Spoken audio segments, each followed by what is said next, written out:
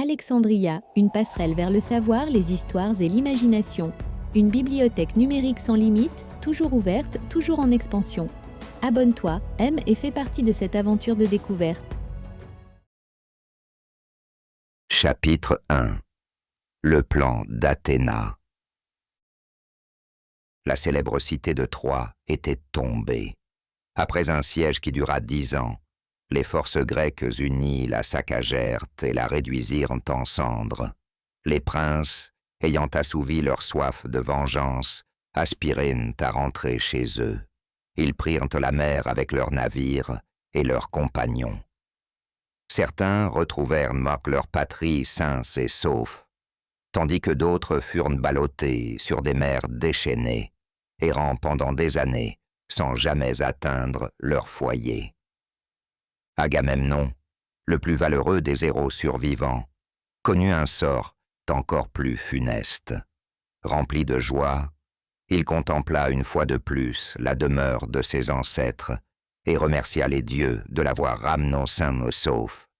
Il se précipita avec ardeur dans les bras de sa bien-aimée épouse, Clytemnestre, ignorant qu'elle l'avait trahi et s'était mariée avec un autre en son absence. Elle l'accueillit avec une tendresse feinte et lui offrit une boisson rafraîchissante. Il se dévêtit, but longuement dans la coupe familière et s'étendit sur les coussins moelleux. Mais alors qu'il dormait, le complice de son épouse se jeta soudain sur lui avec une épée et l'assassina. L'histoire de la noble Pénélope, la belle épouse d'Ulysse, était bien différente. Ulysse, roi d'Ithaque, une île située au large de la côte occidentale de la Grèce, avait été entraîné dans la guerre contre Troie. Depuis son départ, de nombreux jeunes princes d'Ithaque et des îles voisines avaient courtisé Pénélope, espérant l'épouser. Elle était jeune et magnifique, et possédait une immense richesse en moutons, bœufs, chèvres et porcs. Celui qui l'épouserait ne gagnerait pas seulement sa fortune, mais prendrait aussi la place d'Ulysse en tant que souverain de l'île. Désireux de s'emparer de ce pouvoir, les prétendants tentèrent de la convaincre de retourner dans la maison de son père en tant que veuve, afin qu'il puisse officiellement demander sa main selon la coutume. Ils affirmaient qu'Ulysse ne reviendrait jamais. Mais l'épouse dévouée ne pouvait se résoudre à abandonner son bien-aimé si facilement. Elle croyait en son retour, bien qu'elle pleurât jour et nuit, rongée par la peur et le désir. L'espoir lui donnait la force de tenir. Les années passèrent, et la guerre s'éternisa. Enfin, une nouvelle parvint à Ithaque. Troie était tombée, et les guerriers rentraient chez eux. Le cœur de Pénélope se remplit d'un nouvel espoir. Mais une année passa, puis une autre, et aucun navire ne ramena son époux. Pénélope interrogea chaque étranger qui arrivait à Ithaque, demandant des nouvelles d'Ulysse. Ses compagnons étaient rentrés depuis longtemps, Nestor à Pylos, Ménélès à Sparte. Pourtant, nul ne savait ce qu'il était advenu d'Ulysse, ni s'il était encore en vie. Pendant 9 années supplémentaires, Pénélope endura son chagrin. 19 années s'étaient écoulées depuis qu'elle avait vu son mari pour la dernière fois. Il l'avait laissée avec un nourrisson, désormais un jeune homme au port noble. Télémaque était son seul réconfort, mais il était encore trop jeune et trop impuissant pour s'opposer aux prétendants arrogants. Au fil du temps, les prétendants devinrent plus audacieux et conçurent un plan cruel pour forcer Pénélope à se remarier. Ils s'allièrent à plus d'une centaine de princes des environs et se réunissaient chaque matin dans le palais d'Ulysse. Là, ils festoyaient sur ses troupeaux, buvaient son vin et pillaient ses réserves. Leur plan était simple. S'ils consommaient suffisamment des richesses d'Ulysse, Télémaque serait contraint de chasser sa mère, et elle n'aurait d'autre choix que d'épouser l'un d'entre eux.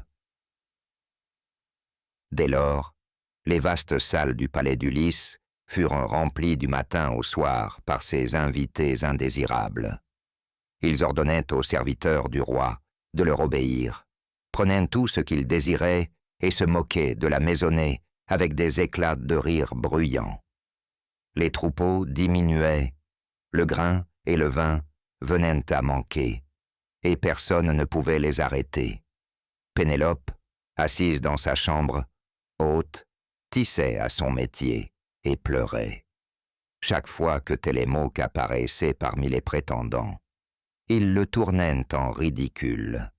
Un dieu avait apporté ce malheur sur la maison d'Ulysse. Poséidon, souverain des mers, était furieux contre lui et cherchait à se venger. Il le chassa à travers les vastes océans, du nord au sud et d'est en ouest. Il détruisit ses navires, tua ses compagnons, et l'entraîna à travers des tourbillons traîtres et des terres étrangères. À présent, tandis que ses ennemis dévoraient ses richesses chez lui, Ulysse demeurait prisonnier sur une île lointaine, bien loin d'Ithaque. L'île était gouvernée par Calypso, fille des dieux. Elle souhaitait faire de lui son époux, mais Ulysse ne désirait que revoir sa patrie, son épouse et son fils. Chaque jour, il s'asseyait sur le rivage, contemplant les vagues avec tristesse. Il ne souhaitait rien d'autre que de voir la fumée s'élever de son propre foyer avant de mourir. Les dieux du haut Olympe furent émus, en particulier Athéna, l'amie fidèle d'Ulysse. Un jour, alors qu'ils étaient réunis dans leur vaste palais et que Poséidon se trouvait loin, parmi les Éthiopiens, Athéna saisit l'occasion de parler au père Jupiter de la souffrance d'Ulysse et de Pénélope. Le roi des dieux, touché par la compassion, acquiesça à la requête d'Athéna. Elle se rendrait auprès de Télémaque, sous un déguisement, pour lui insuffler du courage, tandis qu'Hermès irait sur l'île d'Ogygie pour ordonner à Calypso de libérer immédiatement son prisonnier. Athéna se prépara rapidement pour son voyage.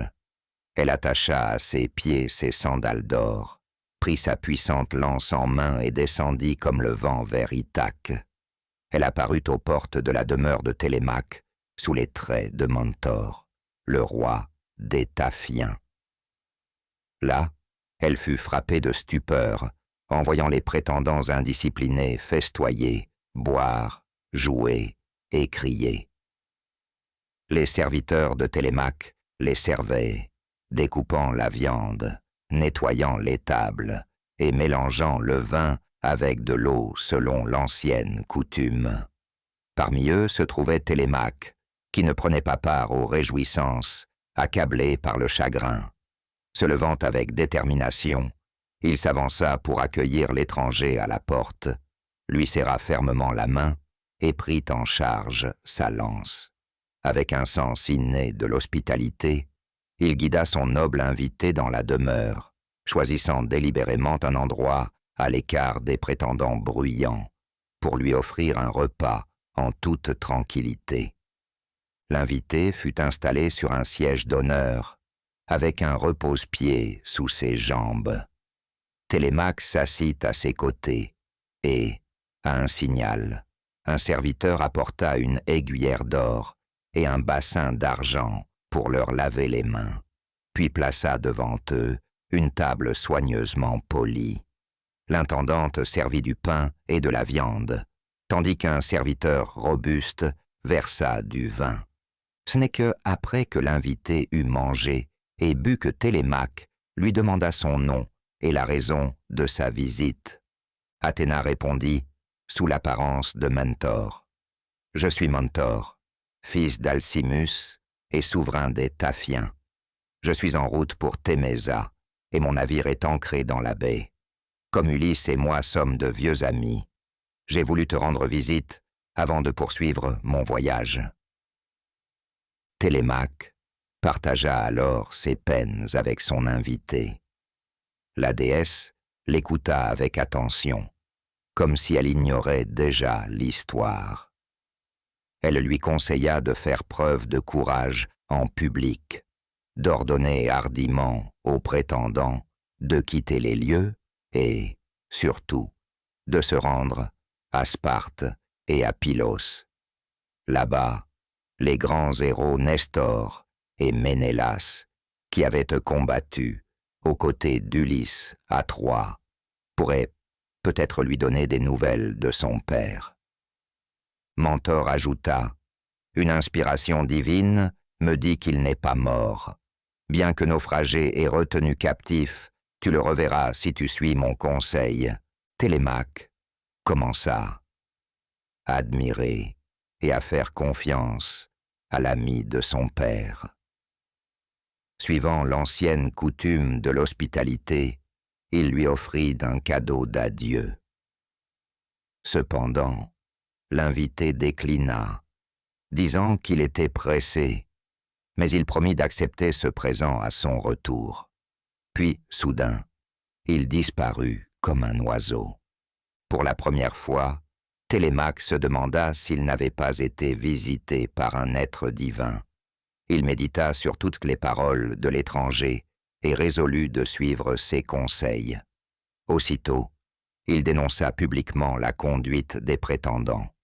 Ceux-ci furent stupéfaits de le voir si audacieux, n'ayant jamais vu une telle assurance chez lui auparavant. Cependant, Antinoos et Eurymaque, les plus arrogants d'entre eux, se moquèrent de lui, et bientôt les autres éclatèrent de rire à leur tour. Ils passèrent dans la soirée à chanter et à danser, puis rentrèrent chez eux à la tombée de la nuit. Télémaque se retira également dans sa chambre, guidé par sa fidèle vieille nourrice, Euryclée, qui portait une torche allumée devant lui. Il retira sa tunique légère et la lui lança. Elle la plia soigneusement et l'accrocha au crochet de bois près de son lit. Puis, il s'allongea et s'enveloppa dans de chaudes couvertures de laine. La vieille nourrice sortit, verrouillant les portes derrière elle. Dès l'aube, Télémaque bondit de son lit, s'habilla, noua ses sandales et attacha son épée. Ainsi préparé, le jeune homme, digne héritier de son père, sortit de la demeure. Il envoya des héros convoquer le peuple, et, lorsque la foule fut rassemblée, il marcha parmi eux, tenant sa lance et accompagné de 2 chiens rapides.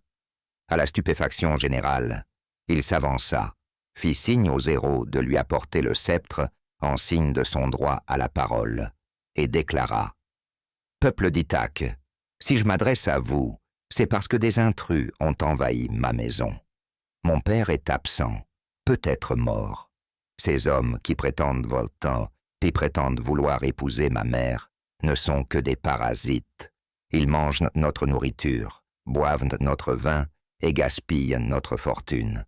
Bientôt, ils me laisseront sans rien. J'ai besoin de quelqu'un possédant la force de mon père pour les chasser. Je vous implore de m'aider à mettre fin à cette injustice. Pensez à votre propre honneur. Et souvenez-vous que les dieux observent. Mon père ne vous a jamais causé de tort. N'ai-je pas déjà assez perdu pour qu'on m'arrache tout ce qui me reste ?» À ces mots, les larmes l'envahirent, et il jeta le sceptre à terre. L'assemblée fut saisie de pitié et de compassion. Tous restèrent silencieux, à l'exception du plus arrogant des prétendants, Antinos, qui répondit avec insolence. « Tu parles avec audace, Télémaque, mais crois-tu pouvoir nous faire passer pour les coupables aux yeux du peuple? Qui est vraiment responsable de tes malheurs, sinon toi-même? Pourquoi n'as-tu pas renvoyé ta mère? Pourquoi refuse-t-elle de partir d'elle-même? Depuis plus de 3 années, elle nous trompe et nous fait attendre avec ses ruses. Ne nous a-t-elle pas dit « Ne précipitez pas le mariage avant que j'aie terminé de tisser le linceul de mon vieux beau-père, Laërte, afin que les femmes ne puissent pas me blâmer, si cet homme, jadis si riche, est porté en terre sans vêtements funéraires appropriés. Et que fit cette femme rusée? Elle tissait durant le jour, mais défaisait son ouvrage la nuit, pour que le travail ne soit jamais achevé. Finalement, l'une de ses servantes nous révéla la vérité. Nous l'avons forcée à terminer le linceul, et maintenant, nous exigeons qu'elle tienne parole. Tu dois lui ordonner de retourner dans la maison de son père et d'épouser celui qu'elle choisira, ou celui que son père sélectionnera pour elle.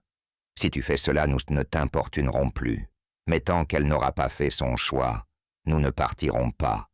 Elle doit choisir un époux parmi les Achéens. Télémaque rejeta cette exigence avec une colère juste. Une fois encore, il supplia les prétendants de quitter sa maison et les mit en garde contre la colère des dieux. Mais ils ne firent que rire de lui, se moquant non seulement de lui, mais aussi de ceux qui prenaient sa défense. Il proposa alors une autre solution. Il ferait préparer un navire afin de se rendre à Pylos et à Sparte pour rechercher son père. Si, après une année entière, il n'apprenait rien de lui, il promit que sa mère épouserait l'homme de son choix. Les prétendants méprisèrent cette idée, et l'assemblée se dispersa. Se sentant accablé, Télémaque erra jusqu'au rivage, plongea ses mains dans les eaux sombres et adressa une prière à la déesse qui lui était apparue la veille.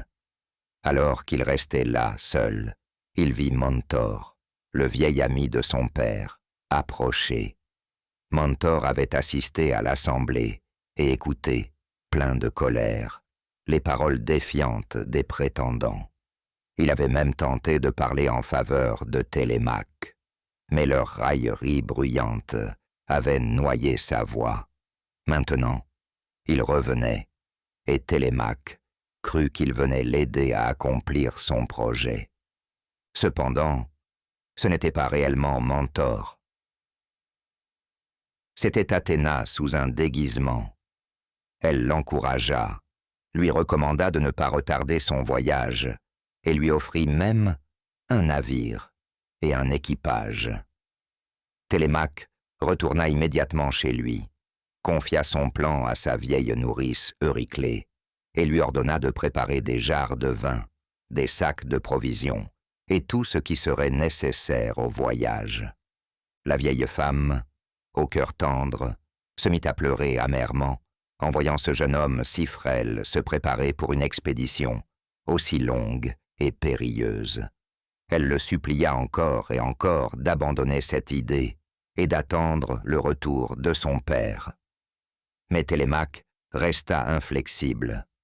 À la fin, la nourrice n'eut d'autre choix que de lui promettre de garder le secret de son départ. Même sa mère ne l'apprendrait que lorsqu'elle constaterait son absence. Sous les traits de Mentor, Athéna trouva un navire et un équipage avant la tombée de la nuit. Lorsque les prétendants allèrent se coucher et que toute la maison sombra dans le silence du sommeil, elle emmena Télémaque en secret. L'équipage chargea les provisions sur le navire, érigea le mât et l'attacha avec des cordes. Une fois les rameurs montés à bord, ils s'éloignèrent du rivage. Athéna s'assit aux côtés de Télémaque, tandis que les rames fendaient l'eau. Au-dessus d'eux, les étoiles parsemaient le ciel nocturne d'une lueur pâle, illuminant faiblement les vagues alors que le navire glissait vers l'horizon. Bonjour. Si vous avez aimé notre livre audio, n'oubliez pas de vous abonner à la chaîne. J'ai besoin de votre soutien pour vous proposer encore plus de livres audio. Merci d'avance pour votre soutien. Chapitre 2. Le voyage de Télémaque. Au lever du soleil, les voyageurs aperçurent Pylos devant eux, une petite ville située sur la côte occidentale du Péloponnèse, aujourd'hui connue sous le nom de péninsule de Morée. C'était la demeure du sage et vénérable Nestor, qui régnait sur son peuple comme un père parmi ses enfants. Il avait de nombreux descendants, et son peuple respectait sa sagesse et l'aimait pour sa bonté. Ces récits d'aventures passées captivèrent les jeunes hommes qui écoutaient avec enthousiasme ses paroles. Ce matin-là, alors que Télémaque et ses compagnons approchaient de Pylos, Nestor avait réuni son peuple sur le rivage pour un grand sacrifice en l'honneur de Poséidon. Des milliers de fidèles se tenaient en 9 groupes, chacun composé de 500 hommes, créant ainsi une scène majestueuse. Chaque groupe offrait 9 taureaux en sacrifice. Les hôtes brûlaient sous les offrandes, tandis que la foule festoyait avec le reste de la viande. Athéna et le jeune Télémaque débarquèrent, laissant le navire aux soins des rameurs, et se dirigèrent vers l'assemblée. La déesse, sous les traits de Mentor, encouragea Télémaque, qui hésitait à s'avancer vers le vieil homme, et lui donna des conseils sur la manière de parler et de se comporter. Dès que le peuple de Pylos les aperçut, un groupe de jeunes hommes se précipita pour les accueillir, leur tendant la main en signe d'amitié, selon la coutume de l'hospitalité antique. Pisistrate, le plus jeune fils de Nestor, fut le plus empressé à leur souhaiter la bienvenue. Il prit les 2 étrangers par la main et les conduisit vers des sièges confortables recouverts de peaux de mouton, à côté de son père et de son frère, Thrasimède. Il leur apporta ensuite de la viande et du vin pour les rafraîchir. Pisistrate remplit une coupe d'or, prit une gorgée en l'honneur d'Athéna, puis déclara « Cher hôte, je te prie de te joindre à nous dans ce sacrifice joyeux que nous offrons à Poséidon, souverain des mers. Verse ce vin en offrande au Dieu Tout-Puissant et prie pour notre prospérité. Aucun homme ne peut vivre sans la faveur des dieux. Une fois ton offrande faite et ta coupe vidée, passe-la à ton compagnon, afin qu'il prie également pour nous. Comme tu es plus âgé, je t'ai offert la coupe en premier. » Athéna fut touchée par ces paroles respectueuses et pleines de sagesse.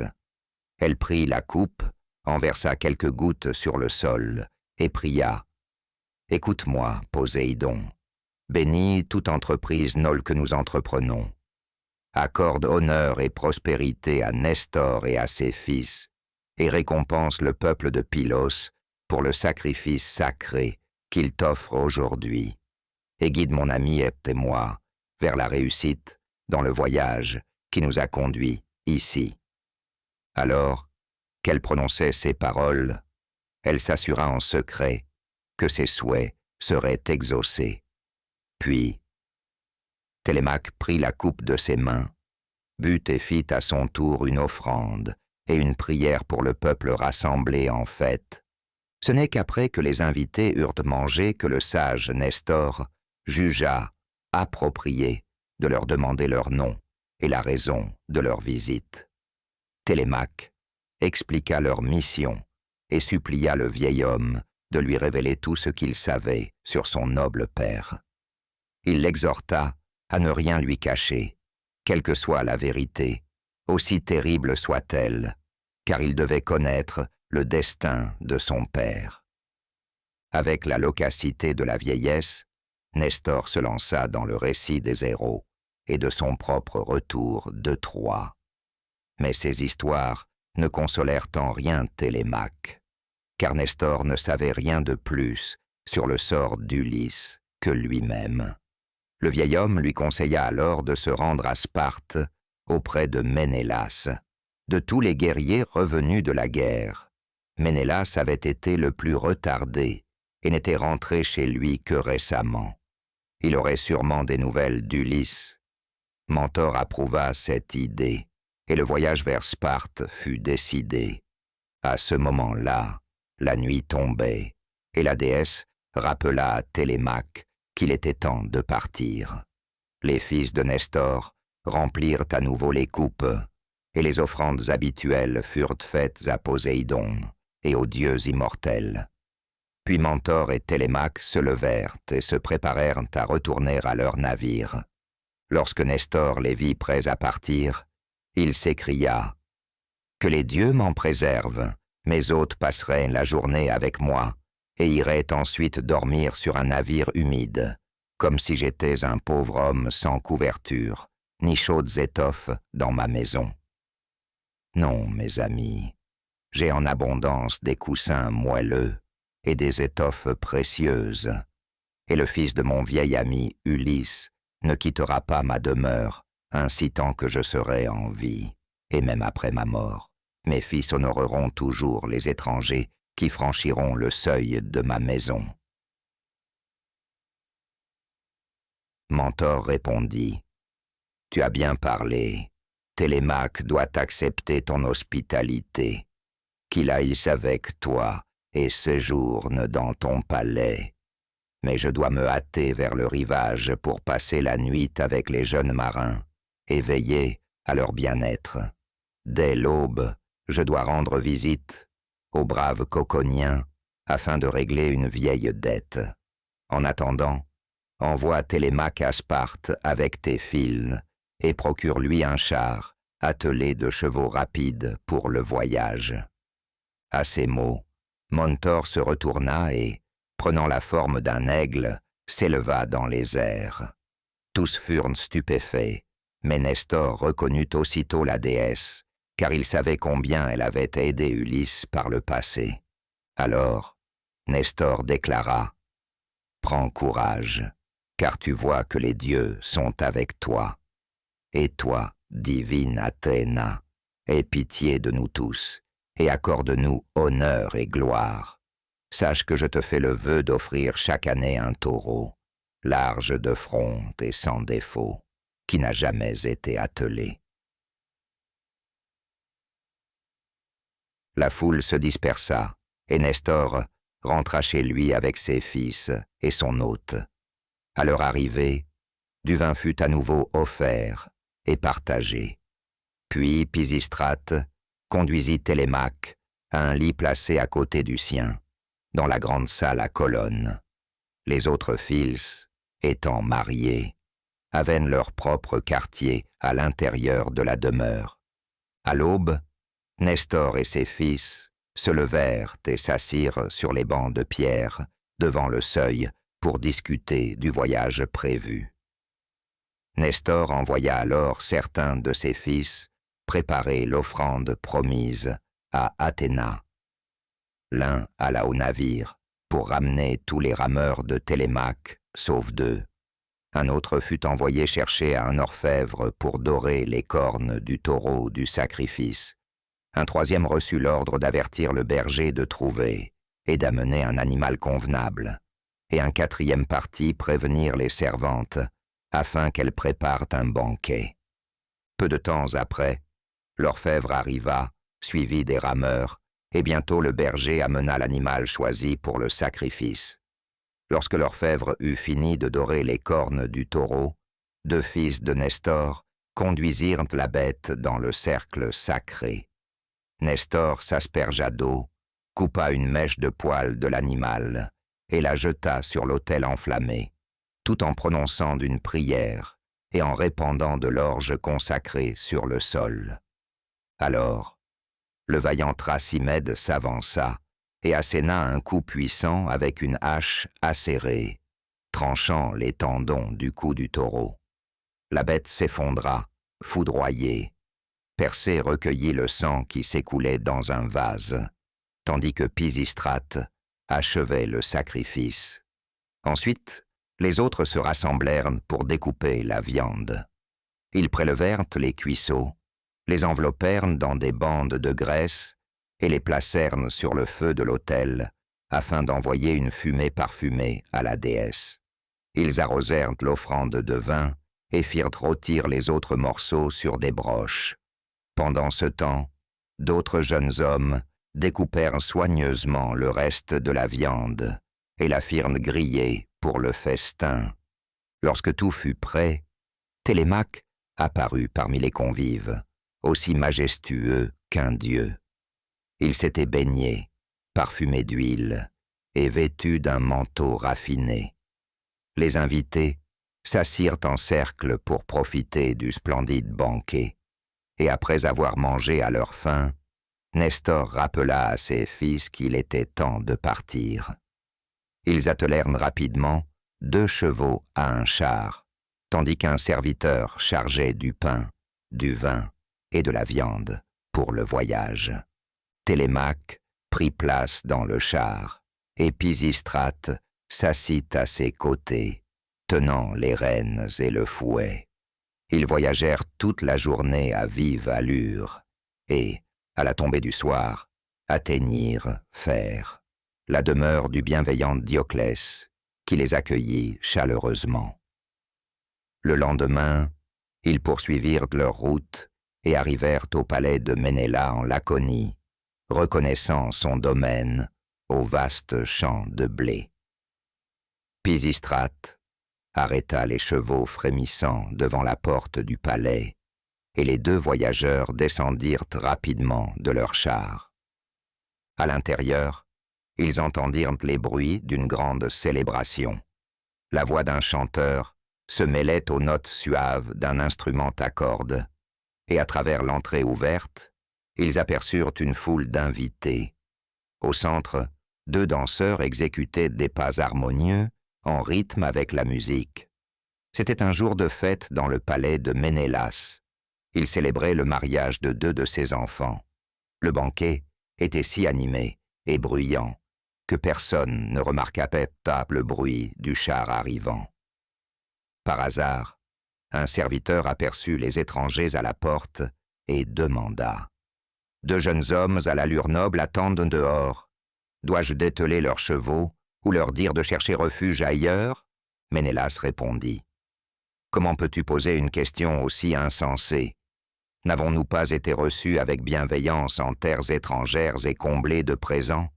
Va vite, prends soin de leurs chevaux et conduis-les ici pour qu'ils partagent notre festin. » Le serviteur obéit, et Télémaque et Pisistrate furent menés dans la grande salle. Ils furent émerveillés par la splendeur du palais, car Ménélas était revenu de ses voyages avec une immense fortune. Des servantes les conduisirent au bain, et, après s'être oints d'huile parfumée, ils revêtirent des tuniques fines et des manteaux somptueux. Puis ils prirent place sur des sièges surélevés près de leur hôte. Aussitôt, des domestiques apportèrent de petites tables et des plats. L'un versa de l'eau d'une aiguillère d'or dans un bassin d'argent pour qu'ils puissent se laver les mains, tandis qu'un autre servit du vin, du pain et de la viande. Ménélas dit « Mangez et buvez en notre compagnie. Ensuite vous me direz qui vous êtes, car je vois bien que vous n'êtes pas des hommes ordinaires. » Sur ces mots, il plaça devant eux une portion de rôti d'exception, sa propre part d'honneur, et les jeunes hommes trouvèrent le repas exquis. Ménélas les observait attentivement. Il remarqua combien ils étaient stupéfaits par la magnificence de la salle et de ses trésors. Il les vit échanger des regards silencieux de surprise, désignant du doigt les objets précieux qui les entouraient. Cela l'amena à parler de ses voyages, des dangers qu'il avait affrontés durant 8 longues années après la guerre de Troie, et des peuples qu'il avait rencontrés et qui lui avaient offert ses richesses précieuses. À travers son récit, il évoquait souvent les épreuves de la guerre de Troie.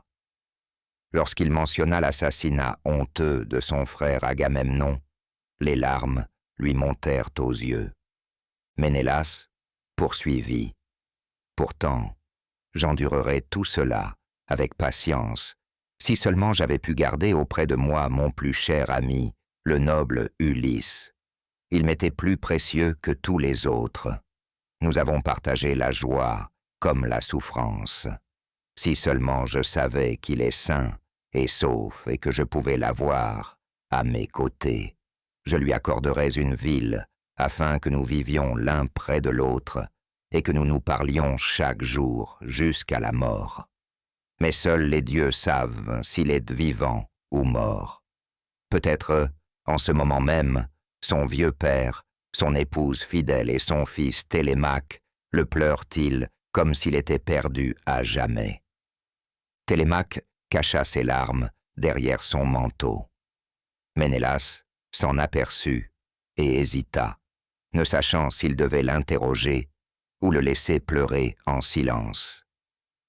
C'est alors que son épouse, l'illustre Hélène, fit son entrée dans la salle, accompagnée de ses servantes.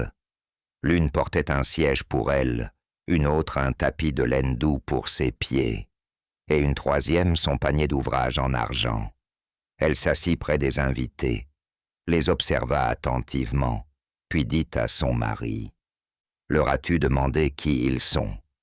Je n'ai jamais vu deux hommes se ressembler autant que ce jeune homme et le noble Ulysse. » Ménélas répondit, « C'est vrai, il a les mêmes mains, les mêmes pieds, les mêmes yeux et les mêmes cheveux qu'Ulysse.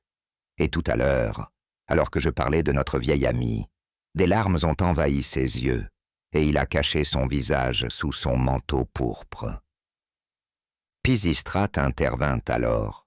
« Tu as raison, Ménélas, noble roi. C'est bien le fils d'Ulysse, mais il est humble et n'a pas voulu révéler son identité immédiatement par de vains discours.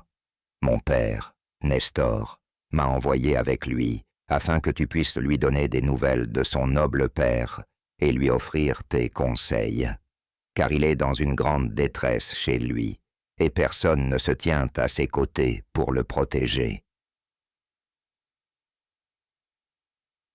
Ménélas aurait été rempli de joie en rencontrant le jeune homme, mais les souvenirs douloureux de son ami perdu l'envahirent. Il pleura, tout comme Hélène, tandis que Télémaque continuait de sangloter, et même Pisistrate fut profondément ému.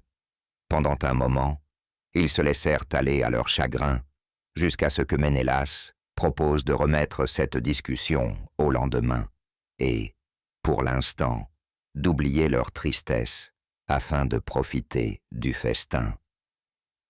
Ce sage conseil fut accepté par tous. Un serviteur lava les mains des invités, et ils reprirent leur repas et leur vin. Hélène, experte en de nombreuses sciences, versa secrètement une poudre magique dans le vin. C'était une épice extraordinaire, un présent d'une princesse égyptienne, capable d'effacer toute douleur et d'apporter la joie, même si l'on avait été témoin de la mort d'un père, d'une mère, d'un frère, d'une sœur, ou même d'un fils. Après avoir bu, ils retrouvèrent leur bonne humeur.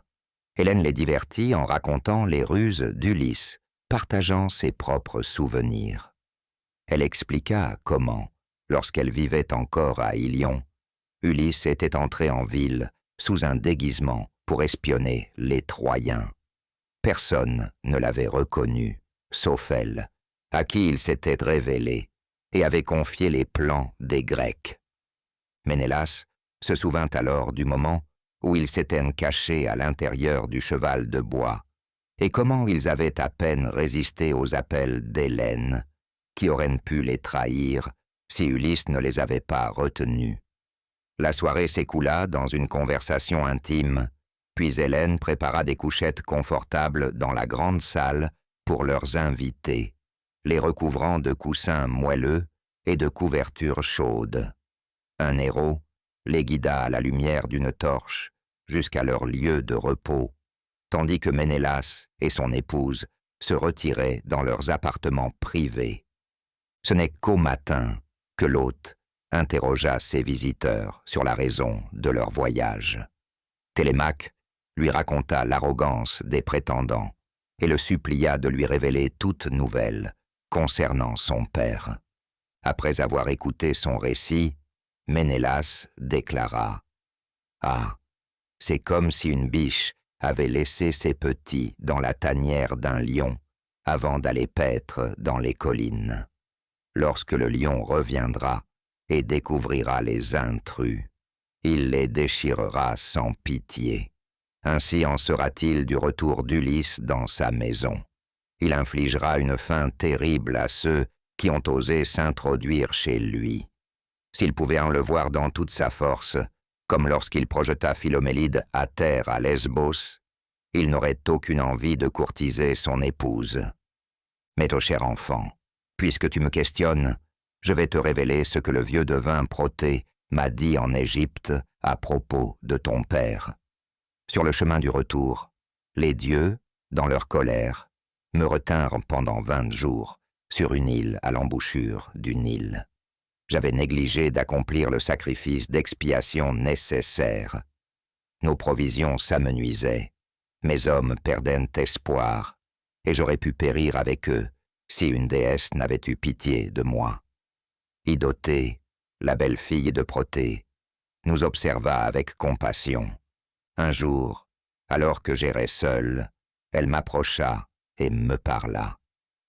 Je lui confiai mon malheur et la suppliai de me dire comment obtenir la faveur des dieux, découvrir qui entravait mon voyage et comment retrouver mon chemin à travers l'immensité de la mer. Idotée répondit : « Volontiers, étranger, je vais te révéler un moyen sûr. Sache que mon père, le vieux dieu marin Protée, connaît tout. Si tu parviens à le capturer par quelque ruse, il te dira tout ce que tu désires savoir. » Alors, je lui demandai : « Bien, mais dis-moi, comment puis-je le capturer ?» Idotée répondit : « Écoute-moi bien, chaque jour, lorsque le soleil atteint son plus haut point, mon père sort de la mer et vient s'endormir dans les fraîches grottes du rivage. Avec lui viennent les phoques, qui se réchauffent sous le soleil sur la grève. Si tu veux l'approcher sans être vu, tu devras te cacher sous la peau d'un phoque et te coucher parmi eux. Je t'aiderai. Reviens ici demain matin, accompagné de 3 compagnons choisis, et je vous fournirai à tous des peaux fraîches de phoques. Quand mon père arrivera, il comptera d'abord ses phoques, tout comme un berger compte ses moutons. Puis, il se couchera parmi eux. Dès qu'il s'endormira, ce sera le moment d'agir. Tu devras le saisir et le tenir fermement, quoi qu'il fasse pour se libérer. Il utilisera tous ses pouvoirs pour t'échapper, se transformant en feu, en eau ou en bête féroce, mais tu ne devras pas le lâcher tant qu'il n'aura pas repris sa véritable apparence. Alors, relâche-le, et il répondra à toutes tes questions. » Dès qu'Idotée eut fini de parler, elle disparut dans les profondeurs de la mer. Je retournai à mon navire et passai la nuit sans fermer l'œil, envahi par l'anxiété. Au matin, je choisis 3 hommes de force et de courage, éprouvés pour m'accompagner dans cette épreuve extraordinaire. Nous nous rendîmes à l'endroit indiqué, et, comme promis, la nymphe tint parole. Elle émergea de la mer avec 4 peaux de phoques encore fraîches, nous enveloppa chacun dans l'une d'elles et nous montra où nous allonger. Mes amis, vous ne pouvez imaginer notre souffrance. L'odeur âcre et huileuse de ces peaux nous aurait submergés si Idotée n'avait pas frotté sur elle une ambroisie parfumée pour en masquer l'odeur fétide. Ainsi déguisés, nous restâmes immobiles toute la matinée.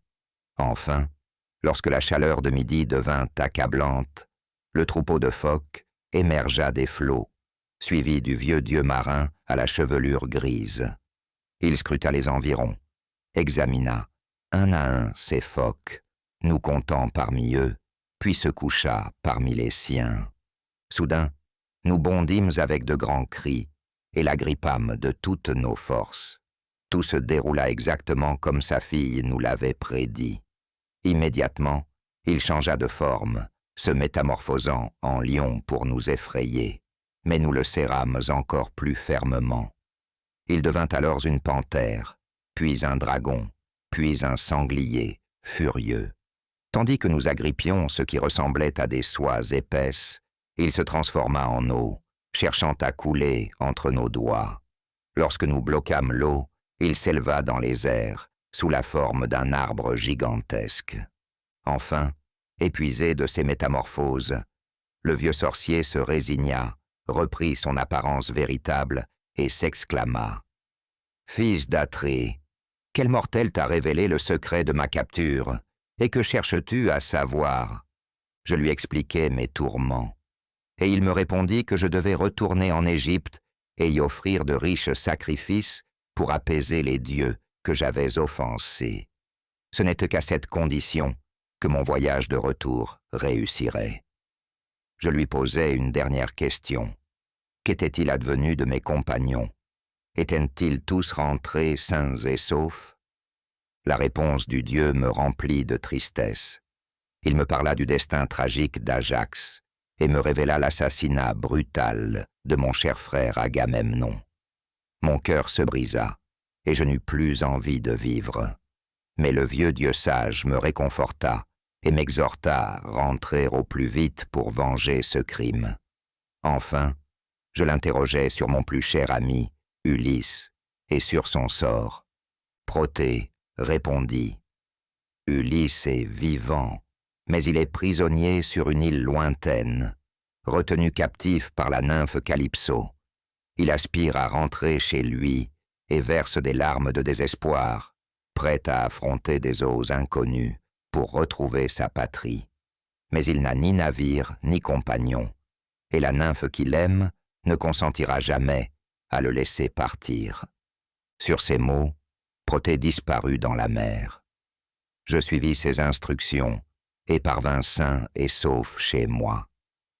Maintenant, tu sais tout ce que je peux te révéler. Reste quelque temps auprès de moi, et je t'offrirai des présents dignes de toi, 3 chevaux splendides et un char finement sculpté. De plus, je te donnerai une belle coupe afin que tu puisses faire des offrandes aux dieux et te souvenir de moi à jamais. Télémaque refusa ce don, car il ne pouvait abandonner ses compagnons qui l'attendaient avec impatience à Pylos. Au matin, le roi prépara un somptueux banquet d'adieu pour les 2 jeunes voyageurs, servant des chevreaux et des agneaux fraîchement abattus. Mais Télémaque n'aurait guère savouré ce repas s'il avait su le funeste complot qui se tramait contre lui à Ithaque. Les prétendants furent profondément troublés d'apprendre que Télémaque avait osé entreprendre ce voyage. Qui pouvait dire s'il ne reviendrait pas avec le soutien de Nestor ou de Ménélas pour causer leur perte? Jusqu'alors, nul n'avait pris au sérieux le courage du jeune homme, mais à présent, il semblait que l'esprit de son père s'était éveillé en lui. Antinoos, le plus arrogant des prétendants, déclara « Non, nous ne pouvons lui permettre de nous défier. Il doit être éliminé avant qu'il ne devienne une menace réelle. Donnez-moi un navire et 20 braves guerriers. Je l'attendrai en embuscade dans le détroit, entre Ithaque et Samos. Si je le rencontre là, il ne remettra jamais les pieds chez lui. Alors, tout nous appartiendra. » Les autres prétendants applaudirent Antinoos et conspirèrent sur la meilleure manière d'assurer la mort de Télémaque. Une fois leur plan arrêté, ils envoyèrent le navire à l'endroit prévu pour guetter son retour. Mais Médon, le héros, surprit leur complot. Il se hâta d'apporter la terrible nouvelle à Pénélope. Déjà accablée par l'inquiétude, elle s'effondra en entendant ce nouveau malheur. Ses jambes cédèrent sous elle, et elle s'évanouit sur le seuil de sa chambre. Ses servantes pleurèrent sur elle, et enfin, la belle reine éclata en sanglots. Incapable de contenir son chagrin, elle se lamenta à voix haute. D'abord, elle songea à envoyer chercher son beau-père, Laërte, mais le vieil homme était impuissant à l'aider. Elle envisagea d'autres solutions, mais aucune ne pouvait écarter le danger qui pesait sur son fils. Finalement, elle se tourna vers la seule aide qui lui restait. Elle invoqua les dieux pour protéger son fils. Elle pria Athéna avec ferveur, et, lorsqu'elle eut fini, elle sentit une force nouvelle l'envahir, une paix intérieure. Elle se coucha et s'endormit profondément. Athéna entendit sa prière et, ne voulant pas laisser la noble reine sans réconfort, lui envoya un rêve apaisant. Dans ce songe, la sœur de Pénélope lui apparut et lui demanda pourquoi elle était si accablée. Pénélope lui confia son angoisse et l'apparition la rassura. « Ne crains rien, ma sœur, et chasse ces inquiétudes de ton cœur. Ton fils reviendra sain et sauf. Il a un puissant guide et protecteur. Pallas Athéna, elle-même, veille sur lui. Elle a compassion de lui comme de toi, et elle m'a envoyé pour te transmettre ce message. » Pénélope voulut poser d'autres questions, mais la vision s'effaça. Elle se réveilla, apaisée, et cessa de pleurer aussi amèrement les deux êtres chers qu'elle croyait perdus. Chapitre 3. La fureur de Poséidon. Athéna s'affairait à préparer le retour d'Ulysse. Hermès, le messager des dieux, attacha ses sandales d'or, qui lui permettaient de s'élever dans les airs, tel un oiseau. Il saisit son bâton magique, capable aussi bien de donner la mort que de ramener à la vie, et s'élança au-dessus de la mer. Bientôt, il atteignit l'île lointaine de Calypso et fut émerveillé par la beauté du lieu. La demeure de la déesse, nichée parmi les arbres, était entourée d'oiseaux chantant sous un feuillage sombre. L'entrée de la grotte était encadrée par des vignes chargées de grappes de raisin pourpre. Tout autour s'étendaient de luxuriantes prairies traversées par des ruisseaux scintillants, où des fleurs aux couleurs éclatantes perçaient à travers la verdure. Hermès s'arrêta un instant pour admirer cette scène magnifique, puis entra dans la grotte à la recherche d'Ulysse. Le malheureux, qui ne trouvait aucune paix sur cette île enchanteresse et se lassait des tendres soins de la déesse, allait chaque jour s'asseoir sur le rivage, contemplant les vagues sombres et fixant l'horizon vers sa patrie lointaine. Pendant ce temps, la nymphe chantait gaiement en tissant un vêtement avec une navette d'or. Dès qu'elle vit Hermès, elle le reconnut et s'étonna de sa venue. Il lui transmit l'ordre formel de Jupiter. Elle devait libérer Ulysse, car les dieux avaient décidé son retour. Ce commandement effraya Calypso, qui se plaignit de la jalousie et de la cruauté des dieux. Cependant, redoutant la colère et le châtiment de Jupiter, elle promit d'obéir. Pendant ce temps, Hermès fut reçu avec hospitalité, car même les dieux s'offrent mutuellement le gîte et le couvert. Toutefois, ils ne consomment pas la nourriture des mortels. Ils se nourrissent d'ambroisie et boivent un breuvage divin que les poètes nomment nectar. Après avoir festoyé, Hermès répéta son message, puis quitta l'île. Lorsque Calypso eut pleuré et gémi, elle alla trouver Ulysse. Elle le trouva assis, perdu dans ses pensées, au bord de la mer. Calypso lui dit « Mon cher ami, tu ne dois pas passer ta vie dans le chagrin et le désespoir. Je vais avoir pitié de toi et te laisser partir. Mais tu devras construire toi-même ton embarcation. Va dans la forêt, choisis des arbres, abats-les et façonne-les avec la hache que je te donnerai, afin de bâtir un radeau solide. Je ne peux te fournir d'équipage, mais je te donnerai abondamment de la nourriture, de la boisson et des vêtements. J'enverrai aussi un vent doux pour te porter sur la mer. Si les dieux le veulent, tu atteindras bientôt ta chère patrie en toute sécurité. » Ulysse bondit, le cœur battant de joie et de doute. Il avait peine à croire à une telle chance. Ulysse répondit « Jure-moi que tu dis la vérité et que tu ne prépares pas un nouveau malheur pour moi. »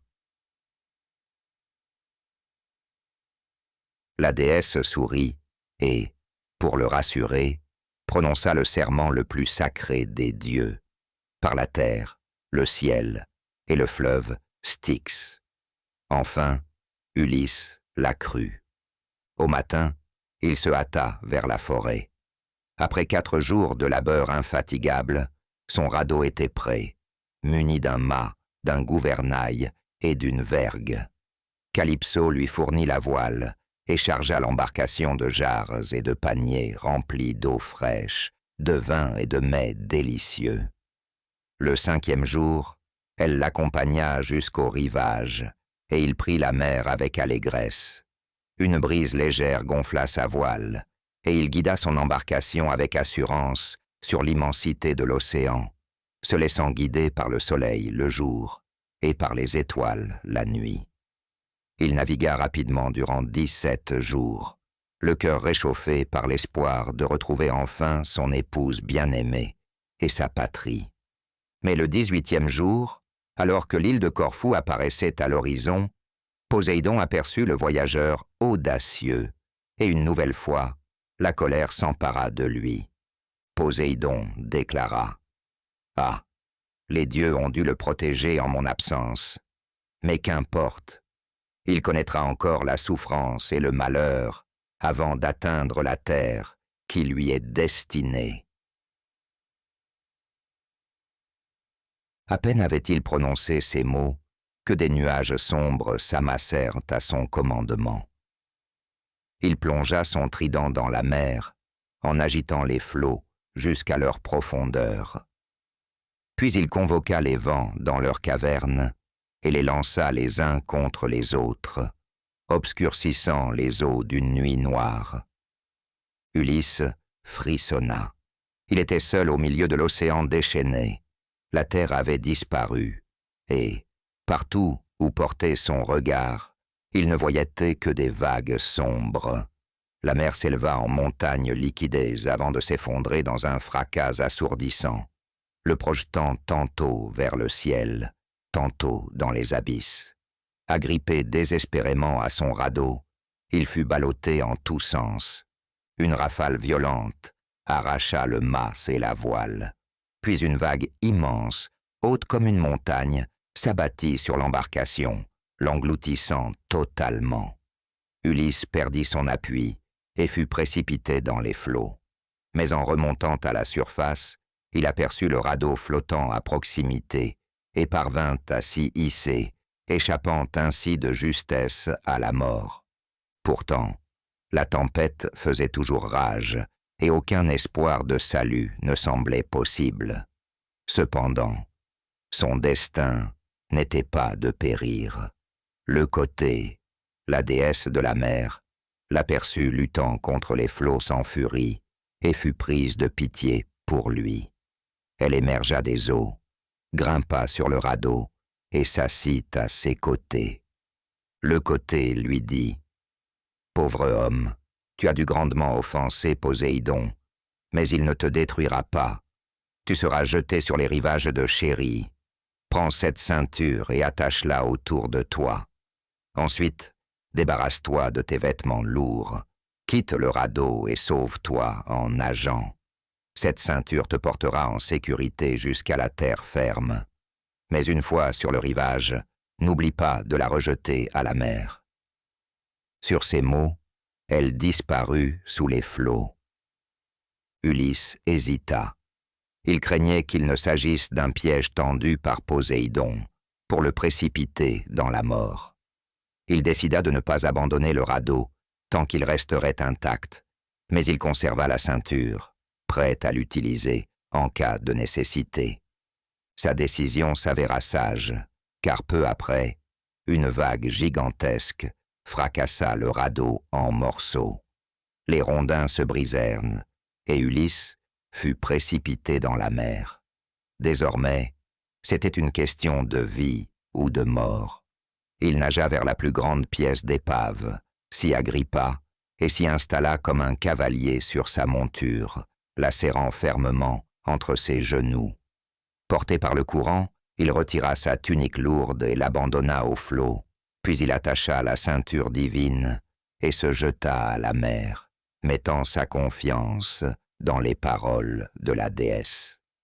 Alors qu'il luttait contre les flots, Poséidon l'observa et déclara « Cette fois, tu échapperas peut-être à la mort, mais j'espère que tu n'oublieras pas de sitôt les horreurs de ce jour. »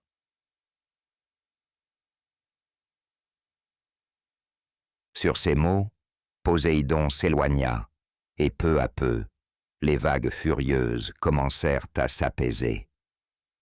La terrible tempête avait duré 2 jours et 2 nuits. Durant tout ce temps, Ulysse n'avait ni nourriture ni eau.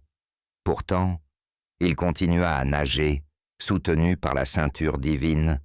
Son espoir et sa joie revinrent lorsqu'il vit les eaux se calmer et la côte rocheuse de Chérie apparaître devant lui. Mais son combat n'était pas terminé. Les puissants courants le projetaient sans cesse contre les falaises abruptes, l'empêchant de débarquer. Cela était pire encore que la lutte contre la haute mer. Ses mains, lacérées et ensanglantées, ne parvenaient presque plus à s'accrocher, et il dut nager presque tout autour de l'île pour chercher un endroit sûr où accoster. Enfin, il atteignit un lieu où une petite rivière se jetait dans la mer. La plage était basse et la terre alentour la protégeait du vent. Rassemblant ses dernières forces, Ulysse adressa une prière à l'esprit du fleuve. « Écoute-moi, ô souverain de ces eaux, quel que soit ton nom, et aie pitié de moi. Vois que j'ai échappé à la colère de Poséidon. Maintenant, je me place sous ta protection. » Le dieu du fleuve l'entendit, et bientôt, Ulysse s'agenouilla sur l'herbe douce et verte, embrassant la terre bénie. Mais il était totalement épuisé et s'effondra, sombrant dans une profonde inconscience. Sa voix et son souffle le quittèrent. Son corps était vidé de toute force. Lorsqu'il reprit enfin ses esprits, il se souvint avec gratitude de Leucotée et de ses instructions. Il se redressa, détacha la ceinture humide et, détournant le regard, la jeta dans la mer. Puis, avec précaution et appréhension, il se mit à explorer l'île. La nuit approchait et il n'y avait personne en vue. Nu et seul, il ignorait où trouver refuge. La plage était froide et humide, mais la forêt devant lui pouvait abriter des bêtes sauvages. Il s'y enfonça pourtant et découvrit bientôt d'un bosquet d'oliviers sauvages. Leurs branches épaisses offraient un abri naturel contre le soleil, la pluie et le vent. Au sol, il trouva une épaisse couche de feuilles sèches. Il en rassembla une grande quantité et s'y glissa dessous, couvrant son corps du feuillage. Un sommeil profond s'abattit sur lui dans son lit de feuilles, et, pour un temps, il oublia ses souffrances. Chérie était habitée par un peuple pacifique qui préférait le commerce et la navigation à l'agriculture ou à la chasse. Ils avaient bâti une ville près du port, où l'on pouvait voir des ouvriers affairés à la construction de navires dans les chantiers navals. L'ordre, la morale et la prospérité y régnaient, et le peuple était gouverné par le bon et noble roi Alcinous. Il vivait dans un palais magnifique, où les nobles se réunissaient chaque jour pour offrir des sacrifices et festoyer avec leur souverain. Pendant que le malheureux Ulysse dormait, sa protectrice, Athéna, préparait un moyen de l'introduire auprès des habitants de l'île. Le roi avait une fille jeune et belle, nommée Nausicaa. Un matin, alors qu'elle dormait encore, Athéna lui apparut en songe sous les traits d'une de ses compagnes et la réprimanda gentiment. Elle lui dit « Paresseuse, quand te décideras-tu à laver les beaux vêtements qui traînent souillés dans la maison? Tu seras bientôt une épouse, Et que feras-tu si tes habits ne sont pas prêts? Lève-toi vite, demande à ton père de te fournir un chariot et des ânes pour aller jusqu'au lavoir. Je t'accompagnerai, et nous emmènerons nos servantes pour laver et sécher tout cela. Ton père et ta mère seront ravis de notre travail. À son réveil, Nausicaa décida de suivre ce conseil. Elle demanda à son père un chariot, et lorsqu'il fut prêt, elle y chargea les vêtements à laver. Sa mère prépara de la nourriture et une outre de vin. Lorsque tout fut prêt, la jeune princesse monta sur le char, prit les rênes et le fouet, et quitta la ville, suivie de ses compagnes. Le lavoir se trouvait au bord d'un ruisseau limpide, où de petits canaux et bassins avaient été aménagés. Les servantes jetèrent les vêtements dans l'un des bassins, retirèrent leurs propres tuniques et descendirent dans l'eau, où elles foulèrent les tissus aux pieds pour les nettoyer. Une fois lavés, les vêtements furent étalés sur une plage de galets lisses, près du cours d'eau, pour sécher au soleil. Une fois leur tâche achevée, les jeunes filles se baignèrent, soignirent d'huile parfumée, puis ouvrirent les paniers et l'outre de vin pour partager un repas en plein air. Elles s'assirent ensuite en cercle, et Nausicaa entonna un chant, tandis que les servantes dansaient et jouaient avec une balle. Après avoir fini leur jeu, elles rassemblèrent les vêtements secs, les plièrent soigneusement, les chargèrent sur le chariot et attelèrent les ânes pour le retour. Avant de partir, l'espiègle Nausicaa lança une dernière fois la balle vers l'une de ses compagnes, mais celle-ci la manqua, et elle tomba loin dans la rivière. Les jeunes filles battirent des mains et éclatèrent de rire, leurs cris joyeux résonnant sur le rivage. Athéna avait tout orchestré afin que ces éclats de voix réveillent Ulysse. Il s'agita dans son lit de feuilles, écoutant les sons joyeux, frotta ses yeux et ôta les feuilles sèches de ses cheveux et de sa barbe. Ulysse murmura. « Ce sont des voix humaines, mais quel genre de peuple cela peut-il être? S'agit-il de barbares sauvages, qui ne parlent pas ma langue et ignorent tout des dieux et de l'hospitalité? Mais attendez, ces voix sont celles de jeunes filles. Je dois aller voir de moi-même. » Il sortit à quatre pattes du taillis, secouant les feuilles sèches accrochées à son corps. Comme il était entièrement nu, il arracha une branche épaisse pour se couvrir. Ainsi, il émergea de la forêt, ressemblant à une créature sauvage. Lorsqu'elles l'aperçurent de loin, les jeunes filles poussèrent des cris de frayeur et s'enfuirent en courant. Mais Nausicaa était une jeune fille courageuse, et Athéna, en secret, raffermit encore son cœur. Elle resta immobile, attendant calmement que l'étranger s'approche.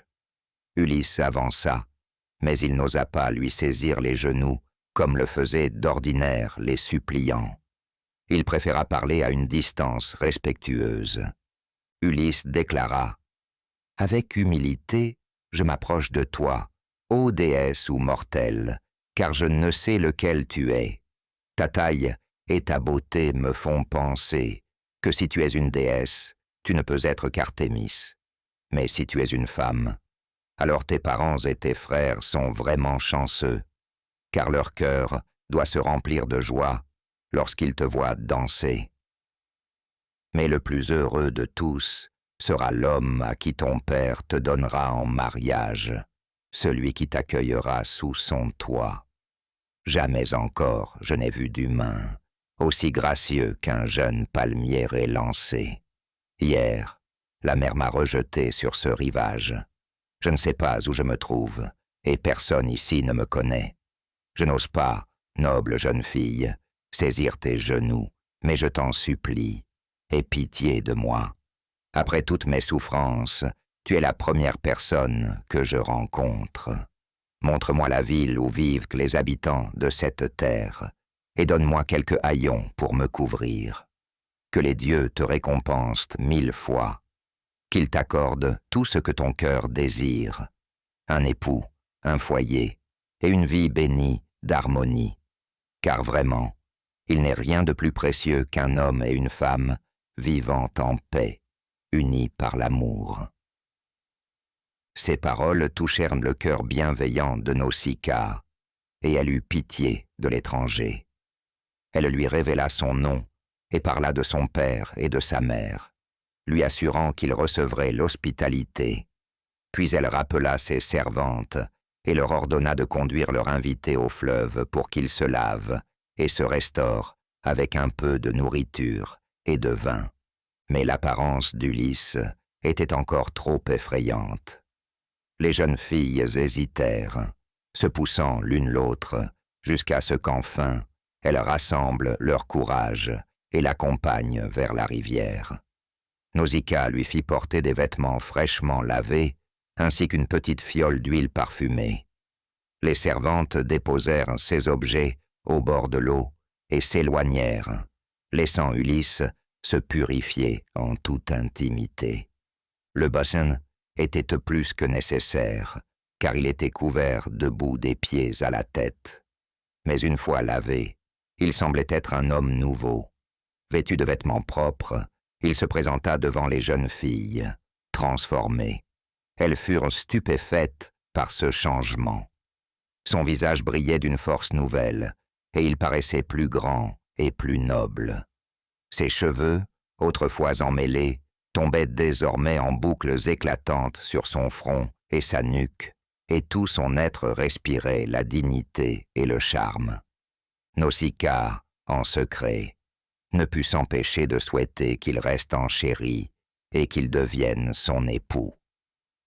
Les jeunes filles lui apportèrent alors de la nourriture et du vin, et il mangea avec avidité, car il n'avait pas goûté à un vrai repas depuis bien trop longtemps.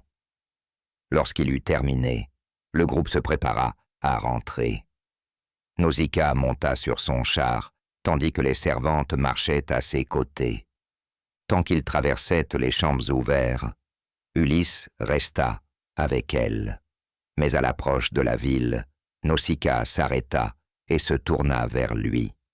Elle lui expliqua qu'il devait attendre dans un bosquet de peupliers jusqu'à ce qu'elle soit arrivée chez elle, puis seulement alors se rendre au palais de son père. Elle voulait éviter les commérages inutiles, craignant que les habitants n'interprètent mal ses actions. Elle savait bien comment parlaient les gens de la ville, murmurant entre eux, inventant des histoires. Ils pourraient dire qu'elle avait choisi un époux en secret et qu'elle n'avait pas même attendu une cour officielle. Ils diraient qu'elle avait préféré un étranger aux nobles jeunes hommes de son propre peuple. Nausicaa, rougissant à cette pensée, se rappela combien elle avait souvent critiqué d'autres filles qui s'étaient montrées en public avec un homme et avant que leurs parents ne leur aient donné leur bénédiction, et avant qu'un mariage officiel n'ait été célébré. Elle refusait que l'on parle d'elle de cette manière. Elle donna alors une dernière instruction à Ulysse. Lorsqu'il entrerait dans le palais royal, il devrait d'abord s'adresser à la reine. Il lui fallait embrasser ses genoux et implorer sa protection. Si elle lui accordait sa faveur, alors il pourrait espérer revoir son foyer. Ce n'est qu'après cela qu'il devrait parler au roi. Ulysse grava soigneusement ces instructions dans sa mémoire et attendit dans le bosquet jusqu'à ce qu'il soit certain que les jeunes filles avaient atteint le palais. En attendant, il adressa une prière à sa protectrice, Athéna, la suppliant de lui accorder la bienveillance et l'hospitalité de ce peuple inconnu. Chapitre 4. Les jeux de chéri. Au lever du jour, le roi Alcinous et son invité se levèrent et se rendirent à l'agora.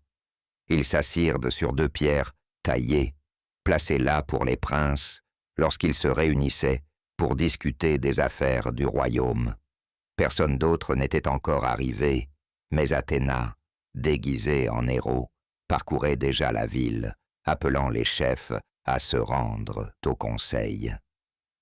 Les dignitaires arrivèrent en groupe et prirent place, tandis que le peuple se rassemblait pour apercevoir l'étranger. Il se tenait parmi eux tel un dieu, car Athéna lui avait donné une allure plus majestueuse et un regard plus perçant, afin qu'il inspire l'admiration et la sympathie des Phéaciens. Lorsque tous furent assemblés, le roi prit la parole. « Écoutez-moi, noble seigneur de Phéacie, cet étranger, je ne sais s'il vient de l'Orient ou de l'Occident, nous demande de l'aider à poursuivre son voyage. Décidons sans tarder, car jamais personne n'est venu jusqu'à moi avec une requête sans que je ne l'exauce. À présent, jeunes hommes, levez-vous et choisissez 22 parmi vous. Mettez à l'eau un navire solide et préparez tout ce qui est nécessaire pour la traverser. Puis venez à mon palais, où je vous offrirai nourriture et boisson. Et vous, prince de mon peuple, accordez-moi une faveur supplémentaire. Accompagnez-moi dans ma grande salle, afin que nous rendions encore une fois hommage à notre invité. Et pour que la musique ne manque pas à notre festin, faites venir le divin chanteur Démodocos. » La compagnie se dispersa pour exécuter les ordres du roi. Lorsque tout fut prêt, ils se réunirent au palais, remplis d'invités. Alcinous fit amener 12 moutons, 8 porcs et 2 bœufs de ses étables. Les jeunes hommes commencèrent à préparer le banquet, tandis que le héros revint avec le poète qui devait animer la fête. Le chanteur était aveugle, mais son esprit était empli de grandes histoires qu'il récitait avec un talent extraordinaire en s'accompagnant de sa lyre. Le héros le guida doucement par le bras jusqu'au centre de l'assemblée, lui fit prendre place près d'une colonne et suspendit sa lyre à un clou. Puis il guida la main du vieillard vers son siège, posa une table devant lui avec de la viande, plaça le panier de pain à portée de main, lui servit du vin et veilla à ce que tous les invités soient servis. Lorsque tous eurent mangé à leur faim, le poète détacha sa lyre et joua un prélude, puis sa voix s'éleva, emplissant la salle des échos des cris de guerre lointains, du fracas des épées et du grondement des chevaux au galop. Il chanta les exploits héroïques de la guerre de Troie, et son chant éveilla dans le cœur des Grecs, présent le souvenir de ces temps glorieux. Puis il changea de registre et célébra la bravoure des 2 guerriers, dont la renommée surpassait toutes les autres, Achille et Ulysse. Pour Ulysse, ce fut comme une lame transperçant son cœur. Accablé par ses souvenirs, il tira son manteau sur sa tête et cacha son visage, afin que les Phéaciens ne voient pas ses larmes. Assis à côté de lui, le roi Alcinous entendit ses sanglots discrets. Lorsque le poète marqua une pause, le roi, avec tact, s'adressa à l'assemblée. « Mes amis, je crois que nous avons eu assez de festins et de chants.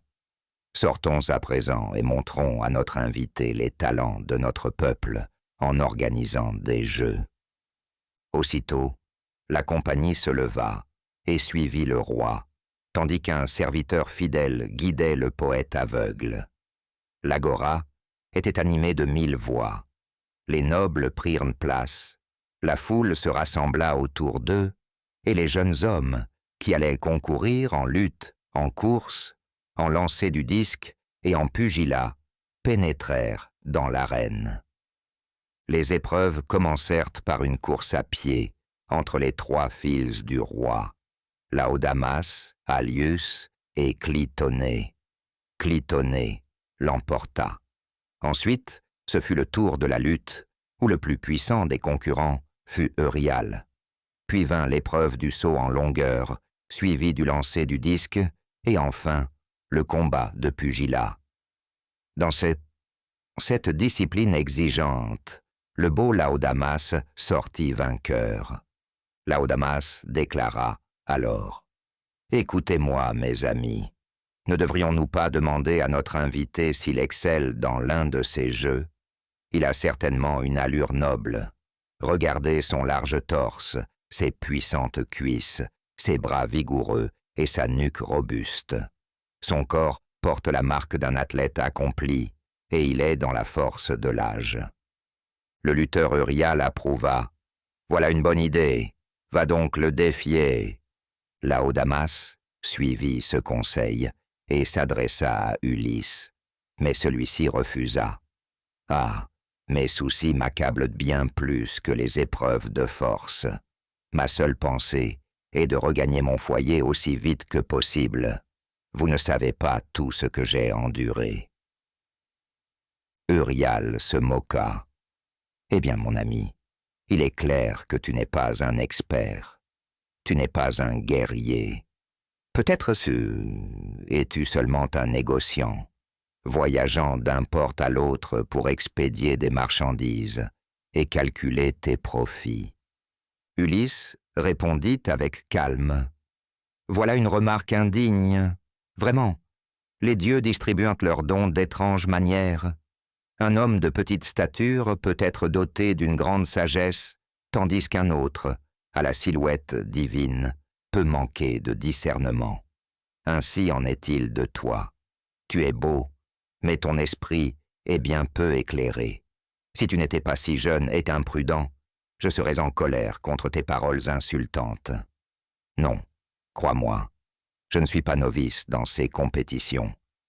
J'ai rivalisé avec les plus braves avant que le malheur ne s'abatte sur moi. J'ai souffert tout ce qu'un homme peut endurer, sur les champs de bataille comme en mer, au cœur des tempêtes. Mais malgré tout, je ne laisserai pas ton défi sans réponse. Apporte-moi le disque. » Il saisit le plus lourd des disques de métal, le fit tournoyer plusieurs fois dans un large arc, puis le projeta haut dans les airs. Il atterrit bien au-delà des marques laissées par les autres concurrents.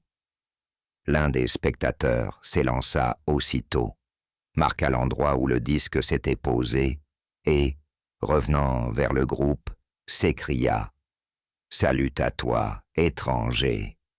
Dans cette épreuve, nul ne pourra te surpasser. » Ulysse déclara « Que les jeunes hommes essaient donc d'égaler mon lancer, et si l'un d'entre vous souhaite m'affronter en pugilat, en lutte ou en course, qu'il s'avance. Ô Phéaciens, je suis prêt. Que quiconque le désire vienne, excepté Laodamas. Il est mon hôte, et il ne serait pas juste que je défie celui qui m'a accueilli et traité avec bienveillance. Mais pour tous les autres, je ne reculerai pas, et vraiment, je n'ai aucune crainte. Je maîtrise toutes les épreuves de force, mais lorsqu'il s'agit du tir à l'arc, nul ne m'égale. Même parmi mes ennemis, je peux toucher ma cible et ma flèche l'abattra. Un seul homme m'a surpassé lorsque nous combattions devant Troie, Philoctète. Mais parmi tous les autres, j'étais le meilleur. Quant au lancer de javelot, ma précision dépasse celle de ceux qui utilisent l'arc. Toutefois, en ce qui concerne la course, il se pourrait que l'un d'entre vous me devance, car les souffrances de la mer et mon long jeûne m'ont grandement affaibli. Les Phéaciens restèrent silencieux. Aucun d'entre eux n'osa défier le héros. Alors, le roi prit la parole. « Noble étranger, nous croyons tes paroles, car tu ne parles pas par orgueil, mais parce que ce jeune homme t'a offensé. Écoute-moi, afin que tu puisses parler de nous en bien lorsque tu seras rentré chez toi.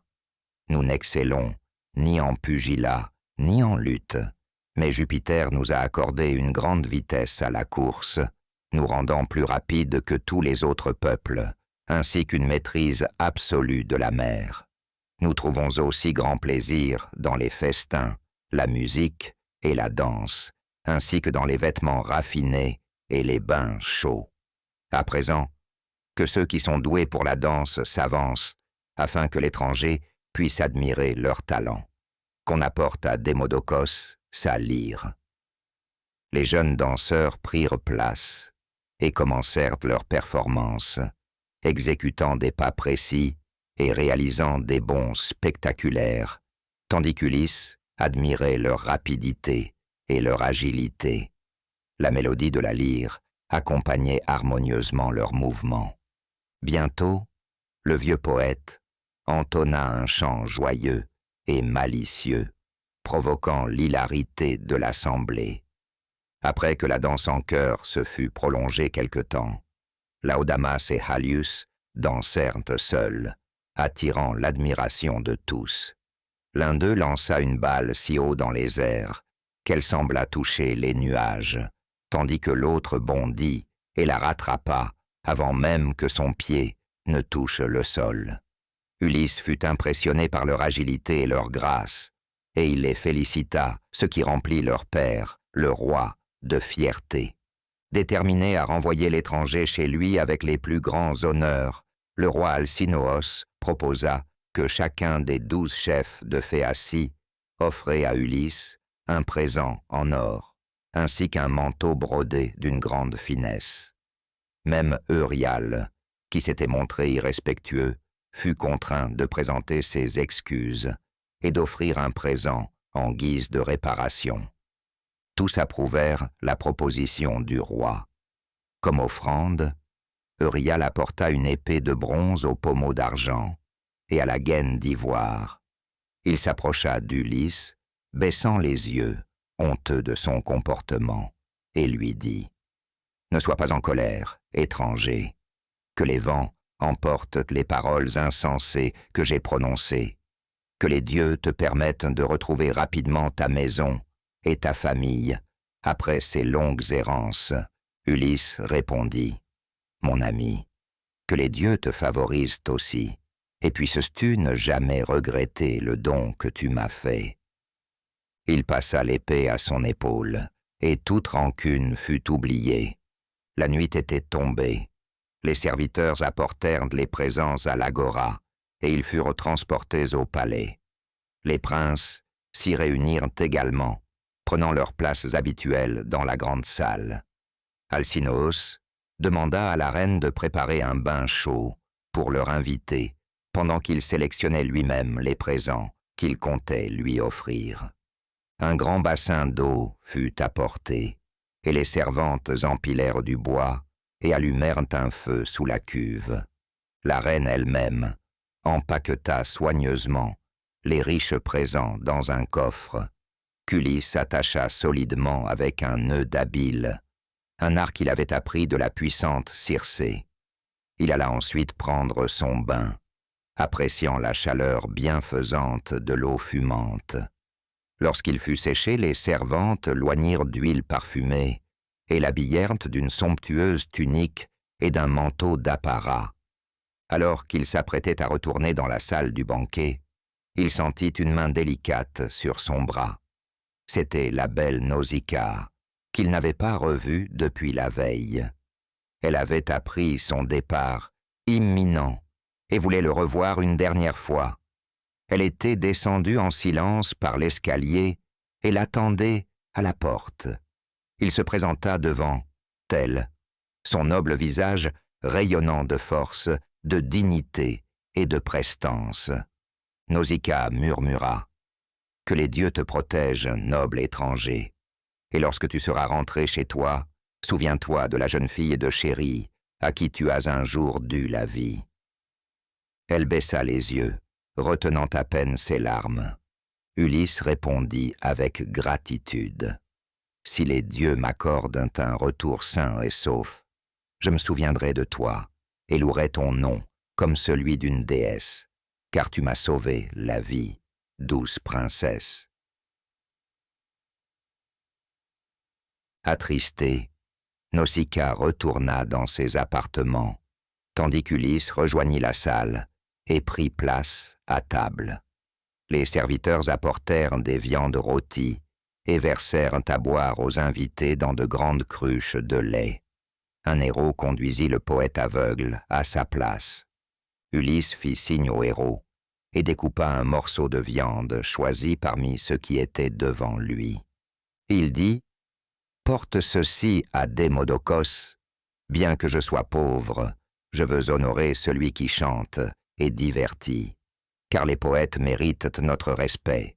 La muse elle-même les a enseignés et leur a accordé sa faveur. » Démodocos accepta avec joie cette offrande. Lorsque tous eurent fini leur repas, Ulysse s'adressa au poète et lui demanda de chanter l'histoire du cheval de bois, la ruse qui permit à Ulysse de tromper les Troyens. Le chanteur entama son récit, sans savoir que le héros dont il faisait l'éloge se trouvait assis devant lui. À mesure que la chanson avançait, Ulysse soupirait souvent et essuyait des larmes discrètes. Alcinous remarqua sa tristesse et, avec délicatesse, il interrompit le poète. Notre invité écoute ce chant en pleurant. Un lourd chagrin pèse sur son cœur. Que le poète suspende son récit, afin que nous puissions tous demeurer joyeux. L'étranger qui vient à nous en confiance nous est aussi cher qu'un frère. À présent, ami, dis-nous la vérité sur ce que nous désirons savoir. Parle, quel est ton nom? Qui sont tes parents? Où se trouve ta patrie? Nous devons le savoir pour te guider jusqu'à elle, ce que nous ferons avec plaisir, même si un ancien oracle nous a averti que le jaloux Poséidon pourrait un jour engloutir notre navire au retour d'un tel voyage. Dis-nous aussi où tu as voyagé et quel peuple tu as rencontré. Raconte-nous tout et révèle-nous pourquoi tu pleures lorsque le poète chante la guerre de Troie. Chapitre 5. Le géant. Borgne. L'assemblée resta silencieuse, tous les regards fixés sur l'étranger alors qu'il commençait à parler. La terre des Phéaciens est en vérité un endroit merveilleux, et je ne connais pas de plaisir plus grand que de m'asseoir dans une salle de banquet, tandis que les héros vont de table en table pour remplir les coupes, et que le poète entonne de splendides chants sur les exploits héroïques des hommes valeureux. Car la lyre et la voix sont les ornements d'un festin. Mais vous me demandez de raconter mon histoire malheureuse. Par où commencer? Les dieux immortels m'ont accablé de tant de souffrances. Laissez-moi d'abord vous révéler mon nom, afin que vous puissiez me connaître et vous souvenir de moi. Je suis Ulysse, fils de Laërte, connu de nombreux hommes pour mes exploits glorieux. Les Phéaciens furent saisis d'étonnement, et le vieux poète regretta d'avoir perdu la vue, incapable de contempler de ses propres yeux celui dont il avait tant chanté les prouesses héroïques. Ce guerrier, le plus célèbre parmi tous ceux qui avaient combattu à Troie, avait festoyé et bu avec eux, et s'apprêtait maintenant à leur raconter les incroyables aventures qu'il avait vécues et les épreuves qu'il avait endurées. Oui, je suis Ulysse, et ma demeure est sur l'île ensoleillée d'Ithaque. Mais je ne parlerai pas de cette guerre funeste. Lorsque celle-ci prit fin, je pris la mer avec mes compagnons en direction d'Ismaros, la cité des Cicones. Nous pillâmes la ville, massacrâmes les hommes en fuite et partageâmes les femmes et le butin entre nous. J'ordonnai à mes hommes de partir sans tarder, mais mes compagnons, insouciants, ne voulurent pas m'écouter. Tant qu'ils avaient du vin, des moutons et des chèvres à profusion, ils festoyèrent sur le rivage. C'est ainsi que nous connûmes notre premier malheur. Les Dicones vaincus appelèrent leurs alliés des terres intérieures, qui se rassemblèrent en grand nombre et nous attaquèrent pour se venger. La bataille féroce contre nos navires commença à l'aube. D'abord, Nous résistâmes malgré leur supériorité numérique, mais au coucher du soleil, nous fûmes contraints de battre en retraite. Chacun de mes navires perdit 6 hommes, et ce fut avec peine que je réussis à m'enfuir avec les survivants sur nos embarcations rapides. Soulagés d'avoir échappé à la mort, nous reprîmes la mer vers l'ouest, longeant les côtes de la Grèce. C'est alors qu'une tempête effroyable se leva, brisant nos mâts et déchirant nos voiles. Après un effort désespéré, nous parvînmes à rejoindre la côte pour effectuer des réparations. Au matin du 3e jour, nous reprîmes la mer avec espoir, mais une nouvelle bourrasque descendit des hauteurs du cap Malais et nous projeta au loin sur l'océan. Pendant 9 jours, nous fûmes ballottés par le vent du nord, sans pouvoir nous orienter, et le 10e jour, nous échouâmes sur la terre des lotophages. Ce peuple paisible vivait dans l'abondance, car il se nourrissait d'un fruit doux comme le miel, le lotus, qui faisait oublier toute pensée de retour. Nous accostâmes pour recueillir de l'eau, et bientôt, le lotus exerça son charme sur certains de mes hommes. Il fallut que je les ramène de force au navire, que je les attache avec des cordes et que je les jette sous les bancs des rameurs. Si je n'avais pas pris la fuite immédiatement, pas un seul d'entre eux n'aurait voulu me suivre. Nous repartîmes en mer et atteignîmes une île boisée proche de la côte de Sicile, inhabitée, si ce n'étaient les innombrables chèvres qui erraient dans les plaines. Ces animaux n'ayant jamais connu la présence des hommes, nous les chassâmes aisément et fîmes un abondant festin. Mais ma curiosité ne me laissait pas en paix. J'apercevais non loin une grande île fertile, et de l'autre côté du détroit, nous pouvions entendre des voix et voir des troupeaux paître sur les collines. C'était la terre des Cyclopes, un peuple de géants sauvages qui ne connaissaient ni l'agriculture ni les lois, et ne craignaient ni les dieux ni les hommes. Je dis alors à mes compagnons, « Restez ici avec les navires. Je vais traverser le bras de mer avec 12 hommes choisis pour explorer cette terre inconnue. » Avec moi, j'emportais une outre remplie d'un vin excellent, car je me doutais que nous pourrions rencontrer des êtres sauvages que seule une ruse pourrait amadouer. Lorsque nous atteignîmes l'île, nous cachâmes notre bateau dans une crique secrète et débarquâmes avec prudence. Non loin, nous découvrîmes une immense grotte creusée dans le roc, protégée par un mur de pierres empilées et ombragée par de gigantesques sapins et chênes. C'était la demeure d'un géant redoutable, où il passait ses nuits avec ses troupeaux de chèvres et de brebis. Ce cyclope, fils de Poséidon, se nommait Polyphème. Comme tous les siens, il n'avait qu'un œil unique, énorme et terrifiant, planté au milieu de son front. Il était si puissant qu'il soulevait d'énormes rochers et pouvait projeter des blocs de granit aussi aisément qu'un homme lance un caillou. Il vivait seul dans les montagnes, car aucun autre cyclope ne partageait sa compagnie. Il était féroce et ne prenait plaisir qu'au chaos et à la destruction. Ignorant la nature du monstre, je m'aventurai avec mes hommes dans sa grotte ouverte. Il n'était pas là, car le soleil n'était pas encore couché, et il faisait encore paître ses troupeaux sur les hauteurs. L'intérieur était rempli de jeunes agneaux et de chevreaux. Des corbeilles et des jarres de lait et de fromage s'entassaient, et des baquets de caillés reposaient dans de grands vases. Mes compagnons voulurent s'emparer du fromage, emmener quelques bêtes et fuir immédiatement sur nos navires avant que le maître des lieux ne revienne.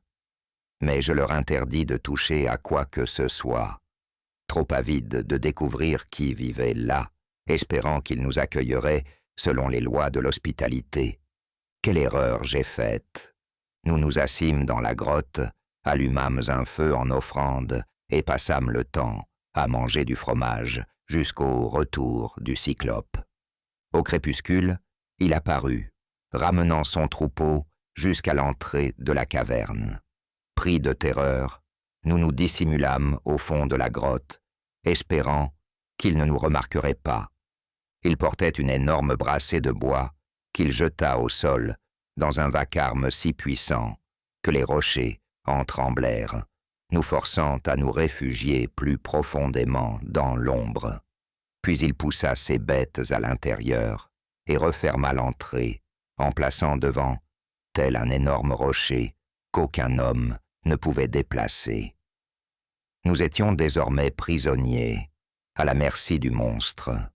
Sans nous voir encore, il s'installa tranquillement, trait ses brebis, versa le lait dans de grandes jarres et alluma un feu. Lorsque les flammes illuminèrent la caverne, il nous aperçut soudainement et nous fixa avec de grands yeux furieux. Puis il rugit d'une voix terrifiante. « Ô étrangers, d'où venez-vous? Êtes-vous des marchands ou des pirates qui écument les mers sans pitié pour les hommes? Nos genoux tremblèrent au son de la voix du monstre. Cependant, je retrouvai rapidement mon sang-froid et répondis avec assurance. Nous sommes des Grecs revenant de Troie, jetés sur cette côte par les tempêtes. Le malheur s'est abattu sur nous, et nous te supplions de nous accorder l'hospitalité et de plaire aux dieux en nous laissant repartir avec des présents. Honore les dieux, noble Seigneur, car Jupiter est le vengeur de tous les torts commis contre les voyageurs. » « Oh, pauvre insensé, » rugit le Cyclope, « tu ne sembles rien savoir des Cyclopes. Ici, personne n'honore les dieux, et nous ne connaissons pas ton Jupiter, car nous sommes bien plus puissants que lui. Mais dis-moi, où as-tu laissé ton navire? » Je compris aussitôt son piège et résolus de ne pas tomber dans son jeu. « Mon navire, répondis-je à haute voix, a péri. Si nous l'avions encore, nous ne serions pas ici. Les vagues l'ont brisé, et sans nos forces, nous aurions tous péri. » À peine avais-je parlé que le cruel Cyclope étendit les bras, saisit 2 de mes compagnons et les écrasa contre le sol. Leur sang et leurs cervelles éclaboussèrent la caverne. Il les déchira en morceaux et les dévora. Nous poussâmes des cris d'horreur devant ce spectacle atroce et priâmes Jupiter. Mais nos supplications ne touchèrent pas le monstre. Il but une jarre entière de lait, puis s'allongea et s'endormit. « Que faire ?» me demandai-je, tandis que le Cyclope commençait à ronfler. « Dois-je plonger mon épée dans son cœur avant qu'il ne se réveille? Mais non. Si je le tuais, qui roulerait la pierre massive qui obstruait l'entrée? Lui seul avait la force de le faire. Si je l'abattais, nous mourrions de faim, piégés à jamais. Il me fallait un meilleur plan. Ainsi nous passâmes la nuit à trembler d'effroi, attendant l'aube. Au lever du soleil, le Cyclope se réveilla et reprit son quotidien. Il ajouta du bois au feu, trait ses bêtes et laissa boire les plus jeunes. Puis, de nouveau, il attrapa 2 de mes compagnons, les tua et les mangea. Après quoi, il roula la pierre, poussa ses troupeaux dehors et referma l'entrée. Encore une fois, nous fûmes emprisonnés pour toute la journée. Mais je réfléchis alors à un plan pour venger mes compagnons et m'échapper. Je devais aveugler le Cyclope avec un pieu chauffé à blanc. Je trouvai le morceau de bois parfait pour cette tâche. C'était la massue du géant, un tronc d'olivier aussi grand et épais qu'un mât de navire. Je coupai une section et, avec l'aide de mes compagnons, la rabotai et l'affûtai en pointe. Puis, je fis durcir le bout dans les braises ardentes du feu. Lorsque l'arme fut prête, je la cachai soigneusement sous un tas de paille. Ensuite, nous tirâmes au sort pour savoir quels hommes m'aideraient à enfoncer le pieu dans l'œil du monstre endormi. Puis, tremblant d'appréhension, nous attendîmes son retour. Enfin, il revint, poussant son troupeau à l'intérieur. Cette fois, il ne laissa aucun animal dehors, soit par méfiance, soit par volonté divine. Il roula le rocher devant l'entrée, trait ses brebis et chèvres, mangea encore 2 de mes infortunés compagnons et jeta du bois sur le feu. Le moment de mon plan était arrivé. Je pris l'outre de vin et m'approchai du géant avec audace. « Tiens, Cyclope, dis-je en remplissant une coupe. Goûte cette boisson. Le vin est agréable après un repas de chair humaine. Bois et découvre quel breuvage nous avions à bord de notre navire perdu. » Il prit la coupe et but. Ravi, il la vida d'un trait et s'exclama avec un sourire. « Verse-m'en encore et dis-moi ton nom, que je te fasse un présent. C'est un vin merveilleux. Nous en avons ici, mais il n'est rien comparé au tien. Le nôtre a le goût de l'eau. Donne-m'en plus. » Je remplis sa coupe 3 fois, et il but avec avidité. Bientôt je vis avec satisfaction qu'il devenait ivre. Alors, une idée me vint. « Tu veux connaître mon nom ?» dis-je. « Mon nom est Personne. Mon père et ma mère m'ont appelé ainsi, et tous ceux qui me connaissent me nomment de la sorte. » « Bien, » dit-il. « Alors, Personne sera le dernier que je dévorerai. Voilà mon cadeau pour toi. » Sur ces mots, il s'écroula sur le dos, terrassé par le sommeil de l'ivresse. Il se retourna plusieurs fois, puis ses lourds ronflements indiquèrent qu'il était plongé dans l'inconscience. Le moment était venu. Je saisis rapidement le pieu, plongeai son extrémité dans le feu et le laissai chauffer jusqu'à ce qu'il soit rougeoyant. Puis j'appelai mes compagnons à l'aide. Un Dieu remplit nos cœurs de courage. Ensemble, nous nous saisîmes du pieu brûlant et, dans un seul élan, nous l'enfonçâmes dans l'œil immense du Cyclope, comme lorsqu'un forgeron plonge un fer chauffé à blanc dans l'eau froide. L'œil du monstre siffla sous la brûlure du pieu ardent. Nous le tournâmes encore plus profondément, et un flot de sang épais jaillit, ruisselant sur son visage. Le géant poussa un hurlement effroyable et bondit en avant, se débattant comme un fou. Nous nous dispersâmes dans les recoins de la grotte pour éviter ces mains aveugles qui cherchaient à nous saisir. Dans son agonie, il arracha le pieu de son œil et le jeta contre le mur de la caverne, hurlant comme une bête enragée. Les autres cyclopes, réveillés par ses cris, accoururent et s'attroupèrent devant la caverne. Ils crièrent « Que t'arrive-t-il, Polyphème? Pourquoi hurles-tu ainsi? Quelqu'un a-t-il volé ton troupeau ou tenté de te tuer? » « Malheur à moi, » gémit le cyclope. « Personne m'a trompé, personne m'a attaqué. » « Eh bien, si personne ne t'attaque, nous ne pouvons rien faire. Nous n'avons aucun pouvoir sur les souffrances qui viennent de l'intérieur. Tu dois invoquer ton père Poséidon pour qu'il t'aide. » Sur ces mots, ils s'éloignèrent. Mon cœur exulta en réalisant que mon faux nom les avait bernés.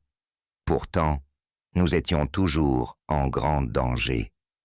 Bien que nous ayons échappé aux griffes du géant aveugle, il s'assit maintenant devant l'entrée, roula légèrement la pierre et tendit ses bras, espérant nous attraper lorsque nous tenterions de fuir avec son troupeau. Mais j'avais encore une ruse en réserve. Parmi le troupeau se trouvèrent des béliers robustes à la laine épaisse. Je pris 3 d'entre eux et les attachai ensemble avec de jeunes branches souples. Sous celui du milieu, je fixai solidement l'un de mes hommes, tandis que les 2 autres le couvraient de chaque côté. Quant à moi, je choisis le plus grand et le plus puissant des béliers, le chef du troupeau, et je m'accrochai sous lui, me cachant sous sa toison dense. Ainsi préparés, nous attendîmes le lever du jour. Enfin, le troupeau se pressa vers la sortie, passant devant son maître aveugle. Il glissa ses mains sur leur dos, cherchant à sentir si l'un de nous se cachait parmi eux. Mais jamais il ne pensa à vérifier en dessous. Un par un, mes compagnons s'échappèrent, dissimulés sous les bêtes. J'étais le dernier. Lorsque le grand bélier passa devant lui, je m'agrippai fermement à sa laine épaisse, serrant des mains et des pieds. Le cyclope caressa son bélier favori et lui parla d'une voix attristée. « Mon petit, pourquoi es-tu le dernier à quitter la grotte aujourd'hui? Toi qui marches toujours fièrement en tête du troupeau, serais-tu en deuil de l'œil de ton maître que ce misérable personne a détruit? Mais ne t'inquiète pas, il ne s'enfuira pas. Si seulement tu pouvais parler, tu me dirais où il se cache, et je l'écraserais de mes mains jusqu'à ce que son sang coule sur le sol de la caverne. Ah, comme ce serait une douce vengeance. » Puis il relâcha le bélier. Dès que je fus assez éloigné, je lâchai prise et me relevai d'un bond. Rapidement, je libérai mes compagnons restants. Nous n'étions plus que 6 à avoir survécu. Nous poussâmes quelques-unes des meilleures bêtes vers notre navire, prenant ainsi une maigre récompense pour nos souffrances.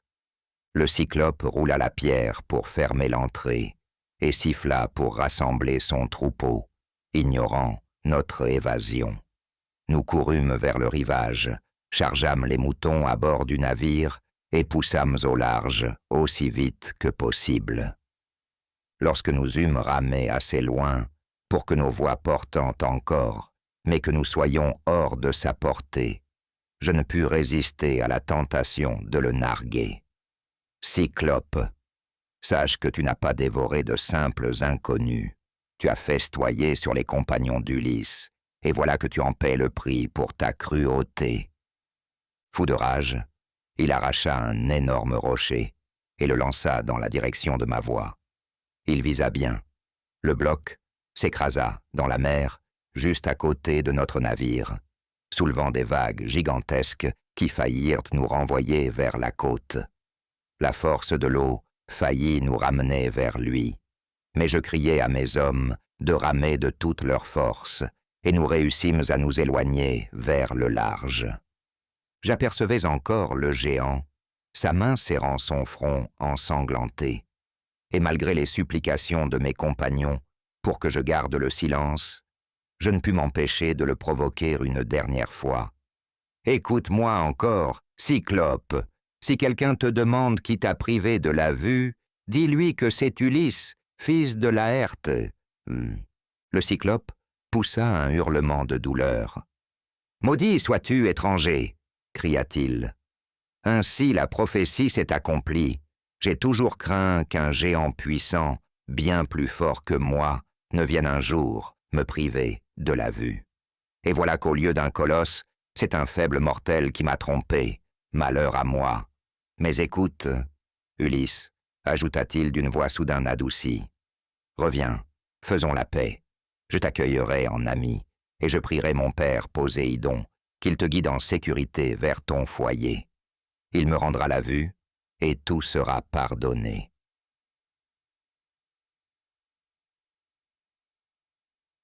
Mais à cet instant, j'entendis le Cyclope prier à haute voix son père, lui demandant de jeter le malheur sur moi. Et hélas, Poséidon l'entendit et répondit à sa prière. Pendant ce temps, nous ramions aussi vite que possible, mais nous étions encore en danger. Le Cyclope saisit un autre rocher colossal et le projeta de toutes ses forces. Il tomba dans la mer, soulevant une vague immense qui manqua de renverser notre embarcation.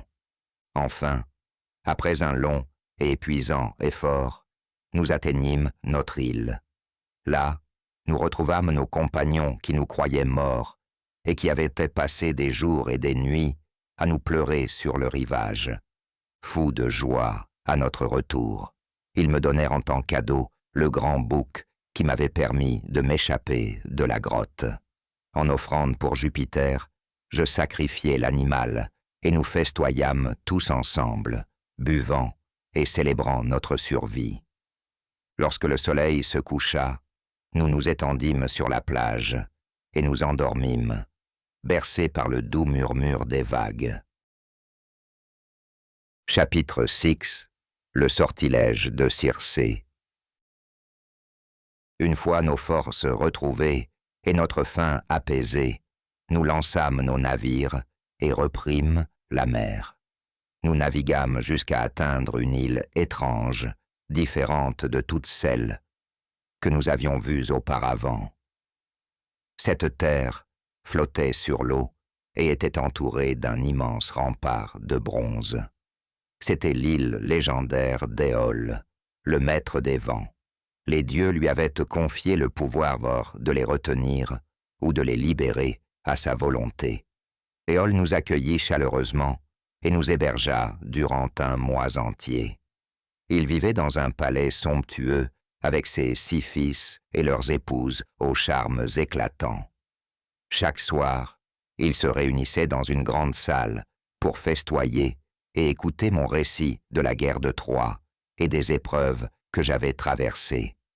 Lorsque vint le temps du départ, je suppliai Éole de m'aider à regagner Ithaque en toute sécurité. Il accepta et me fit un don précieux, un présent qui aurait mis fin à mes errances si mes compagnons n'avaient pas été si insensés. Il enferma tous les vents dangereux dans un sac de cuir solide qu'il scella avec un cordon d'argent. Ainsi, aucune tempête ne pouvait nous détourner de notre route, et je pourrais libérer les vents uniquement quand il le faudrait. Un doux zéphyr gonflait nos voiles, nous poussant doucement sur la mer.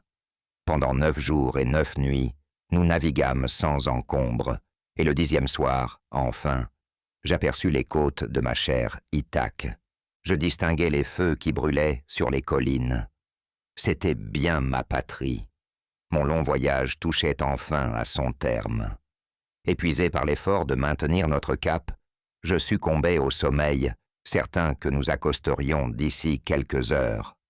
Mais pendant que je dormais, mes compagnons commencèrent à murmurer entre eux. Ils se plaignaient d'avoir tant souffert sans rien obtenir, alors que j'avais accumulé des trésors depuis Troie et reçu des présents en chaque terre visitée. Partout où il va, murmurait-il, on l'honore et on lui offre des richesses, tandis que nous rentrons les mains vides. Que peut-elle bien contenir ce sac? Sans doute, Éole lui a-t-il donné une fortune en or et en argent. Leur curiosité fut plus forte que leur raison. Pensant y trouver un fabuleux trésor, ils défirent en secret le cordon d'argent. Aussitôt, les vents rugirent et s'échappèrent avec fureur. Une tempête éclata, emportant notre navire loin de notre destination et nous rejetant en arrière, au même endroit d'où nous étions partis. Désespéré et anéanti, je revins une fois encore sur l'île d'Éole. Mes hommes, épuisés, se restaurèrent, et je pris avec moi un compagnon et mon héros pour implorer de nouveau l'aide du roi des vents. Lorsque j'arrivai au palais, je trouvai Éole et sa famille en plein festin. Ils furent stupéfaits de me voir revenir. Je leur racontai notre mésaventure et les suppliai encore de nous aider. Mais Éole fronça les sourcils et répondit d'une voix terrible. « Malheureux, les dieux eux-mêmes sont contre toi. Je ne puis secourir un homme aussi maudit. Quitte mon île sur-le-champ. » Le cœur lourd de chagrin, je rejoignis mes hommes, et nous repartîmes en mer, abattus. Nous ramâmes sans relâche pendant 6 jours, et au matin du 7e, nous atteignîmes la terre des Lestrygons. Nous trouvâmes un port paisible où nous amarrâmes nos navires. Je gravis alors une colline pour chercher des signes de vie. Dans le lointain, j'aperçus une colonne de fumée s'élevant vers le ciel. Je choisis 2 hommes et un héros, et les envoyai explorer. Ils suivirent un sentier traversant une forêt et découvrirent des traces de chars qui menaient à une ville. Là, ils croisèrent une jeune fille venue puiser de l'eau. C'était la fille du roi Antiphatès. Lorsqu'ils lui demandèrent quel était ce pays, elle leur montra le chemin du palais de son père. Mais dès qu'ils entrèrent, ils furent saisis d'effroi. La reine était une géante, aussi grande qu'un arbre centenaire. À son appel, le roi Antiphatès apparut et, sans un mot, saisit l'un de mes hommes et le dévora sur le champ. Les deux autres s'enfuirent à toutes jambes vers mon navire. Bientôt, une horde de géants monstrueux les poursuivit. Nous tentâmes de repousser nos navires à la mer, mais des blocs de pierre énormes s'écrasèrent sur nous, brisant nos coques et écrasant nos compagnons. Ce fut un massacre. J'avais eu la prudence d'attacher mon propre navire derrière un promontoire rocheux, à l'abri des regards. Seul mon vaisseau fut épargné. Sans perdre un instant, je coupais les amarres et criais à mes compagnons survivants de ramer de toute leur force. Depuis la mer, nous assistâmes, impuissants, au carnage. Les lestrigons embrochaient nos camarades restants et les emportaient pour un festin macabre. Le courant nous mena alors vers l'île de Héa. Nous dérivâmes dans une baie abritée et y restâmes, accablés par la faim et l'épuisement, pendant 2 jours et 2 nuits. Mais au matin du 3e jour, alors que l'aube peignait le ciel de rose, je pris ma lance et mon épée et gravis le sommet le plus élevé de l'île. Les dieux eurent pitié de moi, car au même instant, un grand cerf au bois majestueux croisa mon chemin. Sans hésiter, je lançai ma lance dans son flanc. L'animal poussa un cri et s'effondra. D'un pied, je maintins son corps au sol, retirai mon arme, lia ses pattes ensemble et le hissa sur mes épaules. Ployant sous son poids, je regagnai le rivage, déterminé à nourrir mes hommes affamés. « Venez, mes amis !» m'écriai-je. « Nous n'irons pas rejoindre Adétès avant que l'heure de notre destin ne sonne. Tant que nous avons à manger et à boire, réjouissons-nous et reprenons des forces. » À la vue du grand cerf, mes compagnons abattus retrouvèrent espoir. Ils se relevèrent, se lavèrent les mains et se mirent à préparer la viande avec empressement. Nous nous installâmes pour un festin, et notre courage revint. Après un profond sommeil réparateur, nous décidâmes dès l'aube d'explorer l'île. Cependant, mes hommes hésitaient, hantés par les souvenirs du cyclope et des lestrigons cannibales. « Très bien, dis-je, nous allons nous diviser en 2 groupes. Je prendrai le premier, et le vaillant Euryloque dirigera l'autre. » Nous tirâmes alors au sort dans un casque de bronze pour désigner l'équipe qui partirait en éclaireur et celle qui resterait garder le navire. Le sort désigna Euryloque, et il s'éloigna avec 22 hommes. Dans une vallée reculée, ils découvrirent le magnifique palais de Circé, fille du dieu Soleil, une enchanteresse experte en magie. Autour de sa demeure est reine des lions et des loups, jadis des hommes transformés par ses sortilèges. Bien qu'ils eussent pris l'apparence de bêtes sauvages, leur esprit humain demeurait intact. Ils ne se montrèrent pas agressifs envers les hommes, excepté qui approchaient, mais vinrent à eux comme des chiens dociles. À l'intérieur du palais, Circé était assise à son métier à tisser, chantant d'une voix envoûtante. « Écoutez, » dit l'un des compagnons, « quelle belle mélodie, entrons. » La déesse, qui les avait entendus, se détourna de son ouvrage et ouvrit la porte. Circé leur dit avec douceur, « Entrez, étrangers, laissez-moi vous accueillir. » Les hommes obéirent et pénétrèrent dans la demeure. Seul Euryloque, plus prudent, resta à l'extérieur, caché à l'abri de la sorcière, sentant le danger. Elle invita les marins à s'asseoir sur de moelleux coussins et leur servit un festin accompagné de vin sucré. Mais, à leur insu, elle mélangea à leur breuvage un puissant filtre destiné à leur voler leur volonté. Dès qu'ils burent, elle toucha chacun d'eux de sa baguette magique, et aussitôt, ils furent métamorphosés en porcs. Riant aux éclats, elle les chassa vers une étable et les enferma derrière des grilles. Depuis sa cachette, Euryloque y assista à cette scène terrifiante. Paniqué, il s'enfuit et courut aussi vite qu'il le put pour m'apporter la terrible nouvelle. Hors d'haleine, tremblant de peur, il me raconta ce qu'il avait vu. Sans hésiter, je me levai d'un bond. « Conduis-moi là-bas immédiatement », ordonnai-je. « Si je ne peux les sauver, je les vengerai. » Mais Euryloque tomba à mes pieds, me suppliant en larmes. « Ne te précipite pas vers ta perte. Fuyons cette île maudite tant que nous le pouvons encore, et échappons à un sort, mais aussi cruel. »« Reste ici si tu le veux, » répondis-je avec mépris. « Mange et bois sur ce rivage, mais moi je dois y aller. » Sur ces mots, je partis d'un pas rapide en direction de la demeure de Circé, longeant le rivage.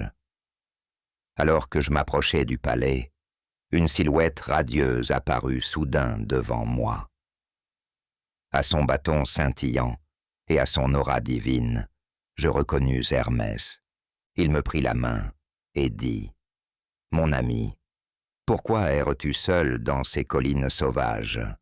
Sais-tu ce qui t'attend? Tes compagnons sont enfermés dans les étables de Circé, transformés en porcs. Comptes-tu aller les délivrer? Pauvre homme, je crains que tu ne les rejoignes bientôt. Écoute-moi bien, car je veux t'aider. Laisse-moi te mettre en garde contre les ruses de Circé. Lorsque tu arriveras, elle te servira un vin sucré mêlé d'un puissant poison, destiné à te plier à sa volonté. Mais prends cette herbe, elle te protégera de sa magie. » Il me tendit une plante aux fleurs blanches et aux racines noires. « C'est le Molly, » déclara Hermès. « Son pouvoir empêchera le charme de Circé d'agir sur toi. Lorsqu'elle verra que sa potion est sans effet, elle cherchera à t'ensorceler en te touchant de sa baguette. À cet instant, tire ton épée et fais mine de la frapper. Elle sera terrifiée et te suppliera de lui laisser la vie sauve. Accepte, mais seulement si elle jure par le serment le plus sacré des dieux de ne plus user de magie contre toi. Si tu fais cela, elle sera soumise, et tu gagneras sa confiance. Avec le temps, tu pourras la convaincre de libérer tes compagnons. » Sur ces paroles, Hermès disparut, s'élevant vers le ciel. Je le regardais s'éloigner avec gratitude, rangeais précieusement l'herbe magique et mémorisais ses conseils. Profondément concentré, je parvins bientôt au palais de Circé. Son chant doux et mélodieux résonnait encore dans l'air. Je l'appelai, et elle apparut aussitôt, un sourire accueillant sur les lèvres. Elle me fit entrer et m'invita à m'asseoir sur un fauteuil d'argent orné de sculptures. Tout en préparant le vin, elle y versa en secret son filtre ensorcelé. Lorsqu'elle me tendit la coupe, je fis semblant de boire, mais avant de porter la boisson à mes lèvres, j'y mêlai discrètement le Molly donné par Hermès. Sans crainte, j'avalai le breuvage. À peine eus-je bu que Circé pointa sa baguette magique vers moi et commanda « À présent, mon petit animal, rejoins tes amis dans l'étable. » Mais je ne changeai pas. D'un geste rapide, je repoussai mon fauteuil, bondis sur mes pieds et fonçai sur elle, l'épée levée comme pour frapper. Elle poussa un cri et tomba à genoux, agrippant mes jambes. « Qui es-tu? D'où viens-tu? s'écria-t-elle. Tu es le premier à résister à ma magie. Aucun mortel n'a jamais échappé à son pouvoir. Es-tu par hasard l'ingénieux Ulysse dont Hermès m'a jadis prédit la venue, celui qui au cours de son long voyage réduirait mes enchantements à néant? Mais ne me regarde pas avec tant de fureur. Rentre ton épée, assieds-toi près de moi, et parlons en amis. Ô déesse, répondis-je, comment pourrais-je te faire confiance, toi qui as volé mes compagnons? Je ne sais quel nouveau piège tu me réserves. Si tu veux me prouver ta sincérité, jure par le serment des dieux que tu n'useras plus de magie contre moi, ni dans mon sommeil, ni lorsque je serai éveillé. Sans hésitation, elle fit le serment sacré, et je me sentis rassuré. Elle me fit alors asseoir à ses côtés sur un riche divan, me parlant d'une voix douce, tandis que ses servantes, filles des dieux des rivières et des forêts, préparaient un festin. L'une d'elles chauffa de l'eau pour mon bain. Lorsque tout fut prêt, Circé elle-même versa l'eau chaude sur ma tête et mes épaules et m'habilla de somptueux vêtements. Puis elle me conduisit à une table couverte de mets délicieux. Mais je ne pus manger. Je posai ma tête sur ma main et sombrai dans une profonde tristesse. Circé me supplia de prendre part au festin, mais je refusai. Ô déesse, soupirai-je, comment pourrais-je savourer un repas dans une maison où mes malheureux compagnons sont toujours enfermés? Tant que je ne les verrai pas libérés de ce sort funeste, tes bienfaits ne pourront me réconforter. Touché par mes paroles, Circé alla jusqu'aux enclos, ouvrit les portes et libéra les porcs. Elle les oignit d'une huile sacrée, et miracle, leur corps, velus, et leurs museaux disparaissaient, laissant place à mes compagnons retrouvés, plus jeunes et plus vigoureux qu'avant. Ils poussèrent des cris de joie et tombèrent à mes pieds, pleurant de reconnaissance. Circé les conduisit alors dans la grande salle du banquet. Circé me regarda avec bienveillance et déclara « Écoute-moi, Ulysse, reste auprès de moi quelque temps et repose-toi après toutes les souffrances que tu as endurées. Tire ton navire sur le rivage, cache tes armes et tes trésors dans les fourrés, et amène ici tous tes valeureux compagnons. Je les accueillerai. » Rassuré par le serment sacré qu'elle avait prêté, je partis aussitôt retrouver mes hommes. Dès qu'ils me virent revenir sains et saufs, ils coururent vers moi comme de jeunes poulains se précipitant vers leur mère.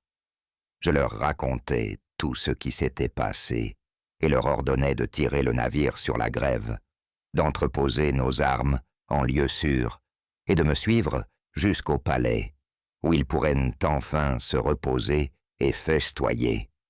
Mais Euryloque, encore paralysé par la peur, prit la parole. « Insensé, où allez-vous? Cette sorcière rusée va nous transformer en pourceaux, en loups ou en lions. Ulysse ne nous a-t-il pas déjà menés dans la caverne du Cyclope? Et voilà qu'il veut encore nous conduire tout droit dans un nouveau piège. Restons ici, et s'il veut y aller seul, qu'il y aille. » À ces mots, la colère embrasa mon cœur. Pris de fureur, je dégainai mon épée, prêt à l'abattre sur lui, mais mes compagnons me retinrent. « Laisse-le, dirent-ils, qu'il reste ici s'il le veut, mais nous te suivrons. » Ainsi, je conduisis mes hommes au palais, et même Euryloque, malgré sa peur, se résigna à nous suivre à distance, lorsqu'ils entrèrent dans la grande salle et retrouvèrent leurs compagnons disparus, vêtus d'habits somptueux et attablés devant un festin royal. Leur joie fut immense. Ils s'embrassèrent avec émotion, et même Circé, émue par cette scène, sourit avec bienveillance. « Mes chers amis, dit-elle, restez ici jusqu'à ce que vous ayez oublié vos souffrances passées et recouvrez toutes vos forces, reconnaissant. Nous acceptâmes son hospitalité. Jour après jour, nous mangeâmes, bûmes, et nous reposâmes dans l'opulence et le confort. Mais au bout d'une année entière, le désir de retrouver notre patrie s'éveilla à nouveau en nous. Mes compagnons vinrent me trouver et me supplièrent de les ramener à Ithaque. Toute la journée, je méditais sur leurs requêtes. Lorsque la nuit tomba, je me rendis auprès de Circé, me jetai à ses pieds et la suppliai de nous laisser partir. Elle me répondit avec douceur. « Je ne désire pas te retenir ici contre ta volonté, mais avant de pouvoir rentrer chez toi, il te reste une tâche à accomplir. Tu dois entreprendre un dernier voyage. Il te faut descendre nos royaumes des morts et consulter l'ombre du devin Tirésias. Seule Perséphone, reine des enfers, lui a accordé le privilège de conserver sa sagesse après sa mort. Lui seul pourra te révéler comment regagner ta patrie. » À ces paroles, un frisson d'épouvante me parcourut, et un profond gémissement s'échappa de mes lèvres. Je m'assis à ses côtés, accablé de chagrin. « Qui me guidera là-bas » demandai-je. Aucun mortel n'a jamais franchi les portes d'Hadès et regagné le monde des vivants. Circé posa une main apaisante sur mon épaule et murmura « Ne crains, ni pour ta vie, ni pour ton voyage. Lève la voile et laisse le vent du nord te porter. » Elle me donna ensuite des instructions précises sur tout ce que je devais voir et accomplir dans le royaume des morts. Lorsqu'elle eut fini de parler, l'aube commençait à teinter le ciel de rose. Le cœur lourd, je me levai et réveillai mes compagnons, leur annonçant que nous devions repartir immédiatement. Ils furent saisis de tristesse en entendant que nous devions quitter les douceurs de Circé pour un voyage aussi effrayant. Malgré tout, nous nous rendîmes à notre navire. Sur le rivage, nous trouvâmes les offrandes sacrificielles qu'elle avait préparées pour nous, un bélier noir et une brebis, ainsi que de la farine, du vin et du miel. Chapitre 7. Les ombres des enfers. Nous poussâmes notre navire à l'eau, levâmes le mât et nous laissâmes porter par le vent vers l'inconnu. Après un long voyage, nous atteignîmes enfin la terre des Cimmériens, un pays où le soleil ne brille jamais. Nous échouâmes notre navire sur le rivage, prîmes les offrandes et marchâmes jusqu'au lieu que Circé nous avait décrit. Tout était exactement comme elle l'avait prédit. Avec mon épée, je creusais une fosse d'une coudée de largeur et de profondeur. J'y versais les offrandes destinées aux morts, d'abord du miel et du lait, puis du vin sucré, et enfin de l'eau, saupoudrant le tout de farine blanche. Ensuite, je pris les 2 moutons noirs, leur tranchai la gorge et laissai leur sang sombre s'écouler dans la fosse. Aussitôt, des ombres émergèrent du royaume des morts. Elles affluèrent en vagues tourmentées, jeunes vierges, vieillards accablés de chagrin, guerriers portant encore les stigmates du combat. Leurs gémissements emplirent l'air, et une terreur glacée s'empara de moi. Je brandis mon épée, les retenant à distance, les empêchant de boire le sang, tant que je n'avais pas parlé à Tirésias. Pendant ce temps, mes compagnons écorchaient les moutons et les brûlaient en offrande, priant les dieux infernaux. Moi aussi, je priais ardemment, promettant d'autres sacrifices si jamais je rentrais sain et sauf chez moi. Les âmes se pressaient autour de la fosse, tendant les mains vers le sang, hurlant leur faim. Je restais ferme, mon épée levée, attendant l'apparition de Tirésias. L'assemblée des morts resta silencieuse, à l'exception de Tirésias, qui s'adressa à moi. rentre ton épée, Ulysse, afin que je puisse boire le sang et prophétiser ton destin. » Lorsqu'il eut bu, il s'appuya sur son bâton d'or et commença. « Noble Ulysse, tu veux rentrer chez toi, mais l'un des dieux rendra ton voyage difficile. Ne sais-tu pas combien Poséidon est furieux contre toi pour avoir aveuglé son fils? Pourtant, tu pourras peut-être réussir si tu laisses en paix les troupeaux sacrés du dieu Soleil sur l'île de Trinatsi.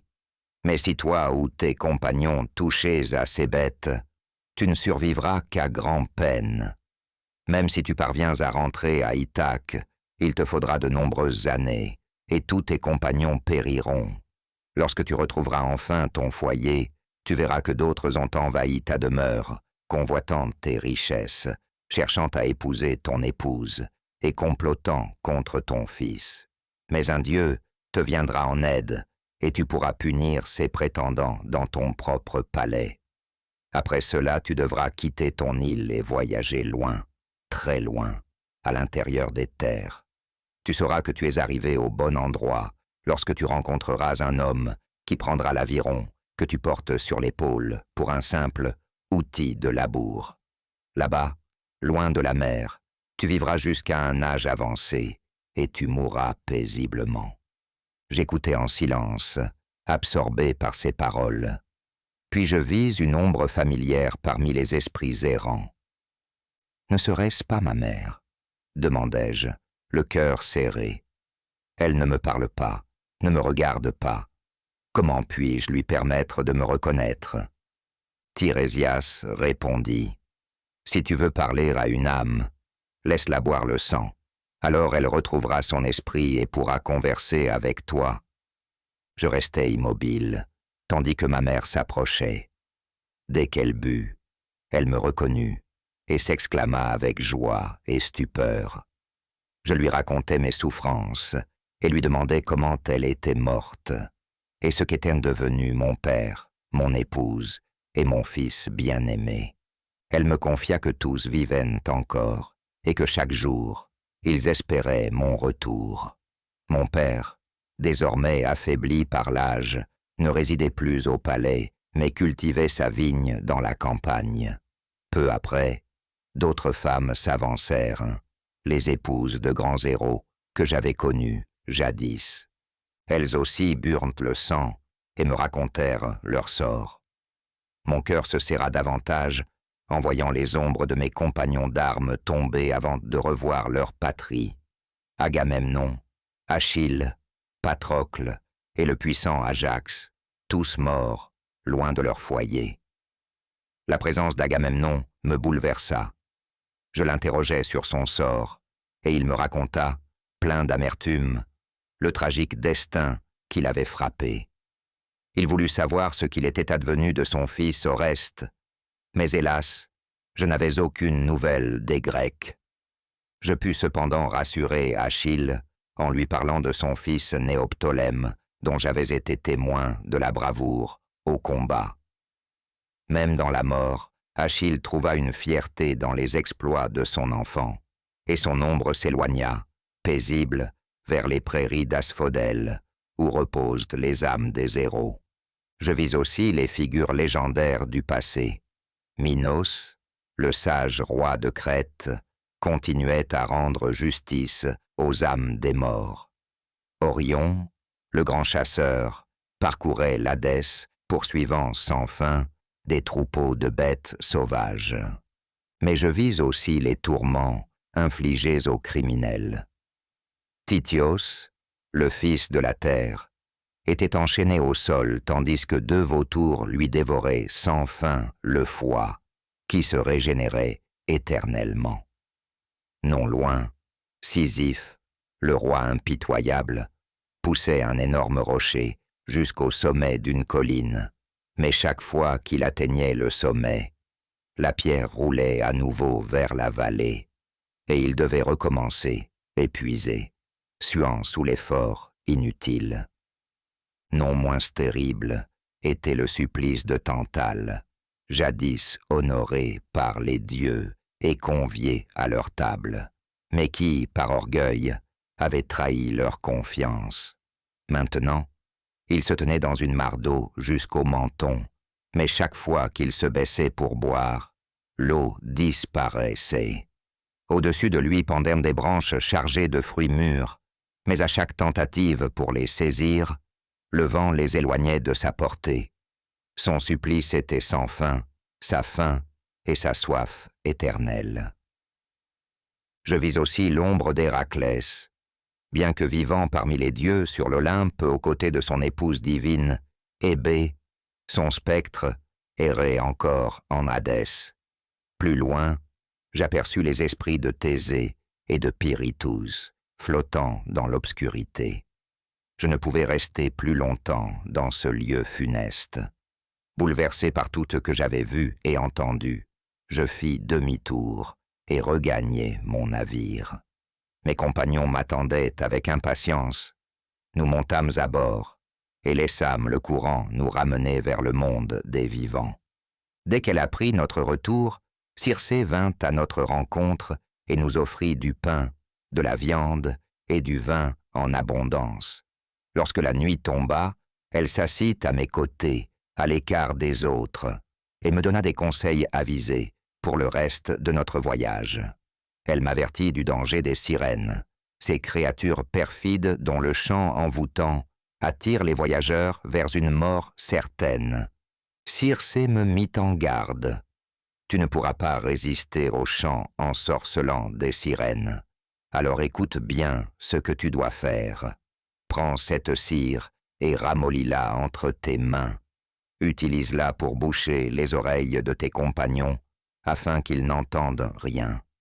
Quant à toi, fais-toi solidement attacher aux mâts du navire. Lorsque tu entendras leur chant, tu supplieras tes hommes de te libérer, mais ils devront au contraire resserrer tes liens encore plus forts. Mais ce n'est pas le pire des dangers qui t'attendent. Devant vous se dressera un passage étroit entre deux immenses falaises, là vivent deux monstres redoutables, Charybde et Scylla. À la base de l'une des falaises, Charybde engendre un gigantesque tourbillon qui engloutit les navires entiers avant de recracher leurs débris. Éloigne-toi de son côté à tout prix. Reste plutôt près de la falaise de droite où réside Scylla. Elle est tout aussi dangereuse, mais d'une autre manière. Elle possède 6 têtes, et chacune d'elles attrapera un de tes compagnons. Mais il vaut mieux perdre 6 hommes que voir tout ton équipage disparaître dans l'abîme de Charybde. Enfin, lorsque tu atteindras l'île de Thrinacie, souviens-toi de cet avertissement. Ne touche pas au troupeau sacré du dieu Soleil, Hélios. Si toi ou tes compagnons osez tuer ne serait-ce qu'un seul de ces animaux, un terrible châtiment s'abattra sur vous.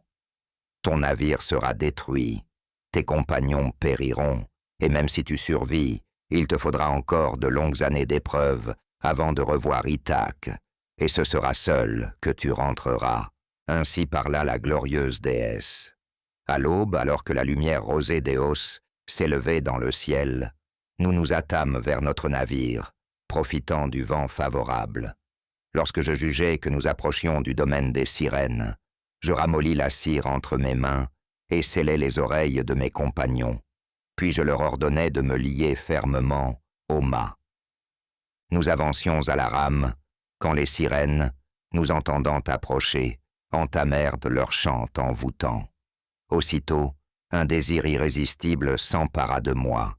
Je me débattis furieusement et suppliai mes hommes, par des gestes frénétiques, de me détacher. Mais, fidèles à mes ordres, ils ne firent que resserrer mes liens, jusqu'à ce que leurs voix enchantées s'effacent peu à peu et que nous ayons dépassé le danger. À peine étions-nous sauvés que nous vîmes la brume s'élever et les vagues se fracasser violemment devant nous. Au loin résonnait un grondement sourd et terrifiant. Mes rameurs, pris d'effroi, cessèrent aussitôt de ramer, paralysés par la peur. Je courus parmi eux, les exhortant à ramer de toute leur force, tout en ordonnant au timonier de maintenir notre cap vers la falaise de droite, loin du gouffre de Charybde. Mais je gardais le silence sur le terrible danger qui nous attendait à tribord, car je savais que s'ils apprenaient l'existence de Scylla, ils abandonneraient tout espoir et lâcheraient les rames. Du haut du pont, armé de 2 lances, je scrutais l'écume tourbillonnante sous nos pieds, quand soudain, un hurlement d'agonie retentit sur ma droite. Je me retournai, et l'horreur me saisit. Le monstre avait saisi 6 de mes plus braves compagnons, chacun enfermé dans l'une de ses gueules béantes. Ils me tendaient les bras en hurlant mon nom, mais je ne pouvais rien faire pour les sauver. Enfin, nous sortîmes du détroit, et au loin, nous aperçûmes les collines verdoyantes de Trinassie. Dès que nous fûmes à portée, nous entendîmes le meuglement des troupeaux sacrés d'Hélios et le bêlement doux de ses brebis. Ces bêtes, que le dieu Soleil lui-même aimait à contempler lorsqu'il parcourait le ciel dans son char doré, étaient sous la garde de 2 nymphes divines. Elles ne vieillissaient jamais, ne diminuaient ni n'augmentaient en nombre. Je rassemblai mes hommes et leur adressai un dernier avertissement. Mes amis, voici l'île maudite.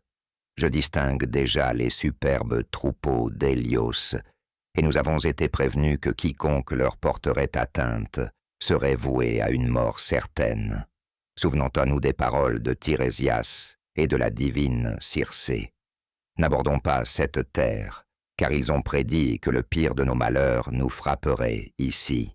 Mais mes compagnons, là de la mer et des épreuves, n'accueillirent pas mes paroles avec faveur. Murmures et protestations s'élevèrent parmi eux. Euryloque prit la parole au nom de tous. « Ulysse, tu es brave, mais trop sévère. Toi, tu ne ressens jamais la fatigue, mais nous sommes épuisés par ces épreuves incessantes. Et pourtant, tu nous refuses le moindre repos.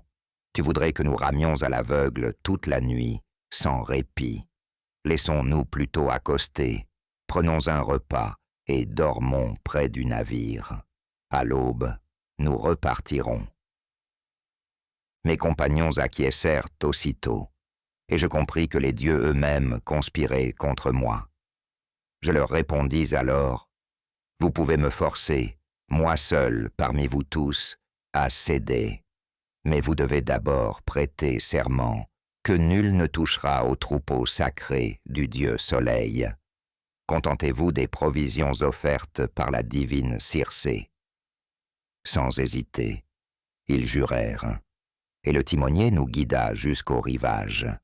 Nous débarquâmes et mangeâmes, en silence, accablés par le souvenir de nos compagnons disparus.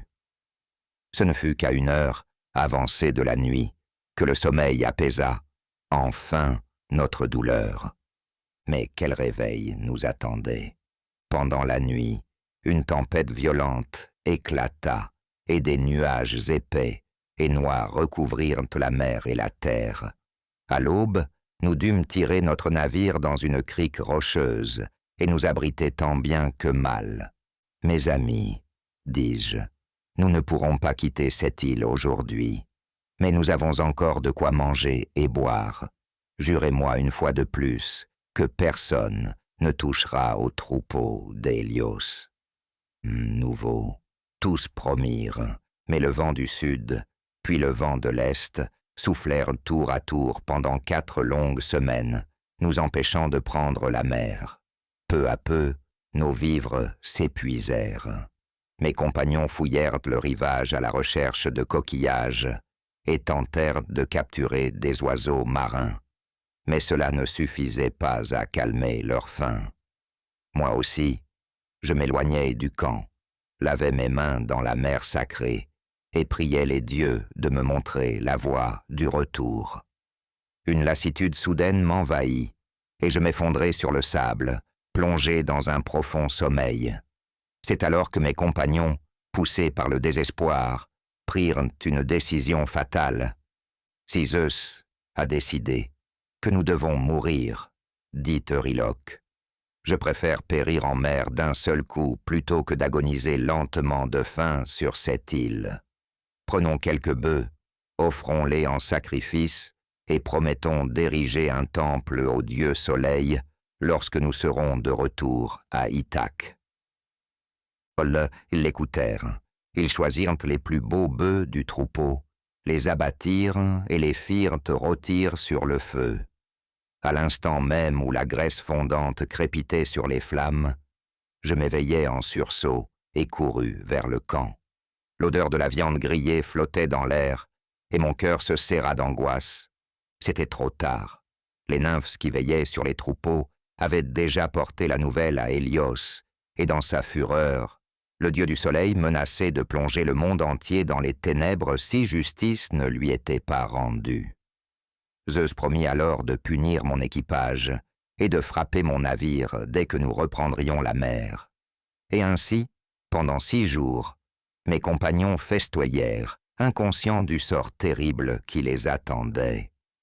Mais au 7e jour, alors que la tempête s'était enfin calmée, nous remontâmes à bord et reprîmes la mer en quête de notre patrie. Nous n'avions pas parcouru une grande distance lorsqu'un vent furieux souffla de l'ouest, amenant avec lui des nuées sombres et menaçantes. La mer en furie fit tanguer notre frêle embarcation, jusqu'à ce qu'un craquement sinistre retentisse. Le mât, brisé sous la violence du vent, s'effondra, entraînant avec lui le timonier qui disparut dans les flots déchaînés. Puis, dans un grondement assourdissant, la foudre tomba du ciel et frappa notre navire de plein fouet. L'impact fendit la coque en 2. Mes compagnons furent projetés dans la mer, luttant désespérément quelques instants avant d'être engloutis par les vagues. J'étais le seul survivant, cramponné à la quille du navire brisé, ballotté par les flots déchaînés. Lorsque le mât dériva près de moi, je l'attachai au reste de l'embarcation à l'aide des dernières cordes et me hissai tant bien que mal sur ce radeau misérable.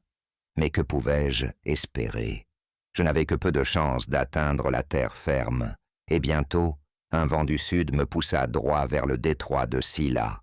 Le courant m'entraîna inexorablement vers l'abîme de Charybde. Tout semblait perdu. Mais au dernier instant, j'aperçus un figuier dont les branches s'étendaient au-dessus du gouffre. Alors que le tourbillon menaçait de m'engloutir, je tendis les bras et m'accrochai aux rameaux flexibles, suspendus au-dessus du vide, mes jambes fouettant l'air sans trouver d'appui. Sous mes yeux impuissants, je vis mon radeau disparaître dans les entrailles du monstre marin. Je savais qu'au bout d'un moment, Charybde recracherait les débris. Je restais suspendu, attendant cet instant, et lorsque mon radeau refit surface, je lâchai la branche et me jetai sur le bois flottant. Le courant m'entraîna au loin, loin de ces eaux maudites, loin du danger.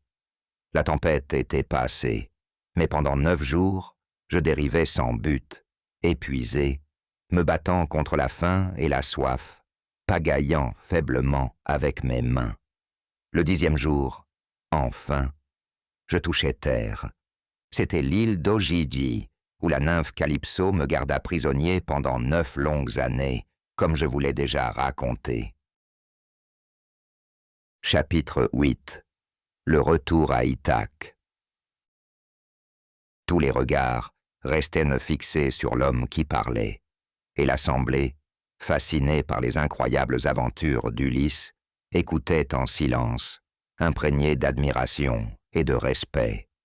Sa bravoure et son endurance avaient captivé son auditoire, et dans le palais, un sentiment de vénération se répandit. Reconnaissant l'ampleur des épreuves que son hôte avait endurées, Alcinous voulut lui rendre un honneur encore plus grand.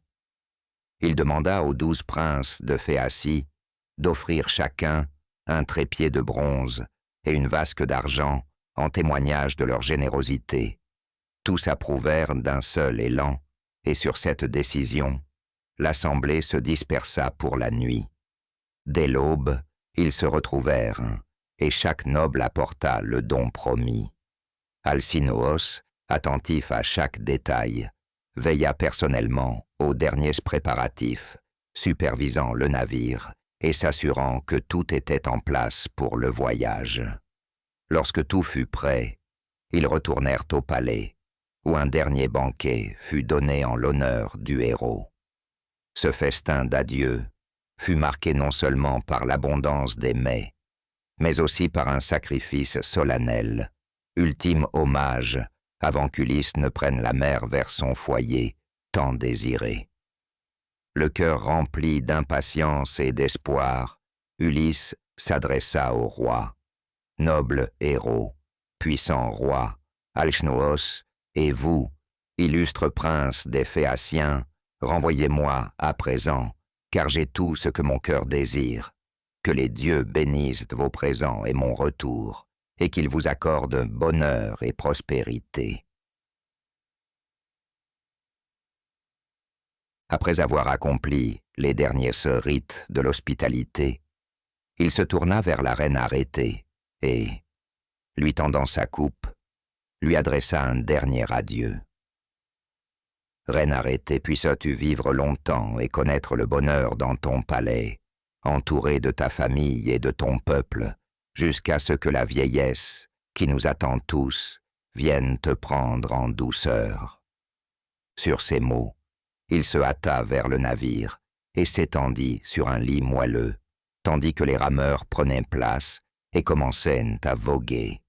Bercé par le mouvement des flots, Ulysse s'endormit d'un sommeil profond, oubliant enfin toutes ses souffrances. Alors que l'étoile du matin apparaissait dans le ciel, le navire atteignit une baie d'Ithaque, mais pas même le choc du débarquement ne réveilla Ulysse. Les jeunes Phéaciens le soulevèrent avec précaution, déposèrent ses précieux présents sous un olivier, puis remontèrent à bord et reprirent la mer, heureux d'avoir accompli leur mission. Pourtant, ils ne purent échapper à la colère de Poséidon. Le dieu, furieux de voir son ennemi sauvé, changea leur navire en pierre en pleine mer et dressa de hautes falaises autour de la ville des Phéaciens, les privant à jamais de leur talent de navigateur. Pendant ce temps, Ulysse s'éveilla, mais ne reconnut pas sa patrie, car Athéna avait recouvert l'île d'un épais brouillard. Pris de doute, il scruta les environs et s'exclama « Malheur à moi! Où suis-je? Les Phéaciens m'ont-ils trompé et emmené ailleurs? Je ferais bien de vérifier mes présents, voir s'ils ne m'ont pas dépouillé. » Il compta soigneusement chaque objet et constata que rien ne manquait.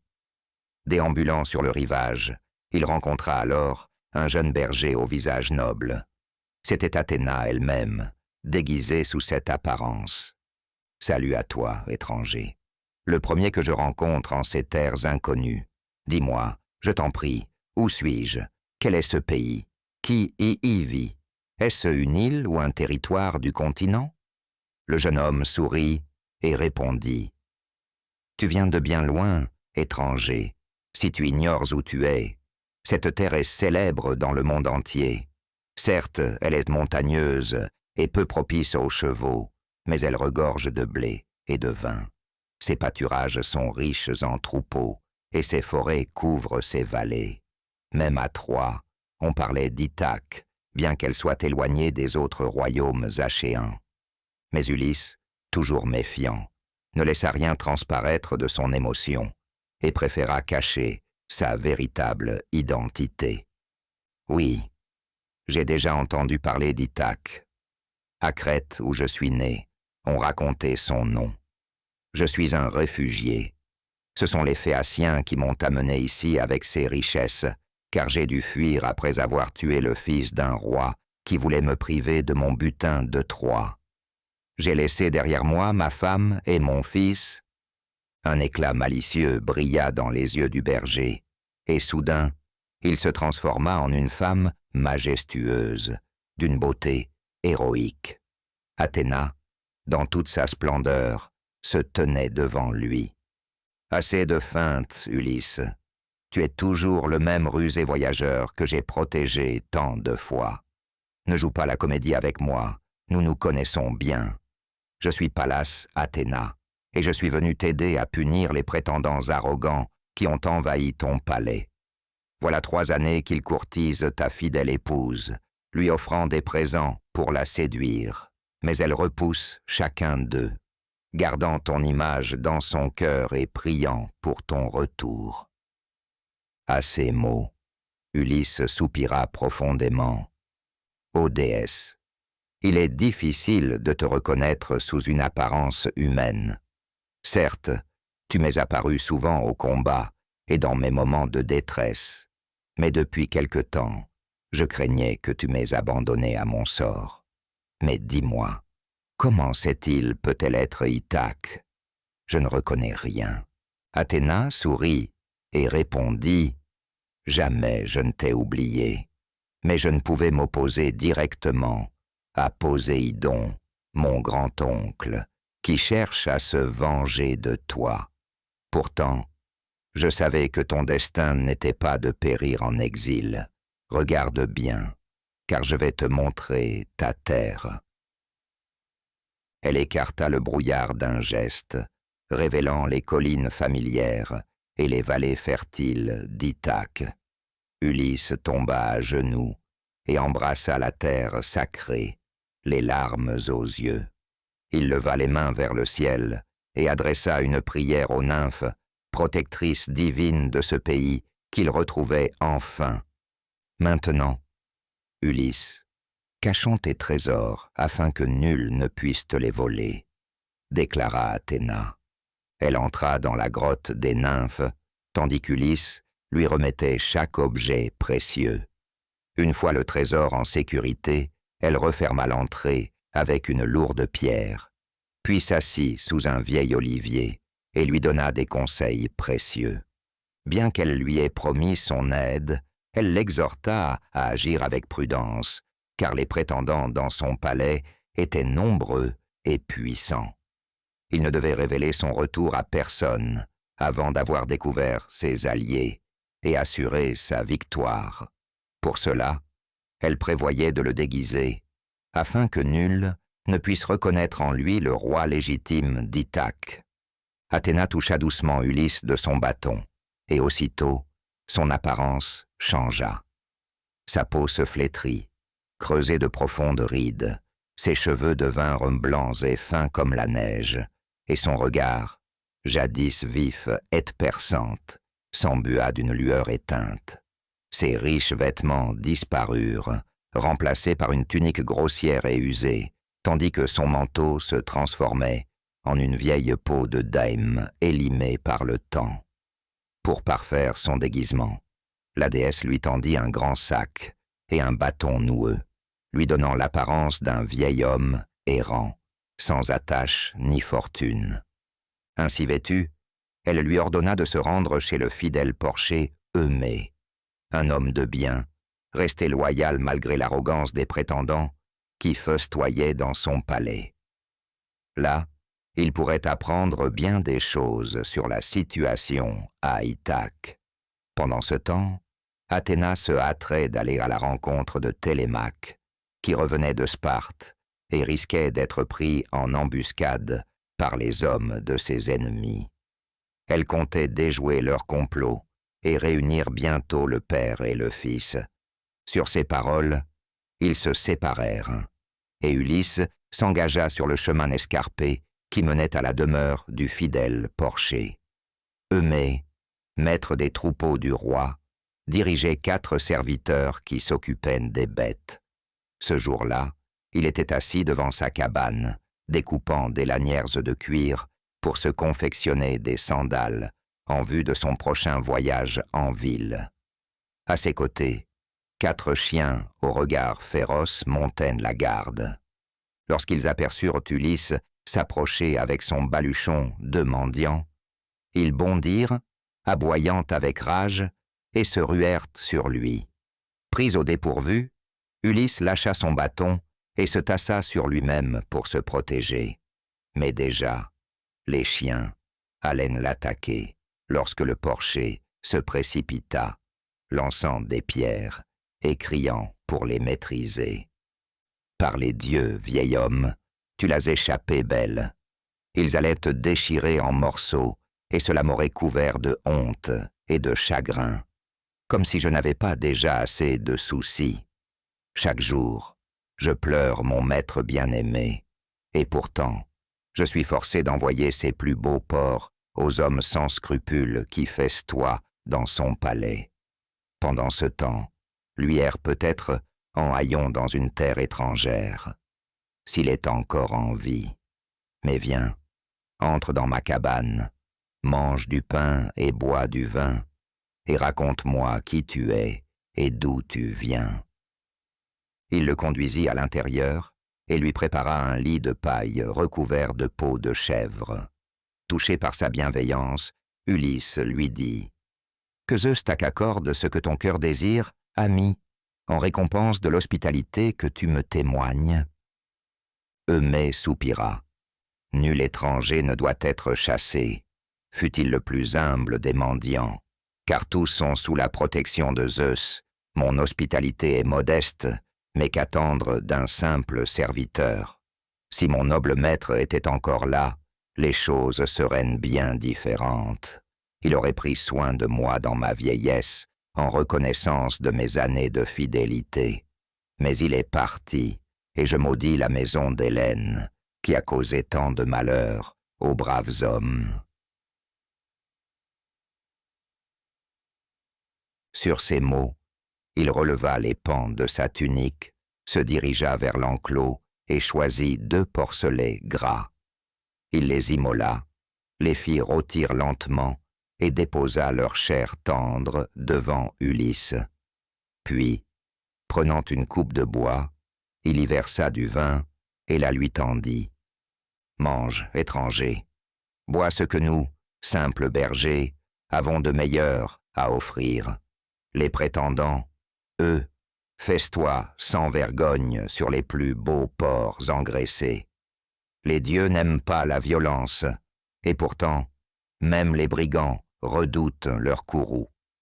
Mais ces hommes-là ne craignent rien, et les dieux tardent à les punir. S'ils se comportent avec tant d'audace, c'est qu'ils savent, d'une manière ou d'une autre, qu'Ulysse ne reviendra plus. Aucun roi dans toute la région ne possédait autant de richesses que lui.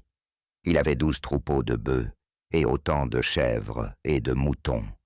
Aujourd'hui, chaque berger est contraint d'envoyer chaque jour les plus belles bêtes au palais. À ce rythme, tout sera bientôt dilapidé. Écoutant ces paroles, Ulysse bouillonnait de colère, mais il se contint et poursuivit son repas en silence. Lorsqu'il eut terminé, il releva la tête et demanda « Que penserais-tu, mon ami, si je t'annonçais une bonne nouvelle ? Dis-moi le nom de ton maître puissant et riche. J'ai voyagé loin, et peut-être pourrais-je te révéler quelque chose à son sujet. » Eumée secoua la tête. « À quoi bon ? Je sais qu'il ne reviendra pas. Qui sait où il a trouvé la mort ? Moi je le pleure chaque jour. Il comptait plus pour moi que mes propres parents. » Alors, Ulysse, voyant sa douleur, déclara solennellement « Écoute-moi bien, ami fidèle. Je vais te prêter serment sur ce que j'avance. Ulysse reviendra, et quand il sera là, je veux que tu me donnes une tunique et un manteau, en récompense de ma bonne nouvelle. Mais je ne les réclame pas maintenant, malgré mon besoin, car je méprise celui qui ment pour s'attirer des bienfaits, même lorsque la misère le pousse à la tromperie. Ce que je te dis se réalisera. Lorsque cette lune se sera éteinte et que la suivante commencera à croître, Ulysse sera de retour, et il aura puni ceux qui ont bafoué son épouse et son fils. » Eumée, les bras croisés, soupira de nouveau. « Assez, vieil homme, bois et parlons d'autre chose, et que les dieux pardonnent ton serment. Mon cœur est déjà trop accablé de chagrin, et voilà que l'inquiétude pour le jeune Télémaque s'ajoute à mes peines. Un esprit malin l'a poussé à partir en quête de nouvelles de son père. Mais j'entends dire que les prétendants l'attendent en embuscade à son retour, espérant ainsi voir disparaître la lignée d'Archisios. Il s'interrompit un instant, contemplant les flammes qui dansaient dans l'âtre. « Mais maintenant, vieil homme, raconte-moi tes propres malheurs. » Ulysse, toujours rusé, sut qu'il devait encore dissimuler sa véritable identité. Il sourit avec amertume et répondit que raconter l'ensemble de ses souffrances prendrait une année entière. Puis, d'une voix habile et maîtrisée, il entreprit de relater de fausses aventures, mêlant à son récit justesse et émotion, pour éveiller la compassion et l'admiration du porcher. Quand enfin il s'arrêta, Eumée soupira profondément. « Pauvre homme, tu as touché mon cœur. Mais pourquoi me berces-tu d'illusions sur Ulysse? Il ne reviendra jamais. Ne crois pas gagner ma faveur avec de telles paroles. Si je te traite bien, c'est en l'honneur de Zeus et par pitié pour tes souffrances. » Ulysse ne se laissa pas démonter et rétorqua avec un sourire. « Ton cœur est méfiant. Même mon serment ne t'ébranle pas. Faisons un marché alors. Je resterai ici jusqu'au retour d'Ulysse, et quand il viendra, tu m'offriras un manteau et une tunique, et tu me renverras en bon état ta Dulichion. Mais s'il ne revient pas, alors vous pourrez me lier et me jeter du haut de cette falaise. » Eumée secoua la tête et répondit avec fermeté. « Que les dieux m'en gardent, jamais je ne pourrais commettre un tel acte. Si je violais les lois sacrées de l'hospitalité, comment oserais-je encore prier Zeus ?» Alors qu'il parlait, la nuit tomba, et les autres bergers revinrent avec leurs troupeaux. Un tumulte monta du parc, alors que les porcs grognaient et se poussaient pour entrer dans leurs enclos. Il fallut un long moment avant que tout ne soit en ordre. Une fois cela fait, Eumée ordonna à ses hommes d'apporter un porc bien engraissé de 5 ans pour honorer leur invité. Pendant que les serviteurs s'activaient à l'extérieur, le porcher, lui, fendit du bois, alimenta le feu et prépara tout ce qu'il fallait pour le repas. Lorsque la viande fut cuite, il partagea équitablement chaque portion, les divisant en 7 parts. Il mit de côté la première pour les nymphes et pour Hermès, comme l'exigeait la coutume, et distribua le reste entre ses hôtes, ses 4 serviteurs et lui-même. En signe de respect, il offrit au vieil étranger le meilleur morceau, un large morceau de l'échine grasse, une part d'honneur réservée aux invités de marque. Alors que le repas touchait à sa fin, la nuit s'épaissit et un violent vent d'ouest se mit à hurler autour de la cabane. De lourdes averses s'abattirent en rafales, et dans son manteau déchiré, Ulysse frissonnait, sous l'humidité glaciale. Mais Eumée, occupé à d'autres pensées, ne sembla pas remarquer qu'il grelottait dans ses haillons.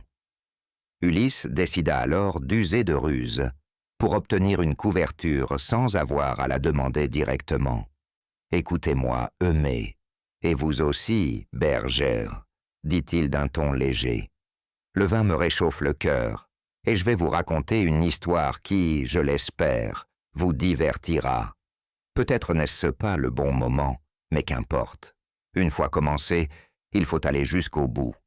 Une nuit, alors que nous nous apprêtions à tendre une embuscade aux portes de la ville, Ménélas, Ulysse et moi-même prîmes seulement quelques hommes avec nous.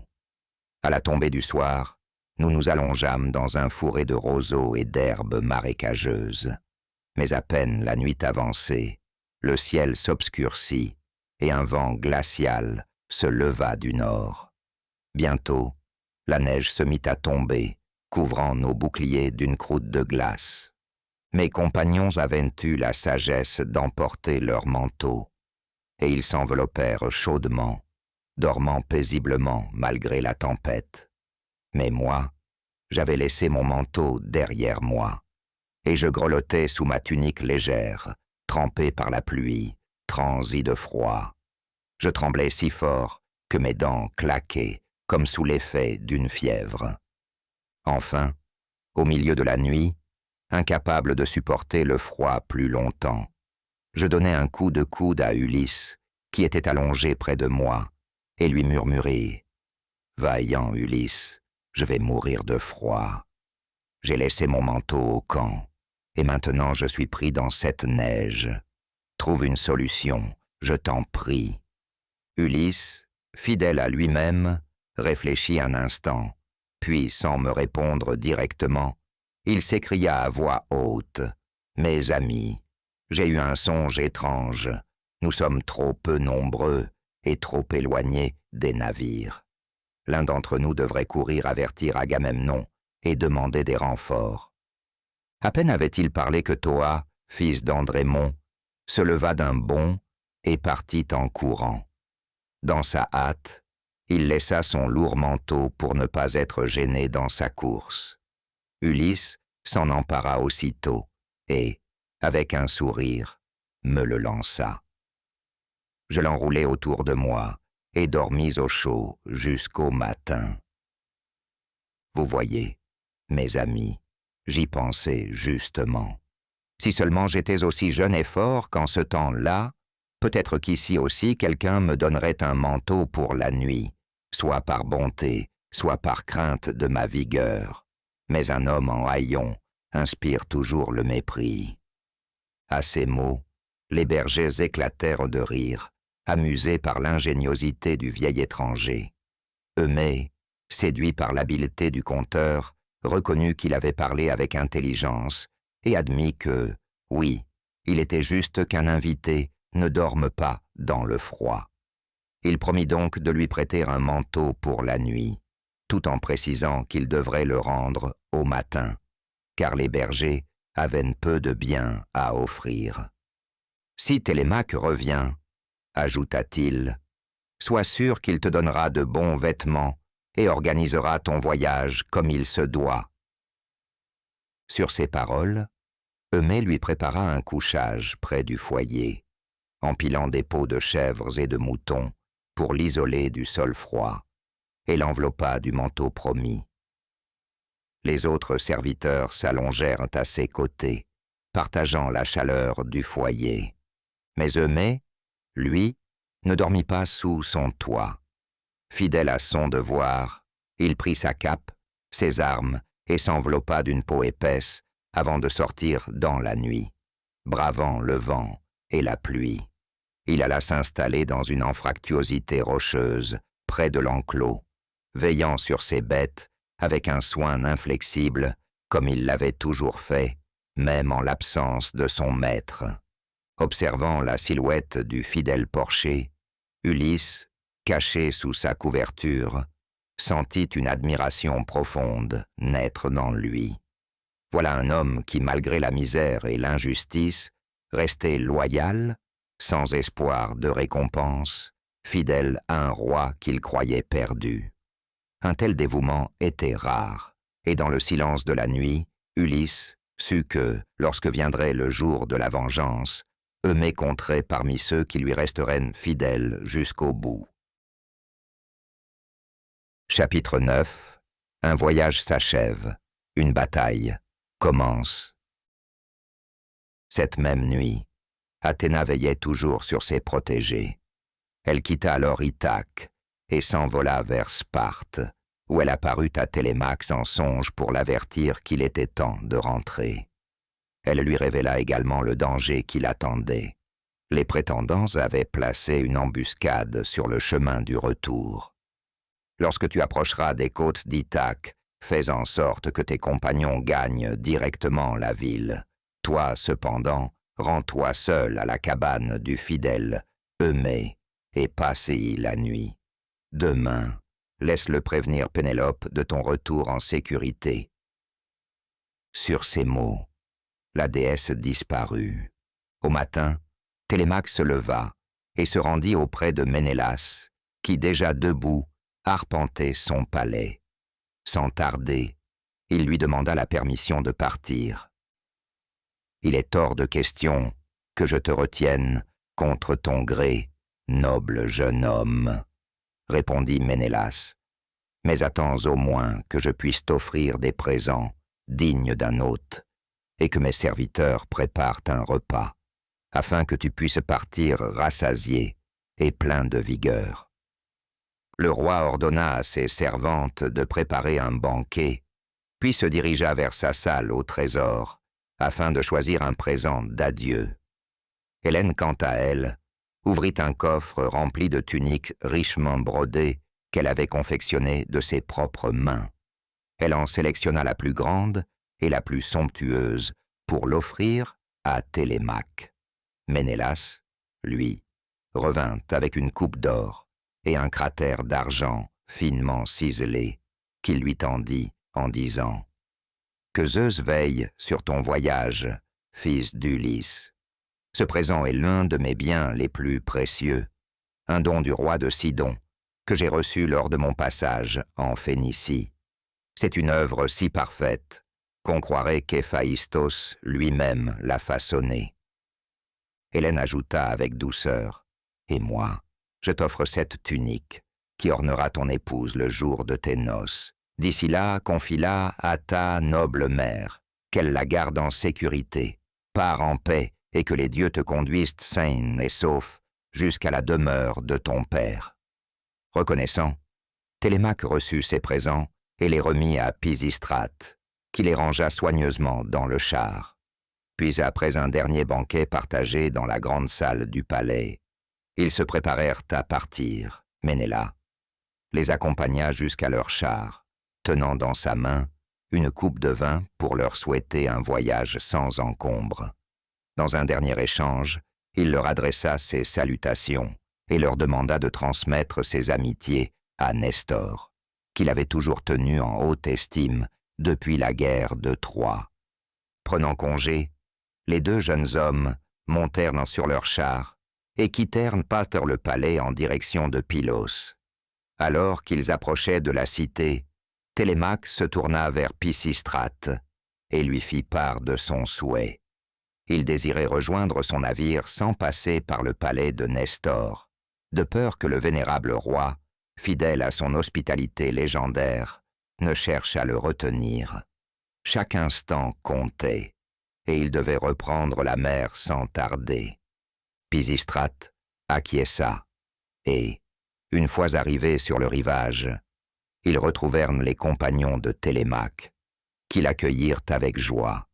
Sans perdre de temps, ils s'activèrent pour préparer le navire, s'assurant que tout soit prêt pour le départ.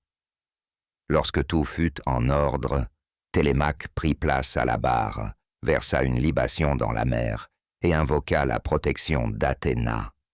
Bientôt, les rameurs s'élancèrent, et la nef fendit les eaux calmes sous le clair de lune, ramenant Télémaque vers son destin. Loin des fastes de Sparte et du tumulte de Pylos, Ulysse, toujours sous l'apparence d'un mendiant, partageait un repas frugal dans la cabane du fidèle Eumée. « Écoute-moi, Eumée, dit-il. Je suis resté ici assez longtemps et je ne veux pas être un fardeau pour toi. Demain matin, je partirai pour la ville. Trouve-moi un guide qui puisse me conduire au palais d'Ulysse. Je veux apporter des nouvelles à Pénélope et voir comment les prétendants me traiteront. » Le porcher secoua la tête avec inquiétude. « Vieil homme, que t'imagines-tu? Tu n'auras aucune chance parmi eux. Ces hommes sont sans foi ni loi. Leur arrogance n'a pas de limite. Ils te frapperont, te jetteront dehors et se moqueront de toi sans pitié. Reste ici, tu n'es pas un fardeau. Attends au moins que le fils d'Ulysse revienne. Lui saura te donner un manteau, une tunique, et même organiser ton voyage. » Ulysse sourit. « Noble Eumée, que Zeus te bénisse comme je te bénis moi-même pour m'avoir offert abri et repos après tant d'épreuves. Puisque je dois rester, dis-moi ce qu'il est advenu de la mère d'Ulysse et de son père vieillissant. » Eumée poussa un soupir et parla de Laërte, qui vivait maintenant dans la solitude, loin du palais, et de la noble reine Anticlée, qui, consumée par le chagrin d'avoir perdu son fils, avait quitté ce monde et reposait désormais sous terre. Autour d'eux, les autres serviteurs s'étaient déjà retirés pour la nuit, et seul le silence et le crépitement du feu accompagnaient leur conversation. Lorsque minuit approcha, Eumée soupira et reconnut qu'il était temps de dormir. Pourtant, partager sa douleur avec un autre homme, sage et bienveillant, apaisait son cœur, et il avoua que les peines semblaient plus légères lorsqu'elles étaient confiées à quelqu'un d'autre. Cette même nuit, le navire de Télémaque atteignit Ithaque en toute discrétion, échappant à la vigilance des espions qui guettaient son retour. Il aborda la côte nord et, alors que les premières lueurs du soleil effleuraient l'horizon, il descendit sur la plage avec ses compagnons. Sans attendre, il fit une offrande aux dieux en signe de gratitude. Le jeune homme ignorait encore que son père se trouvait à quelques pas de lui, sous l'humble toit d'Eumée. Il fixa ses sandales, prit sa lance et s'apprêta à se séparer de ses compagnons. Il leur ordonna de gagner directement la ville et leur donna rendez-vous le lendemain au palais, où il les récompenserait pour leur fidélité en leur offrant un banquet de viande et de vin. Mais avant cela, une autre question le préoccupait. Lors de son passage à Pylos, un devin originaire d'Argos, nommé Théoclymène, l'avait supplié de l'emmener avec lui. Reconnaissant en lui un homme pieux, il l'avait accueilli à bord et l'avait amené jusqu'à Ithaque. Mais à présent, il hésitait. Il savait que les prétendants occupaient sa maison et ne pouvaient prendre le risque d'y introduire un étranger. Il fallait lui trouver un autre refuge, un lieu sûr où il pourrait rester en attendant que la situation se clarifie. Télémaque réfléchit un instant avant de proposer que Théoclymène soit accueilli par Eurymachos, le plus arrogant des prétendants. Un homme qui, en l'absence d'Ulysse, s'était arrogé un pouvoir presque absolu sur l'île. Il se considère déjà comme le souverain d'Ithaque, déclara Télémaque. Il est déterminé à épouser ma mère afin de s'approprier notre fortune et de revendiquer le trône ainsi que la place d'honneur à l'Assemblée, qui appartient de droit à ma famille. Mais seul Zeus sait s'il parviendra à ses fins. À peine avait-il prononcé ces paroles qu'un vautour fendit le ciel à sa droite, tenant une colombe dans ses serres. Tandis qu'il déchirait sa proie en plein vol, des plumes blanches tombèrent doucement entre Télémaque et son navire. Théoclymène, observant ce signe avec gravité, s'approcha de Télémaque et lui murmura à l'oreille « Mon ami, ce que tu viens de dire ne se réalisera jamais. Les dieux ont parlé. Cet augure signifie que ta lignée dominera toujours sur les princes d'Ithaque. » Le cœur de Télémaque se remplit de joie en entendant cette prophétie. Il remercia l'étranger et confia à l'un de ses compagnons la mission de le conduire chez Eurymachos. Lui, suivant les conseils d'Athéna, prit le chemin de l'enclos d'Eumée. Le soleil était déjà haut dans le ciel lorsqu'il arriva chez le porcher. Les bergers étaient partis dans les champs avec leurs troupeaux, ne laissant qu'Eumée et Ulysse, toujours sous son déguisement de mendiant, assis près du feu. Ils venaient de faire rôtir la viande du matin lorsque la silhouette de Télémaque apparut à l'entrée. Aussitôt, les chiens bondirent vers lui, en aboyant joyeusement, remuant la queue, reconnaissant leur jeune maître. Mais ce fut Eumée qui fut le plus bouleversé. La surprise lui fit lâcher sa coupe, et il se précipita vers Télémaque, le serrant dans ses bras, les larmes coulant sur son visage. Il le regardait comme s'il revenait d'entre les morts, incapable de parler pendant de longues secondes. Finalement, Submergé par l'émotion, il laissa éclater sa joie. « Mon enfant, mon cher enfant, tu es revenu.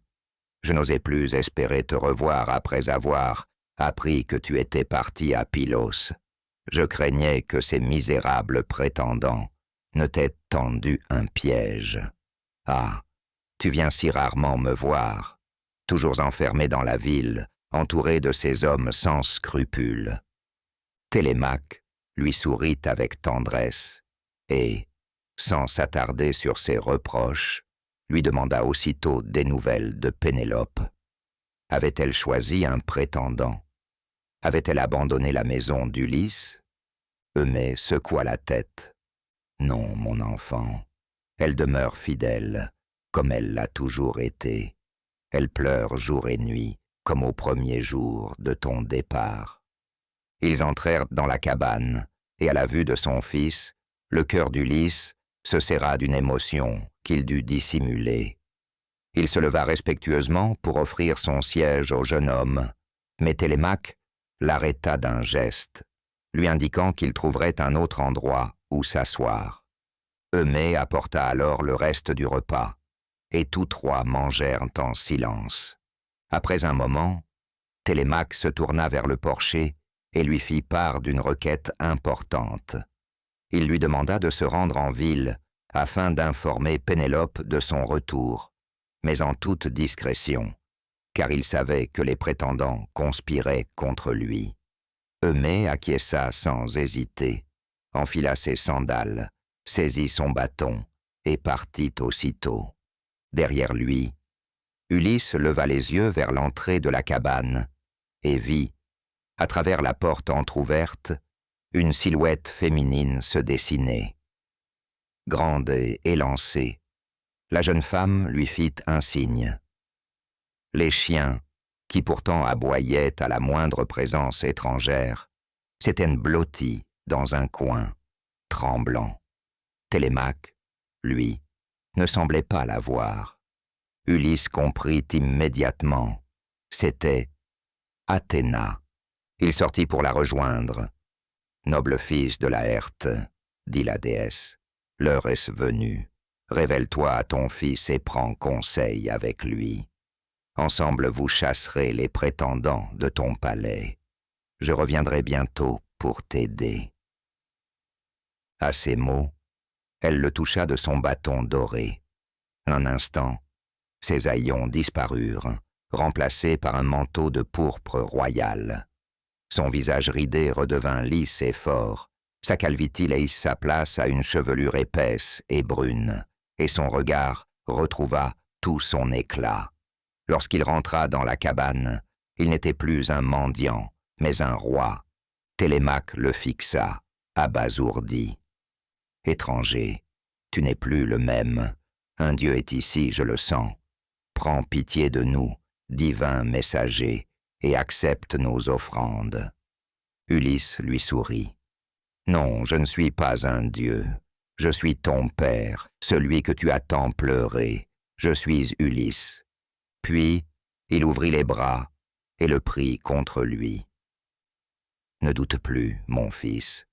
Cette métamorphose n'est pas de mon fait, mais de celui d'Athéna, qui veille sur moi. Les dieux élèvent et abaissent les hommes selon leur volonté. Oui, je suis Ulysse, qui a erré sur les mers pendant 20 ans. Et toi, mon fils, tu es ma plus grande joie. Te tenir ici dans mes bras est le plus doux des bonheurs. » Les mots lui manquèrent. Père et fils s'étreignirent, submergés par l'émotion. Ils se regardaient, silencieux, puis éclataient en sanglots, incapables de contenir leur bonheur. Enfin, après de longues étreintes, ils se calmèrent et commencèrent à se poser des questions, échangeant leurs souvenirs avec tendresse. Mais les retrouvailles durent être brèves, car l'urgence réclamait leur attention. Ensemble, ils mirent au point leur plan. Ulysse expliqua à Télémaque ce qu'il devait faire et quelle attitude adopter une fois de retour au palais. Pendant ce temps, la nef de Télémaque, qui avait contourné l'île, accostait près du port de la cité. L'équipage tira le navire sur le rivage, et l'un des marins, fidèle à son maître, transporta ses présents en sécurité. Un autre se hâta au palais pour annoncer la bonne nouvelle à Pénélope. Mais dans son empressement, il commit une imprudence. Il s'écria la nouvelle devant les prétendants. À cette annonce, ils serrèrent les poings de rage. Leur plan avait échoué. Sans un mot, ils se retirèrent discrètement pour préparer un autre complot. Peu après, le fidèle Eumée arriva lui aussi au palais, espérant annoncer la nouvelle à Pénélope en privé. Mais à son grand regret, il comprit qu'il était trop tard. La rumeur du retour de Télémaque s'était déjà répandue. Il ne s'attarda donc pas et repartit aussitôt vers sa cabane, atteignant son foyer à la tombée du soir. Entre-temps, Athéna avait rendu à Ulysse son apparence misérable de vieillard, lui redonnant ses haillons et son bâton noueux. Ainsi, lorsque Eumée rentra, il ne remarqua rien de changé et ne soupçonna pas ce qui s'était passé en son absence. Il s'empressa de choisir un porcelet d'1 an pour le repas du soir, servit ses invités avec soin, et, après le repas, tous s'endormirent tôt, savourant le repos bien mérité que la nuit leur offrait. Au lever du jour, Télémaque se leva, fixa ses sandales et prit sa lance en main. Avant de partir, il salua Eumée et lui expliqua qu'il devait retourner à la ville sans tarder, car sa mère ne cesserait de s'inquiéter tant qu'elle ne l'aurait pas revu. Il lui demanda également de conduire l'étranger jusqu'au palais, où il pourrait tenter sa chance, ajoutant qu'il ne manquerait pas d'aide là-bas. Toujours sous son déguisement de mendiant, Ulysse acquiesça à ce plan. Il observa que la ville conviendrait sans doute mieux à un mendiant, car l'on y trouvait de nombreux riches plus enclins à donner quelques miettes aux pauvres qu'en pleine campagne. Cependant, il remarqua que l'air du matin était glacial et que ses haillons ne lui offraient que peu de protection. Il demanda donc à Eumée l'autorisation de rester un moment près du feu avant de partir.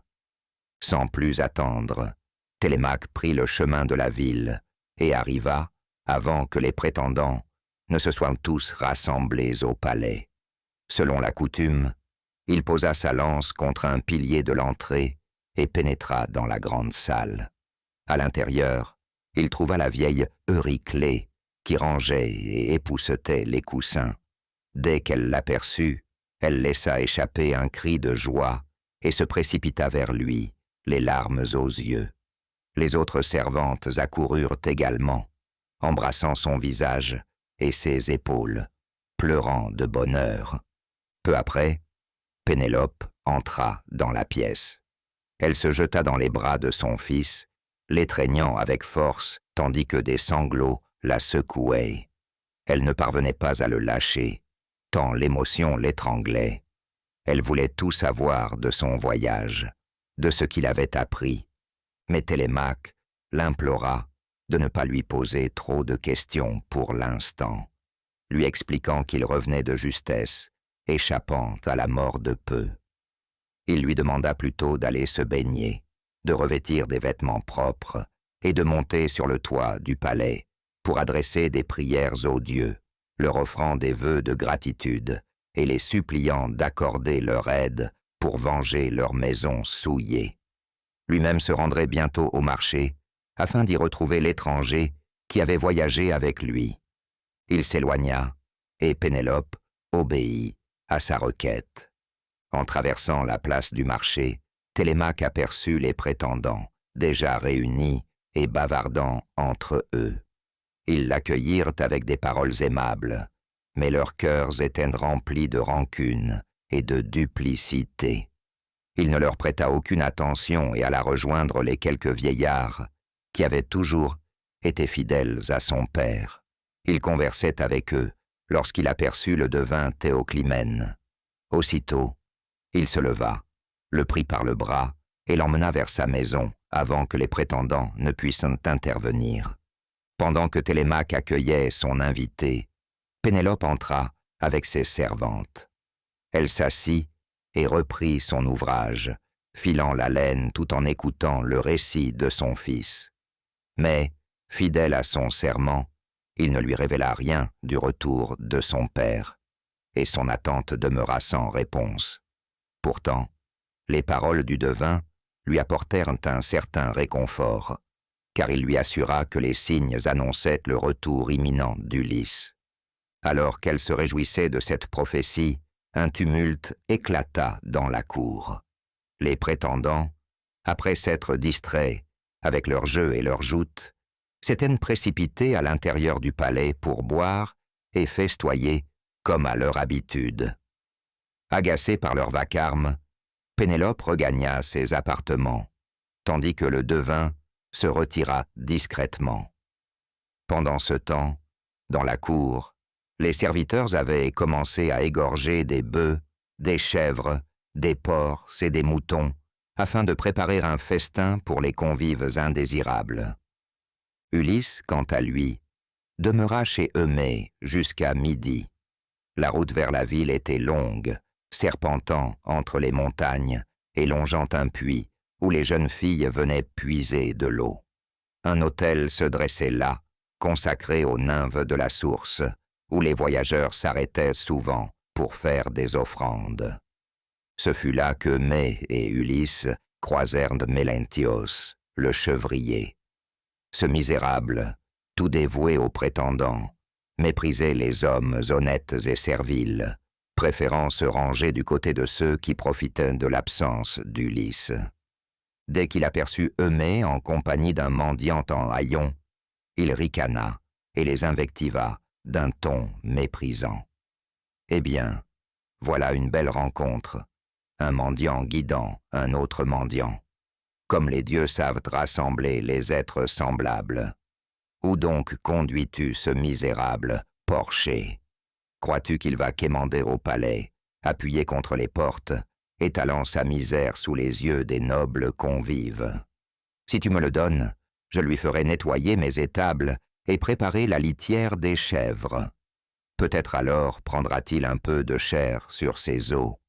Mais j'imagine que comme tous les mendiants, il trouvera toujours de quoi remplir son ventre sans lever le petit doigt. Écoute-moi bien.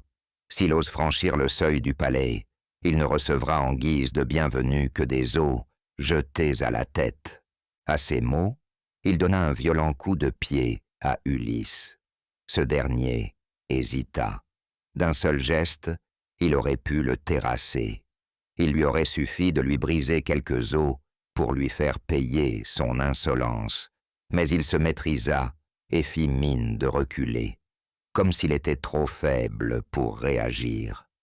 Eumée, en revanche, ne retint pas sa colère. Levant les yeux vers le ciel, il implora les nymphes du puits, leur demandant de faire revenir Ulysse pour qu'il punisse ce scélérat. Ignorant leurs prières, Mélanthios continua son chemin en ricanant, précédant son troupeau vers la ville. Lorsqu'Ulysse et Eumée atteignirent enfin le palais, le prétendu mendiant leva les yeux vers les hautes murailles, contemplant en silence cette demeure qu'il avait quittée 20 ans plus tôt. Les tours massives, les portes majestueuses et les éclats de voix faustives qui résonnaient à l'intérieur lui serraient le cœur. Il s'arrêta un instant et demanda à Eumée d'entrer en premier.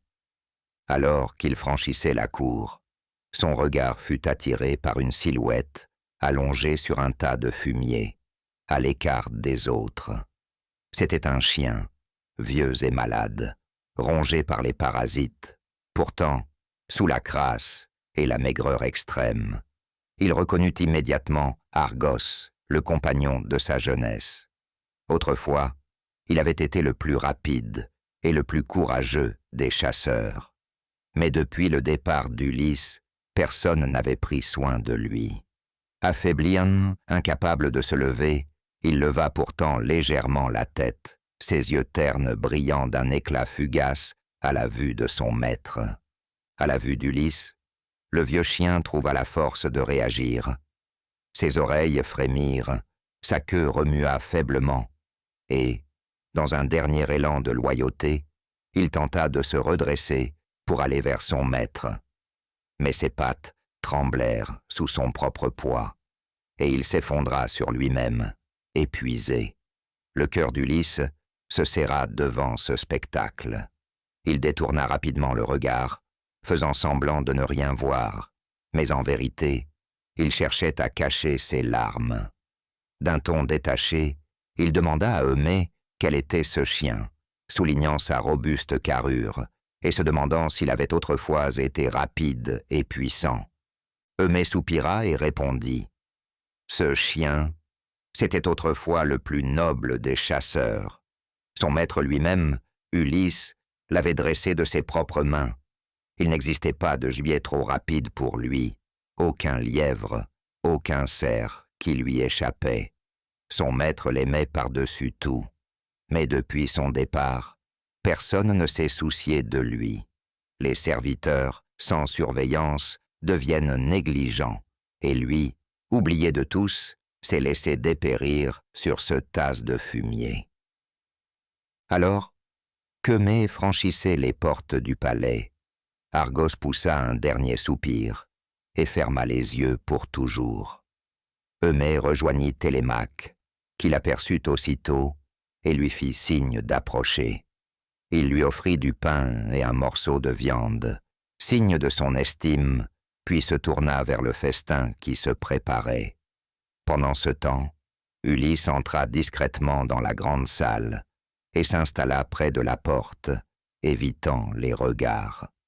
Au début, personne ne fit attention à lui, mais Télémaque, veillant sur lui en silence, lui fit discrètement passer une part de nourriture. L'étranger accepta l'offrande avec humilité, la plaçant dans sa besace avant de manger sans bruit, tandis que la douce mélodie de la lyre du ménestrel emplissait la salle. Lorsque la chanson prit fin, Ulysse se leva et se mêla aux prétendants, tendant la main comme un simple mendiant. Mais ce n'était pas un geste de supplication ordinaire. Il voulait les éprouver, sonder leur cœur, distinguer ceux qui avaient encore un semblant de pitié de ceux dont la cruauté était sans limite.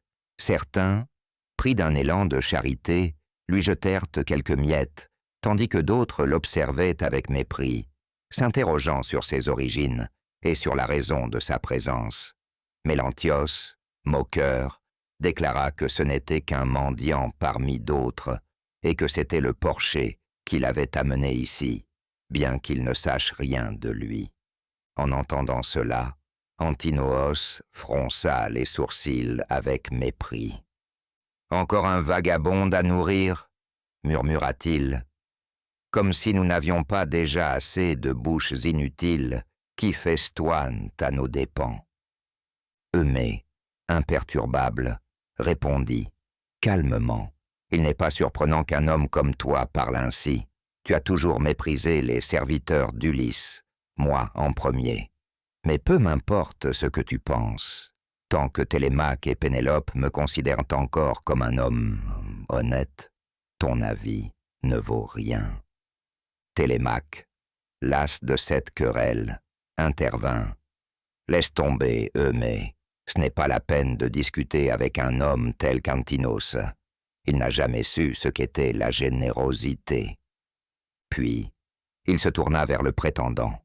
« Antinos, pourquoi refuses-tu de donner un peu de pain? Ce n'est pas avec l'or de ta maison que nous nourrissons les pauvres. Ni moi ni ma mère ne refusons jamais l'aumône à ceux qui souffrent. » Fou de rage, Antinos répliqua avec arrogance, traitant Télémaque d'insolent. Hors de lui, il saisit un tabouret et le lança en direction du mendiant. Ulysse, restant fidèle à son rôle, s'approcha humblement et raconta une histoire sur ses malheurs passés, espérant toucher un semblant d'humanité chez l'homme. Mais Antinoos ne montra aucune compassion. Ulysse le fixa un instant et fit une remarque mordante. tu es bien différent des autres prétendants, d'apparence noble, mais d'un cœur sec et mauvais. » Antinoos, furieux, lui lança le tabouret en pleine épaule. Un silence tomba sur la salle. Tous attendaient de voir la réaction du mendiant. Mais Ulysse ne broncha pas. Il hocha simplement la tête et retourna s'asseoir près de la porte. En silence, Télémaque serra les poings, tentant de contenir sa fureur. Mais depuis l'étage, Pénélope, qui avait tout entendu, envoya une servante appeler l'étranger. Elle voulait lui offrir des vêtements et entendre ce qu'il savait d'Ulysse. Mais, à la surprise de tous, Ulysse déclina l'invitation. Il préférait attendre la nuit pour parler à Pénélope en privé. Ainsi, il demeura près du seuil, observant patiemment. Les prétendants, inconscients du danger qui les guettait, reprirent leur festin, insouciants. Cependant, une autre rencontre l'attendait encore. Chapitre X. Ulysse. Parmi les prétendants. Un mendiant nommé Irus entra dans la salle, son corps grand mais maigre trahissant pourtant une alimentation suffisante. Favori des prétendants, il leur avait longtemps été utile de diverses manières. Cependant, sa place habituelle était maintenant occupée, et, lorsqu'il vit le vieil homme assis là, la colère et le mépris traversèrent son visage. Confiant en sa taille et en le soutien des prétendants, il affronta Ulysse avec arrogance, lui ordonnant de partir immédiatement sous peine d'en subir les conséquences. Ulysse soutint son regard sombre avec une expression impassible, se demandant quel tort il avait bien pu causer pour mériter une telle hostilité. Il n'avait rien pris à Irus et ne lui contestait en rien sa part.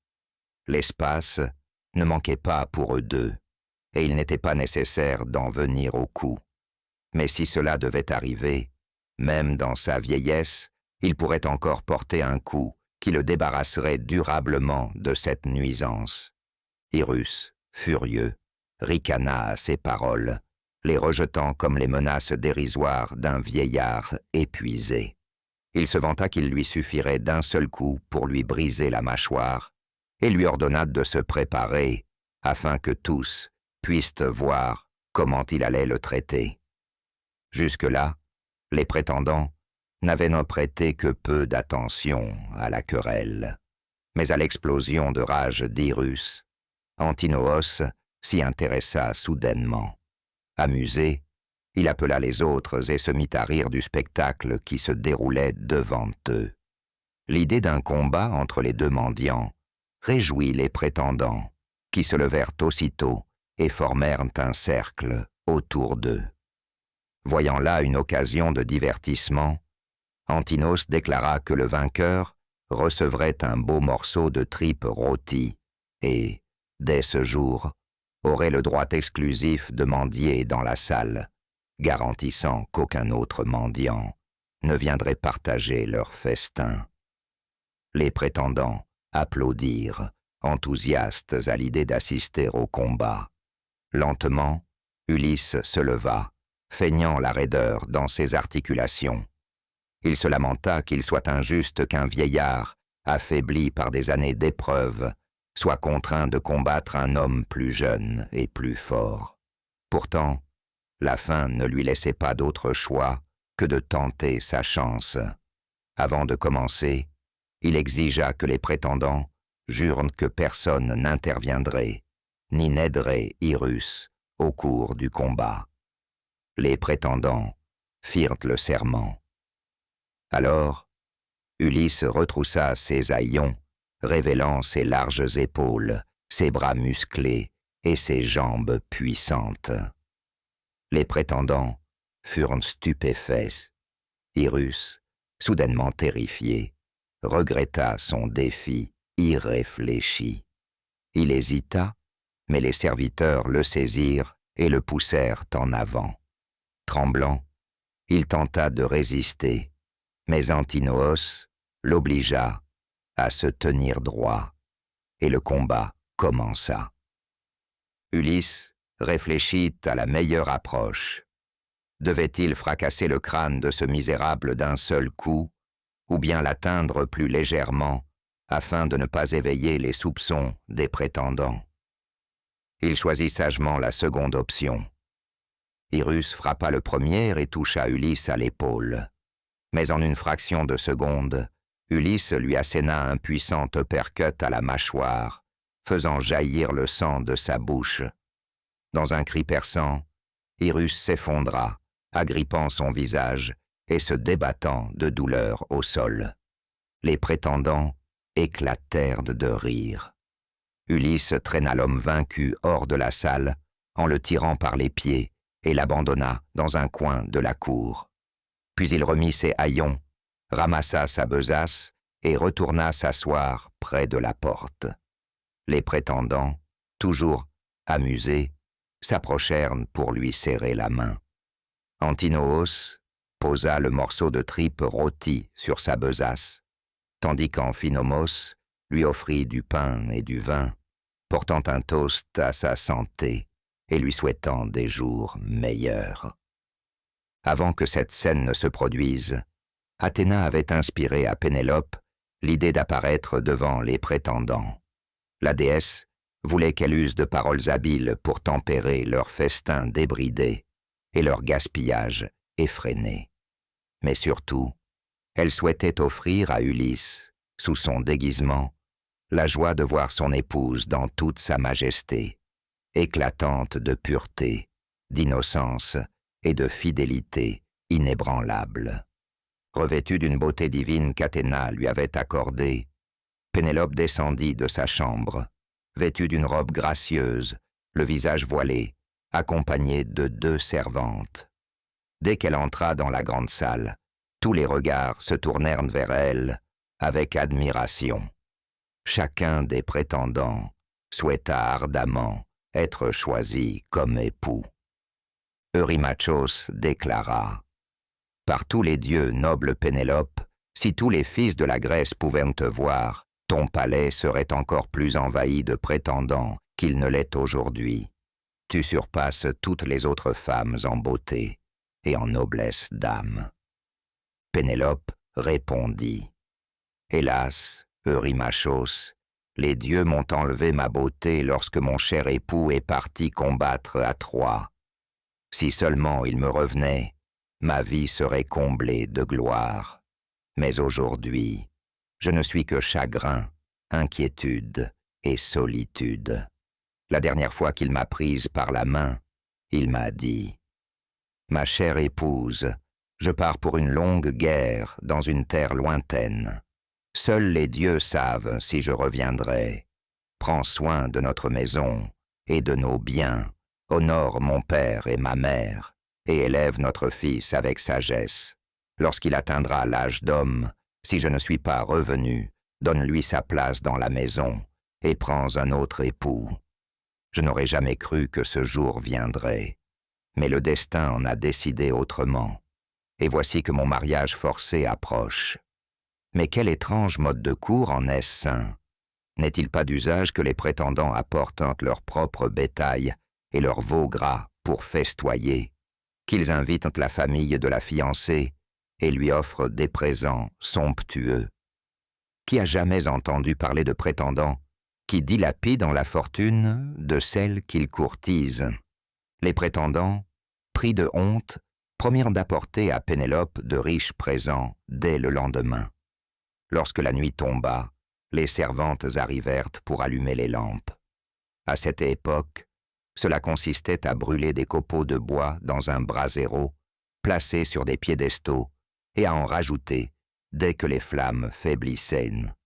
Voyant cela, Ulysse leur ordonna de retourner dans la chambre de la reine pour filer la laine, peigner le tissu et tenir compagnie à leur maîtresse, leur assurant qu'il s'occuperait lui-même des torches. Les servantes se moquèrent de lui, mais lorsqu'il les menaça d'aller rapporter leur insolence à Télémaque, elles s'enfuirent précipitamment, le laissant seul. Il veilla ainsi sur la lumière, tout en observant attentivement les moindres gestes et paroles des prétendants. Bien qu'Ulysse ait gagné une certaine faveur après son combat contre Irus, les prétendants ne purent s'empêcher de le railler. Eurymachos, riant, fit remarquer aux autres combien la tête chauve du mendiant brillait, plaisantant sur le fait qu'un tel éclat ne pouvait appartenir qu'aux dieux. Encouragé par les rires de ceux qui l'entouraient, il continua ses moqueries. « Hé, vieux, si tu n'étais pas si paresseux et que tu ne passais pas tout ton temps à errer, je pourrais te proposer un travail. Qu'en dis-tu? Veux-tu devenir mon serviteur? Tu pourrais labourer les champs, planter des arbres et ramasser des feuilles pour en faire de la litière. Je te paierai convenablement et te donnerai des vêtements et des chaussures dignes de ce nom.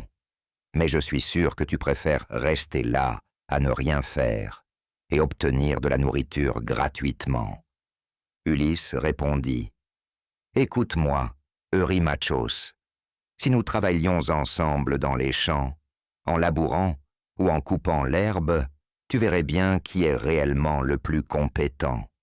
Et si nous allions à la guerre, et que j'avais des armes et une armure dignes de ce nom, tu me verrais combattre avec bravoure en première ligne. Juste parce que tu es le plus fort parmi ces hommes faibles, tu crois être puissant.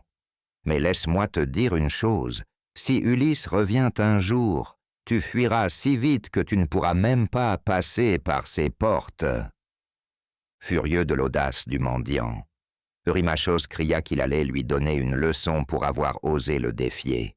Saisissant un tabouret, il le lança violemment sur Ulysse. Mais ce dernier esquiva habilement le projectile en se jetant aux pieds d'Amphinomos, tandis que le tabouret volait au-dessus de lui et frappait le bras d'un serviteur. L'impact fit tomber la jarre de vin des mains du domestique, le renversant en arrière. Les prétendants, en colère, se précipitèrent vers l'étranger, le menaçant. Mais Télémaque se leva rapidement et leur ordonna de se taire, déclarant que la soirée avait assez duré et qu'il était temps de quitter le palais pour aller se reposer. Les prétendants, surpris par l'assurance de Télémaque, hésitèrent, lui qui d'ordinaire était si mesuré. Frustrés, ils mordirent leurs lèvres, mais Amphinomos, plus modéré que les autres, les apaisa et les encouragea à partir. Avant de s'en aller, ils firent leur dernier sacrifice aux dieux, puis quittèrent le palais pour regagner leur demeure. Ulysse resta en arrière, et, dès que les prétendants furent partis, il fit signe à Télémaque de l'aider à transporter toutes les armes dans les appartements supérieurs. Alors qu'ils montaient les épées et les boucliers, le couloir sombre s'illumina soudainement d'une lumière mystérieuse. Une fois toutes les armes en sécurité, le père dit à son fils d'aller se reposer, tandis qu'il retournait dans la salle pour attendre Pénélope. Elle entra alors depuis ses appartements, aussi resplendissante que la déesse Aphrodite. Ses servantes placèrent un siège près du foyer et ravivèrent les flammes. Lorsque le feu crépita et que le vieux mendiant était encore assis là, certaines servantes le réprimandèrent, et l'une d'elles alla même jusqu'à menacer de le chasser avec un tison ardent. Mais la reine réprimanda sèchement la servante. Puis, elle ordonna qu'un siège soit placé pour l'étranger, en face d'elle, près du feu, et commença à l'interroger. Ulysse ne voulait pas tromper son épouse bien-aimée, mais elle était déterminée à connaître son nom et son origine.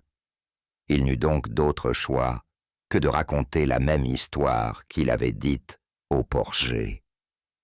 Il affirma avoir vu Ulysse 20 ans plus tôt en Crète, lorsque le héros s'était arrêté là avec Idoménée en route vers Troie. À ces mots, la rusée Pénélope décida de mettre son honnêteté à l'épreuve. Pénélope dit « Noble étranger, si tu as accueilli mon époux dans la maison de ton père, dis-moi quels vêtements il portait et qui l'accompagnait. » Ulysse répondit, « Je m'en souviens parfaitement. Il portait un magnifique manteau de laine sombre et épaisse, attaché sur la poitrine par une broche en or. Cette broche était finement ouvragée et représentait un jeune faon saisi par un chien. Le dessin était si réaliste que l'animal semblait figé, et le faon, dans sa lutte, paraissait donner des coups de pied comme s'il tentait de s'échapper. Sous ce manteau pourpre, il portait une tunique d'une laine blanche éclatante. C'était un homme noble, et les femmes l'admiraient. Quant à ses compagnons, je ne me souviens pas de tous, mais je me rappelle son héros, qui était bossu. Il me semble qu'on l'appelait Eurybates. Ulysse l'aimait plus que tous les autres pour sa loyauté. Pénélope dit, « Tu dis vrai, il l'aimait profondément, et tout ce que tu racontes est exact. J'ai confectionné ses vêtements de mes propres mains, et j'ai moi-même fixé cette broche. Mon époux était si beau lorsqu'il les portait, mais aujourd'hui, il me manque terriblement. J'ai passé tant de jours à pleurer et à attendre son retour, et ses prétendants rendent ma vie si difficile. Tu ne peux imaginer combien je souffre chaque jour. » Bien qu'envahi par l'émotion, Ulysse resta maître de lui-même. Il l'exhorta à ne plus pleurer, lui assurant que sa douleur toucherait bientôt à sa fin. Il jura, par Zeus et par l'âtre sacré, qu'Ulysse reviendrait et que tout se déroulerait exactement comme il l'avait prédit.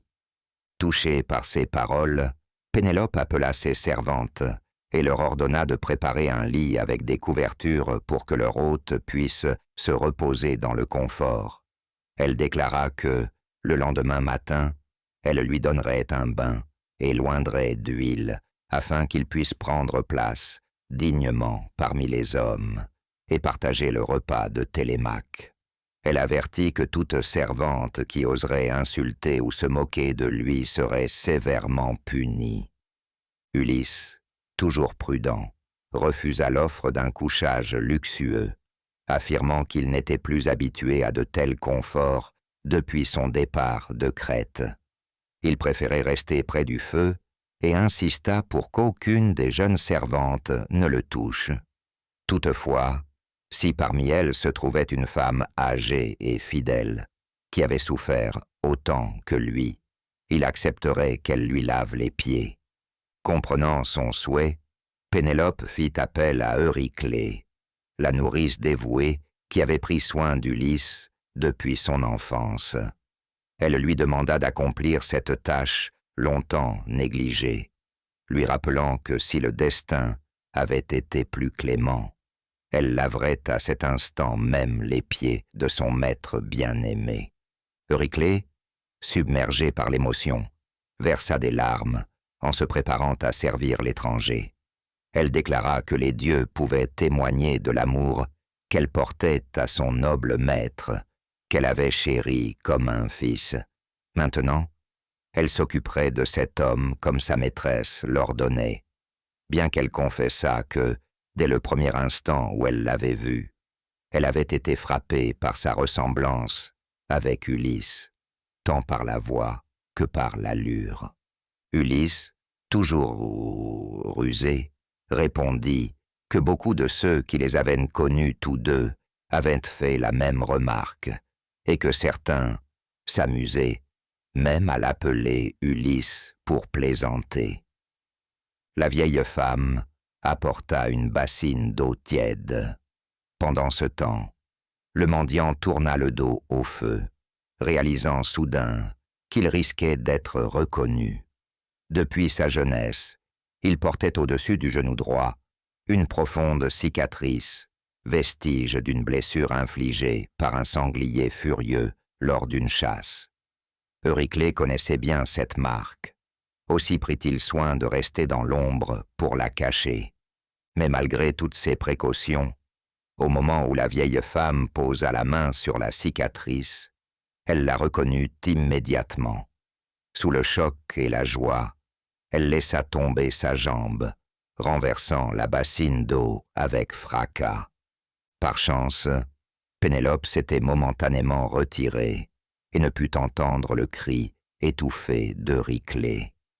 Ulysse réagit aussitôt. Il bondit et posa rapidement sa main sur la bouche de la nourrice, lui ordonnant d'une voix basse mais ferme de garder le silence. Il lui rappela que son retour devait rester secret, sinon tous ses plans seraient compromis. Euryclée, reprenant son calme, le regarda avec une dévotion solennelle et lui assura qu'elle ne trahirait pas son secret. Son cœur lui restait fidèle et elle ne prononcerait pas un mot devant quiconque. À cet instant, Pénélope revint et s'assit de nouveau en face du mendiant. Pénélope dit « Je n'arrive pas à trouver la paix. Chaque nuit, je rêve du retour de mon époux. Lorsque Télémaque était encore un enfant, je restais ici pour veiller sur notre foyer. Mais maintenant qu'il est grand, j'ai peur qu'il me reproche de ne pas avoir choisi un nouvel époux et quitté cette maison. Il voit notre richesse se dissiper entre les mains des prétendants, et moi, je ne peux rien y faire. Mes parents me conseillent de me remarier. Laisse-moi te parler d'un rêve étrange que j'ai fait cette nuit. J'ai 20 toits dans la cour, et je prends plaisir à m'en occuper chaque jour. Dans mon rêve, un immense aigle est descendu des montagnes et a tué toutes mes oies avant de s'envoler. J'ai éclaté en sanglots, et tandis que mes servantes tentaient de me réconforter, l'aigle est revenu. Il s'est posé sur le toit et a parlé d'une voix humaine. « Ne pleure pas, fille d'Icarios. Ce rêve se réalisera. Les oies représentent tes prétendants, et je suis ton époux, revenu pour me venger d'eux et te protéger. Ce rêve m'a tellement troublé que je me suis réveillé en sursaut. Mais lorsque j'ai regardé par la fenêtre, j'ai vu mes oies picorer paisiblement leurs grains, comme toujours. » Le mendiant la rassura en lui affirmant que le sens de son rêve était évident. Ses prétendants connaîtraient bientôt une fin brutale. Pénélope, d'une voix hésitante, déclara « Étranger, les songes ne sont pas toujours véridiques, mais demain est un jour décisif. J'ai enfin décidé d'organiser un concours. Celui qui le remportera devra m'épouser. Je vais faire sortir l'arc d'Ulysse et les prétendants tenteront de le bander. Celui qui y parviendra gagnera ma main et je devrai quitter la belle demeure de mon époux. » Peut-être étranger hocha la tête en signe d'approbation, mais au fond de lui, il exultait. Cette épreuve lui fournirait l'occasion tant attendue de se débarrasser des prétendants. La noble Pénélope se retira alors dans sa chambre, tandis qu'Ulysse restait assis près du feu, attendant l'aube, où son heure viendrait enfin. Chapitre 11. La nuit, avant la justice. Ulysse se retourna sans cesse sur sa couche, l'esprit agité, lorsqu'Athéna, son alliée divine, apparut à ses côtés et lui demanda doucement « Pourquoi es-tu si inquiet? Ne me fais-tu pas confiance? Je suis la déesse qui t'a protégé à travers tous tes dangers. Même si 50 groupes de prétendants tentèrent de t'affronter, tu les vaincrais tous. À présent, dors en paix et aie foi en ma protection. » Rassuré, Ulysse s'endormit profondément. Mais avant l'aube, il fut réveillé par les sanglots déchirants de Pénélope. Elle appelait son nom à plusieurs reprises, sa voix remplie de douleur. Un rêve troublant venait de l'ébranler. Elle avait vu Ulysse allongé à ses côtés, vêtu de son armure complète. Son cœur bouleversé, elle pleurait amèrement l'époux qu'elle avait perdu. En entendant sa détresse, Ulysse sentit son cœur se serrer. Il se leva, regarda dans la nuit sombre où les étoiles brillaient encore, et leva les mains en prière, implorant Jupiter de lui envoyer un signe pour lui prouver que les dieux ne l'avaient pas abandonné. Presque aussitôt, un puissant coup de tonnerre retentit à l'est, bien que le ciel fût toujours clair. Au même instant, une servante qui moulait le grain murmura pour elle-même, sans savoir que ses paroles parvenaient aux oreilles d'Ulysse. Elle s'adressa à Jupiter, s'étonnant de ce tonnerre soudain, en pleine nuit sans nuages, et espéra que cela fût un présage. Elle pria pour que ses souffrances cessent, pour que les prétendants, qui festoyaient tandis qu'elle peinait, périssent enfin, et pour que cette nuit soit leur dernière. En entendant ces mots, Ulysse sentit sa détermination se renforcer. Il marcha longuement dans la grande salle, plongé dans ses pensées, impatient que le jour se lève. À l'aube, la maisonnée s'éveilla dans une agitation fébrile. Télémaque partit pour le marché, et Euryclée rassembla les servantes pour leur assigner leurs tâches, leur rappelant que les prétendants arriveraient tôt pour célébrer la fête de la nouvelle lune. Peu après, Eumée fit son apparition, menant 3 porcs gras destinés au festin. Il alla directement vers l'étranger venu de Crète. Ulysse lui serra la main avec chaleur et lui demanda si sa position auprès de la maisonnée s'était améliorée.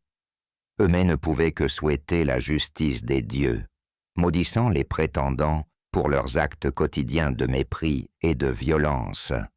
Alors qu'il parlait, Mélanthée, le chevrier, passa devant eux et ne put s'empêcher de railler et de menacer l'étranger. Mais quelques instants plus tard, Philoétios, le maître des troupeaux, arriva. Comme Eumée, il méprisait les prétendants, mais il restait fidèle à la maison d'Ulysse, craignant que les troupeaux ne tombent entre de mauvaises mains. Lorsqu'il aperçut le mendiant dans la cour, il se tourna vers Eumée et, d'un ton curieux mais discret, s'enquit à son sujet. Bien que marqué par l'épreuve, remarqua-t-il, cet homme avait la prestance d'un roi. Pendant ce temps, les prétendants s'étaient rassemblés sur la place du marché, complotant une fois de plus contre Télémaque. Son audace devenait chaque jour une menace plus grande pour eux.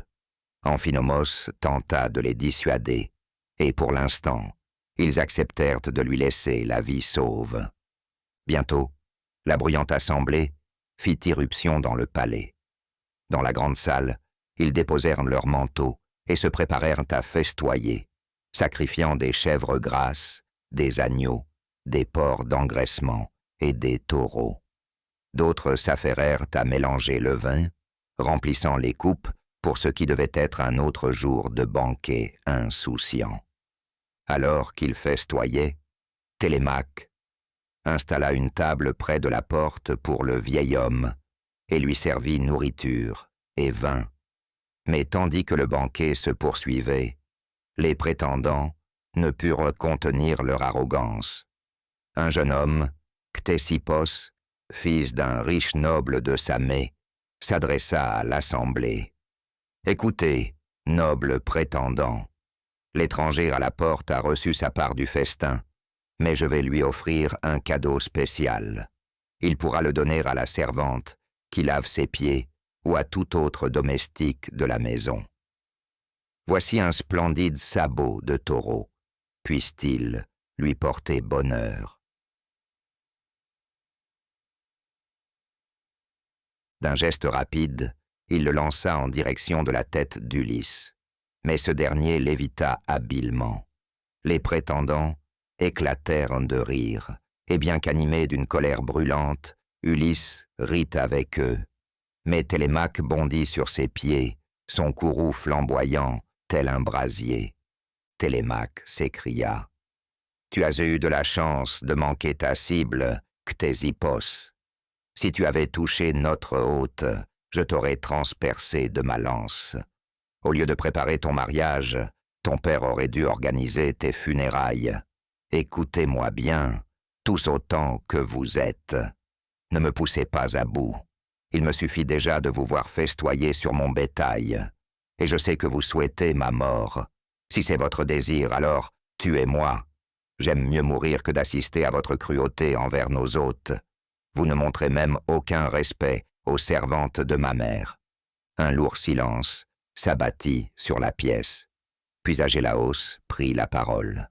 « Ami, il serait vain de discuter, car Télémaque a raison sur bien des points. Mais écoute-moi, jeune prince, tu es maintenant adulte et capable de gérer ta maison. Parle à ta mère et convainc-la de choisir l'un d'entre nous comme époux. Ton père ne reviendra pas, nous le savons tous. Une fois marié et parti, tu pourras jouir de ta richesse en paix, et nous vous laisserons tranquilles. » Télémaque répliqua avec assurance. « Par Jupiter, je n'empêche pas ma mère de faire son choix. Elle est libre d'épouser qui bon lui semble, mais jamais je ne lui ordonnerai de quitter cette maison par mes propres mots. » Alors, Athéna frappa les prétendants d'un délire incontrôlable. Ils éclatèrent d'un rire insensé, leurs visages tordus d'une joie frénétique, tandis qu'Ulysse, Télémaque et les serviteurs les regardaient avec effroi. Mais Théoclymène, le devin de Pylos, soudain pris d'une transe prophétique, déclara « Un terrible malheur s'abat sur vous tous, je le vois clairement. Vos visages sont déformés, maladifs. Vos yeux sont voilés, vos fronts couverts d'ombres funestes, et vous pleurez sans comprendre pourquoi. Mais ce n'est pas tout. Je vois quelque chose de pire. Il y a du sang partout. Il coule sur les murs, inonde le sol. La cour est remplie d'ombres, des esprits qui accourent vers la mort. Le soleil a disparu, et les ténèbres ont tout englouti. Les prétendants rirent encore plus fort, aveuglés par leur propre folie. Le festin de midi se poursuivit dans un désordre chaotique, et aucun d'eux ne réalisa quel destin les attendait avant la fin du jour. Cet après-midi-là, la noble Pénélope se souvint du défi qu'elle avait promis aux prétendants. Elle monta à l'étage, où étaient conservés les trésors de son époux bien-aimé. Sur le mur pendait son arc préféré, fait de cornes souples et résistantes. Recouvert de poussière, il était resté intact, intouché depuis 20 ans. Des larmes roulèrent sur les joues de Pénélope lorsqu'elle le décrocha et en essuya la poussière. Elle s'assit, le posa sur ses genoux et éclata en sanglots.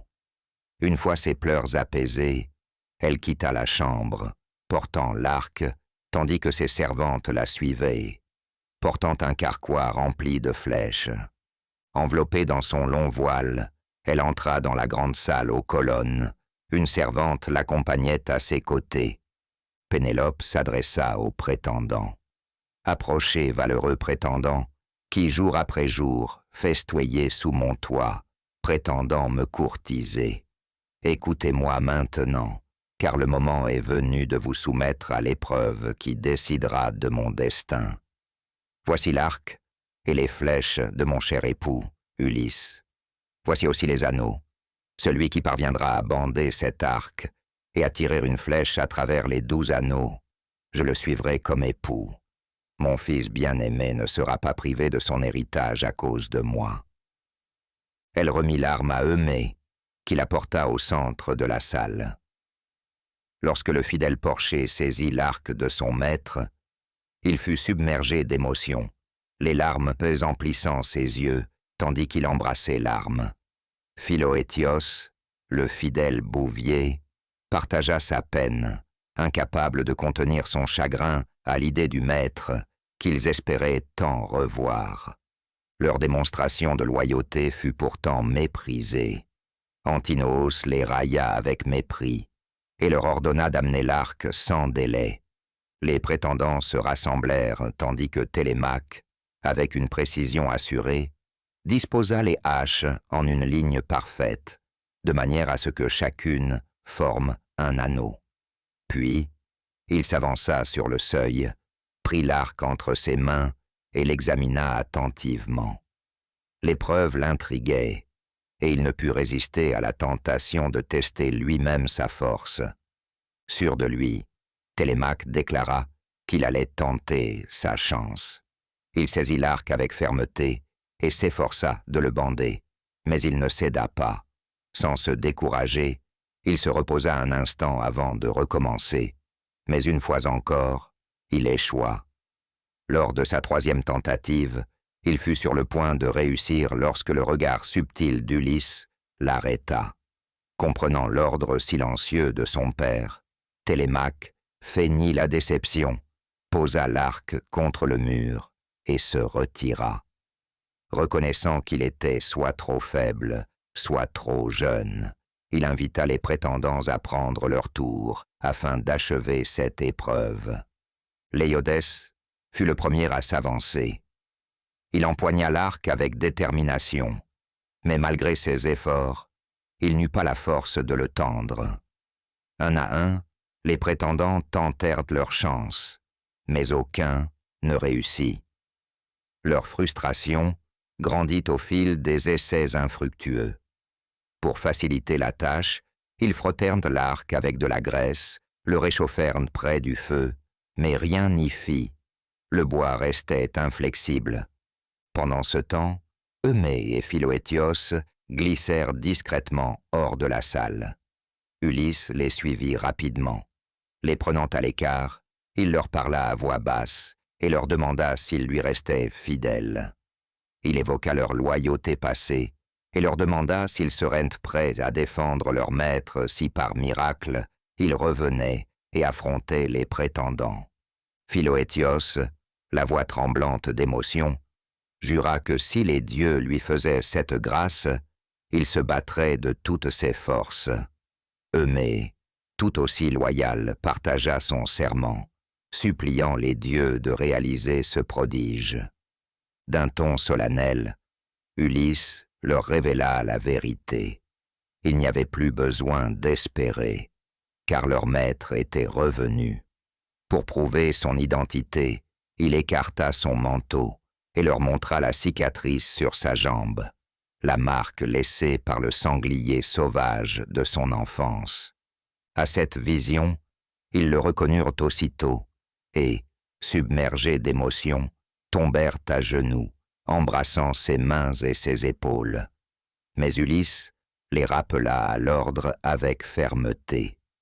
Il fallait se contenir et ne pas trahir sa présence. Ulysse déclara : « Alors, maintenant, écoutez-moi attentivement. Tout doit se jouer aujourd'hui, et les dieux sont avec nous. Si vous m'êtes fidèles, vous serez traités comme les frères de Télémaque lorsque tout sera terminé. Je vous récompenserai par des terres et de grandes richesses. Mais vous devez suivre mes ordres à la lettre. Lorsque je retournerai dans la salle, je réclamerai l'arc, et les prétendants s'y opposeront. Mais n'hésite pas, apporte-le-moi sans tarder. Ensuite, va trouver la vieille nourrice et ordonne-lui d'enfermer toutes les femmes dans leur quartier.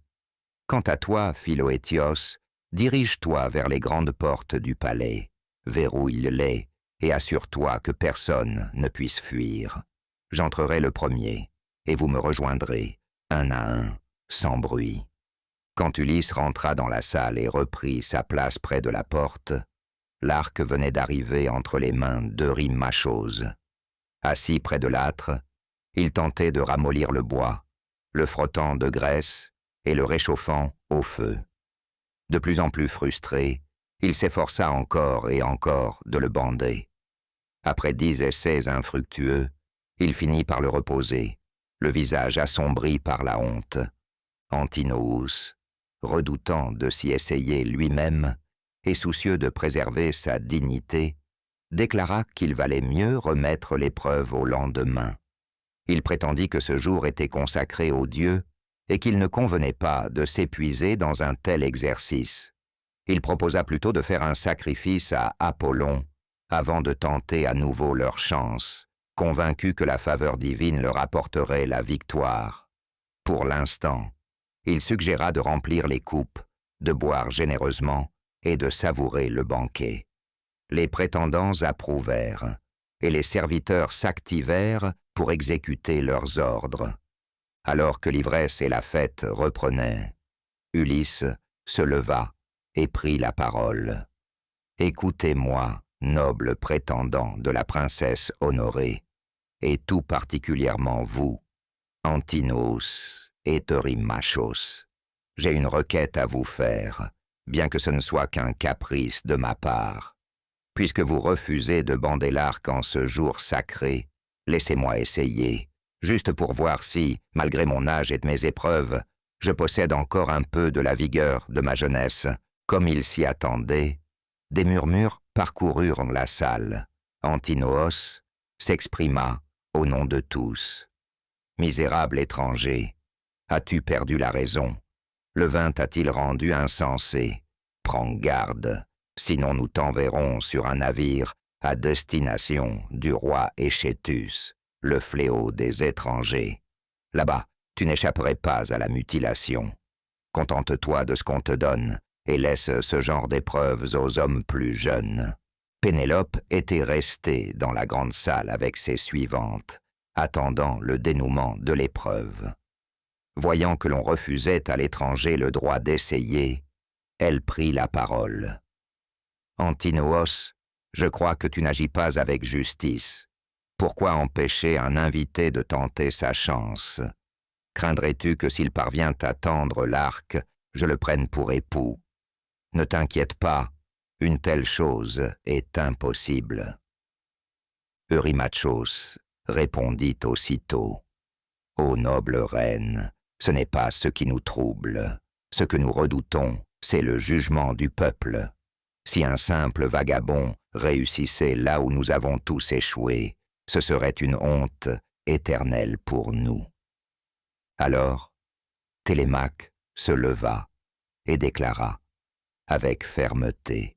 « Mère, tu as raison, mais souviens-toi que c'est dans cette maison que mon père a laissé cet arc, et j'en suis le seul héritier légitime. Je peux donc en disposer comme bon me semble, et personne n'a à s'y opposer. Maintenant, retourne dans ta chambre et occupe-toi de tes tâches et de celles de tes servantes. Cette épreuve de l'arc concerne les hommes, et puisqu'il s'agit de ma maison, c'est à moi d'en décider. »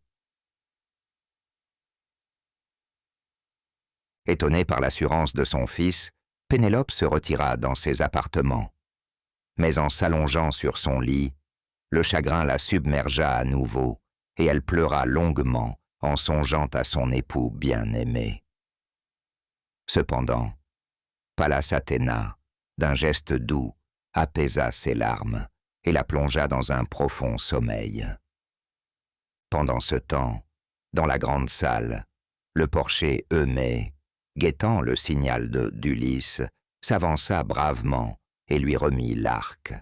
À cette vue, les prétendants bondirent, leurs mains crispées prêtes à frapper, mais Télémaque, d'une voix autoritaire, leur intima de se calmer.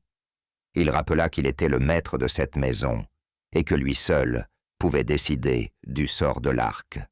Ces paroles résonnèrent avec force, et bien que des rires moqueurs s'élevèrent un instant, leur fureur s'apaisa rapidement. Sans un bruit, Eumée s'éclipsa pour accomplir les instructions d'Ulysse. Au même moment, Philoétios sortit discrètement et alla verrouiller les lourdes portes du palais, et avant de regagner sa place aux côtés du porcher, prêt à agir. Tous les regards étaient à présent braqués sur le mendiant, alors qu'il tournait l'arc entre ses mains, l'examinant avec soin. Il caressa le bois poli du bout des doigts, comme s'il retrouvait un vieil ami. Quelques jeunes prétendants, amusés, se penchèrent vers leurs compagnons en ricanant. Ils plaisantaient sur l'étrange fascination du mendiant, insinuant qu'il avait peut-être possédé un arc semblable dans le passé, ou qu'il se croyait habile à en fabriquer. Ils se moquaient, inconscients de la tempête qui allait s'abattre sur eux. Puis, calmement, Ulysse écarta sa table, saisit l'arc et, avec la facilité d'un barde accordant sa lyre, il banda la corde. L'arc vibra en émettant un son clair et pur, semblable au chant d'une hirondelle. À cet instant, un coup de tonnerre retentit dans le palais. Les prétendants frémirent, mais le roi se réjouit du signe envoyé par les dieux. Il posa une flèche sur la corde, et sans même se lever ni viser longuement, il décocha le trait. Loin de faillir, la flèche traversa d'un seul tir les 12 anneaux parfaitement alignés. Un silence abasourdi s'empara de la salle.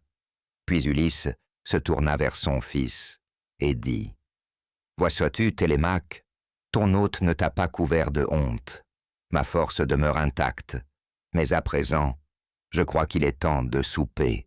Profitons de notre repas et réjouissons-nous en musique et en chant. » Tout en parlant, il adressa un signe discret à Télémaque. Le jeune homme comprit aussitôt. Il sortit rapidement, puis revint armé, prenant place aux côtés de son père, l'épée à la main et le bouclier prêt, le regard sombre et déterminé. Chapitre 12. Le retour du roi. Ulysse bondit sur ses pieds, avec une agilité foudroyante.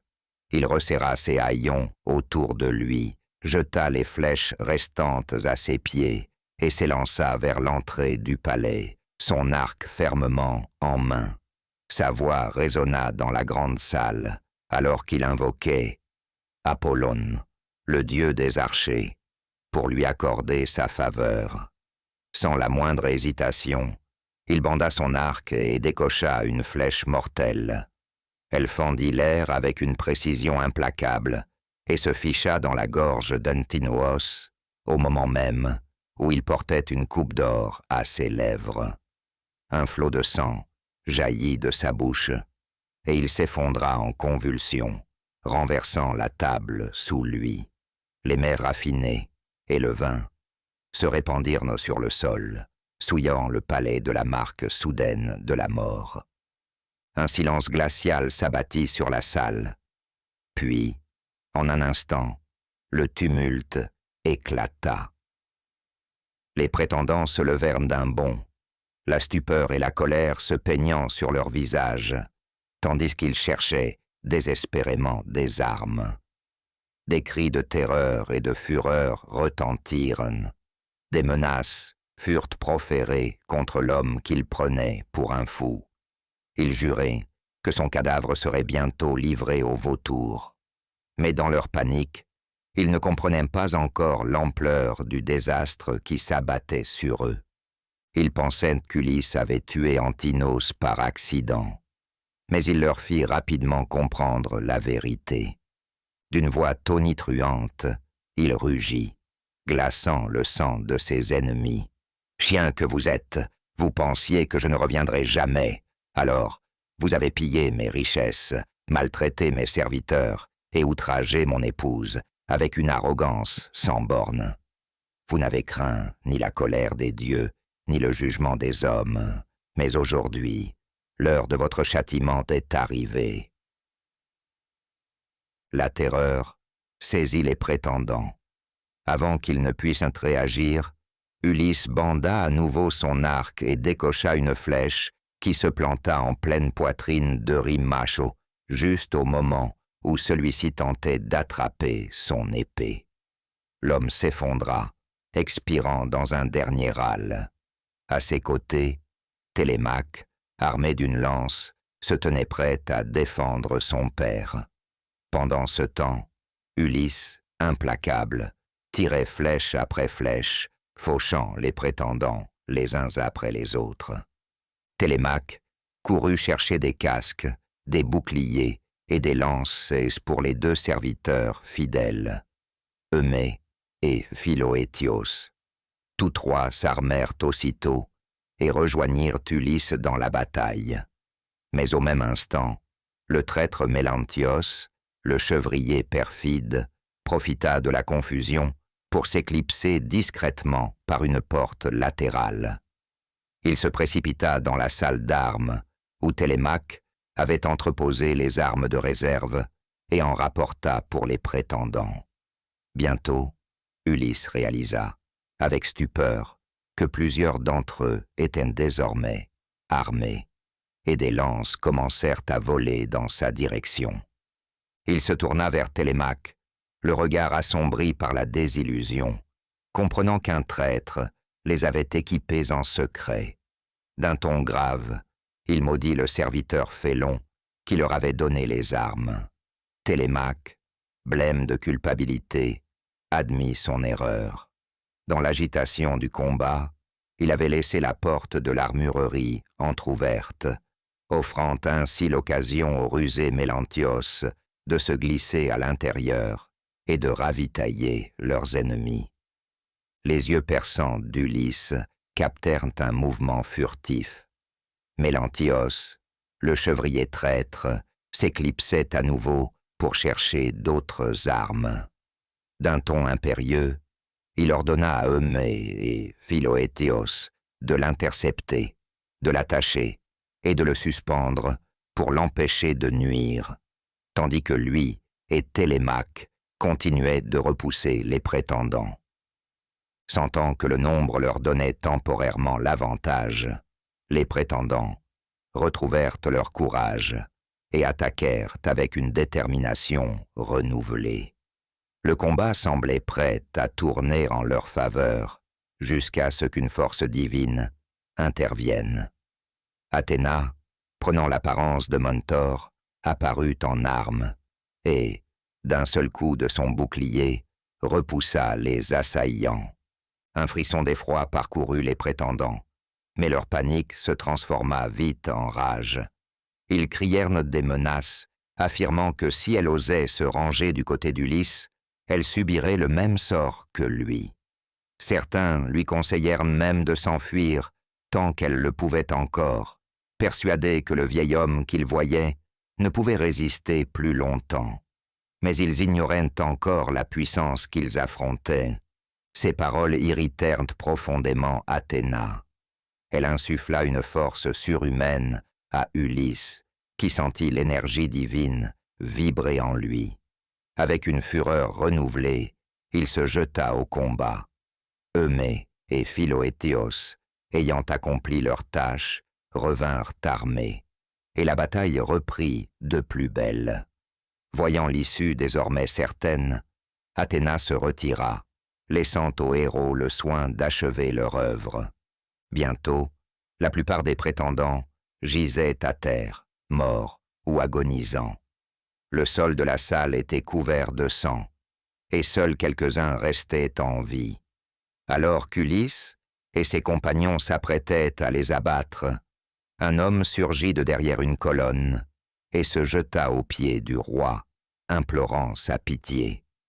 C'était Léodès, le prêtre des prétendants. D'une voix tremblante, Léodès supplia « Grâce, Ulysse, je n'ai pris aucune part au crime de ces hommes. Je n'ai fait qu'accomplir les rites sacrés lorsqu'ils sacrifiaient tes troupeaux. Épargne-moi, je t'en conjure. » Mais Ulysse, impitoyable, répondit « Si tu étais leur prêtre, alors tu as dû souvent prier pour ma ruine et supplier les dieux de me détruire. C'est pourquoi tu subiras le châtiment que tu mérites. » D'un seul coup d'épée, il lui trancha la tête, qui roula sur le sol ensanglanté. Ulysse parcourut la salle du regard, inspectant chaque recoin. Plus personne ne se cachait. La bataille était terminée. Devant lui s'étendait un spectacle de désolation. La grande salle jadis, animée par les festins et les chants, n'était plus qu'un charnier.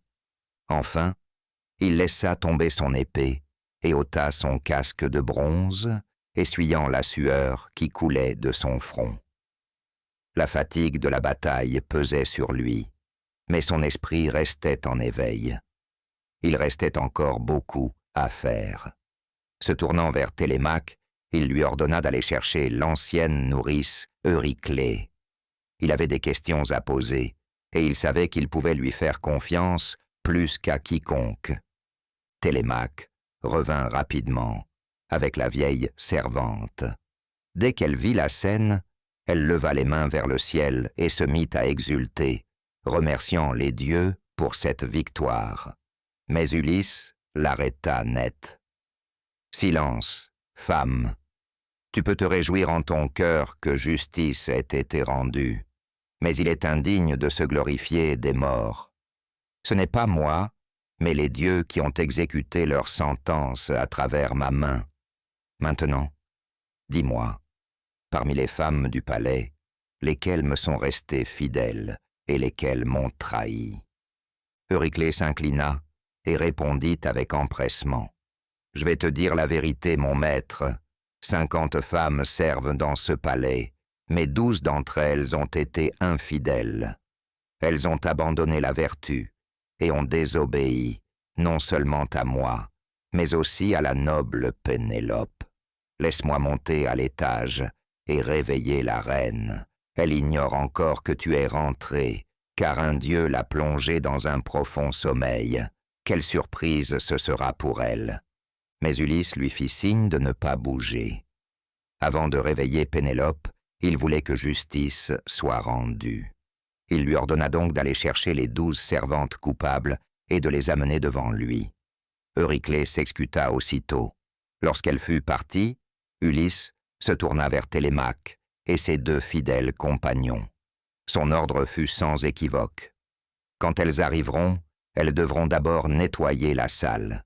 Une fois le travail accompli, menez-les à l'extérieur, dans la cour. Conduisez-les au passage étroit et frappez-les de votre épée. Elles rejoindront dans l'ombre ceux qu'elles ont servis. Tremblantes, les 12 femmes entrèrent, le visage blême de terreur. Devant elles, la grande salle n'était plus qu'un charnier, jonché des cadavres des prétendants, gisant dans leur propre sang. Mais aucun pardon ne leur serait accordé. Ulysse leur ordonna d'abord d'ôter les corps et de les déposer dans la galerie. Les servantes hésitèrent, mais sous le regard implacable des bouviers, elles se mirent à l'ouvrage, accomplissant leur tâche dans un silence mortuaire. Ulysse surveillait chacun de leurs gestes, veillant à ce que tout soit fait selon son commandement. Une fois la salle nettoyée du poids des morts, Télémaque et les 2 fidèles serviteurs menèrent les femmes vers leur destinée. Puis, ils se rendirent auprès de Mélanthios, le chevrier traître, et lui infligèrent un châtiment digne de sa perfidie. Le massacre était terminé. Les serviteurs lavèrent de leurs mains et leurs pieds avant de regagner la grande salle. Là, Ulysse donna à Euryclée l'ordre d'apporter du soufre et d'allumer un feu afin de purifier le palais de la souillure du sang versé. Une fois la purification accomplie, les anciennes servantes se précipitèrent vers leur maître, éclatant en sanglots de joie.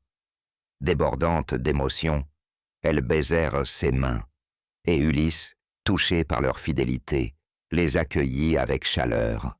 Enfin, Ulysse permit à Euryclée d'apporter la nouvelle tant attendue à Pénélope.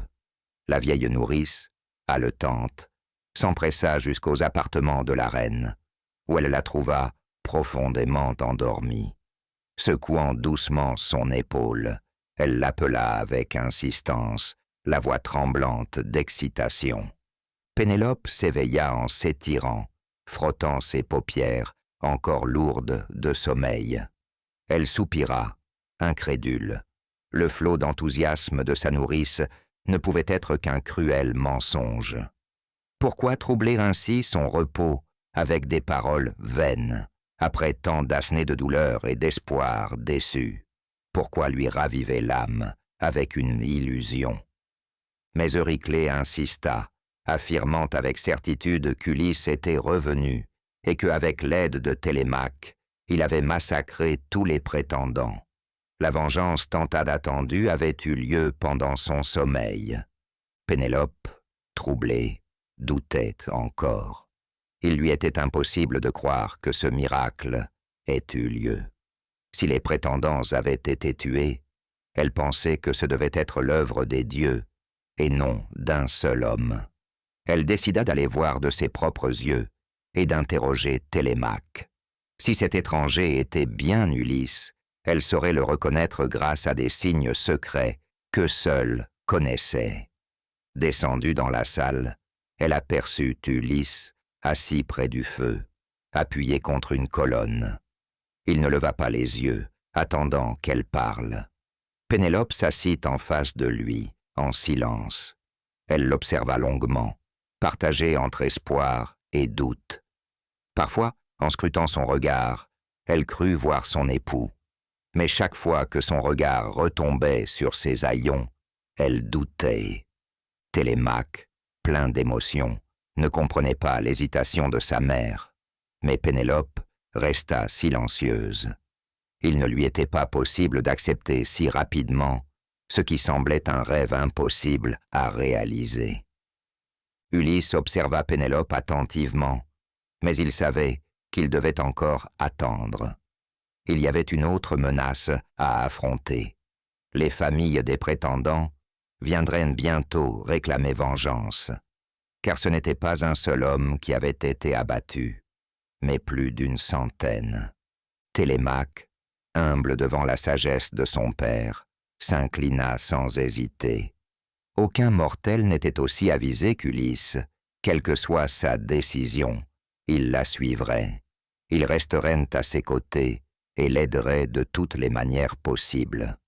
Ulysse déclara alors « Voici ce qui me semble juste. Tout d'abord, chacun de nous doit aller se baigner et revêtir ses plus beaux habits.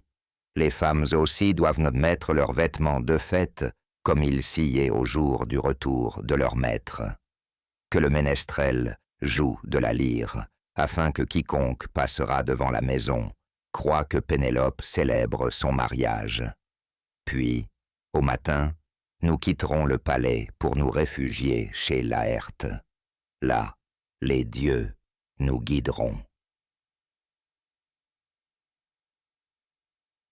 Tous s'empressèrent d'obéir, et bientôt, la grande salle, qui une heure plus tôt résonnait du fracas des lances et portait les stigmates du carnage, fut emplie de musique et de chants joyeux. Pendant ce temps, Ulysse alla aussi se purifier et se débarrasser de ses haillons. La vieille intendante le conduisit à un bain chaud, puis l'oignit d'huile précieuse.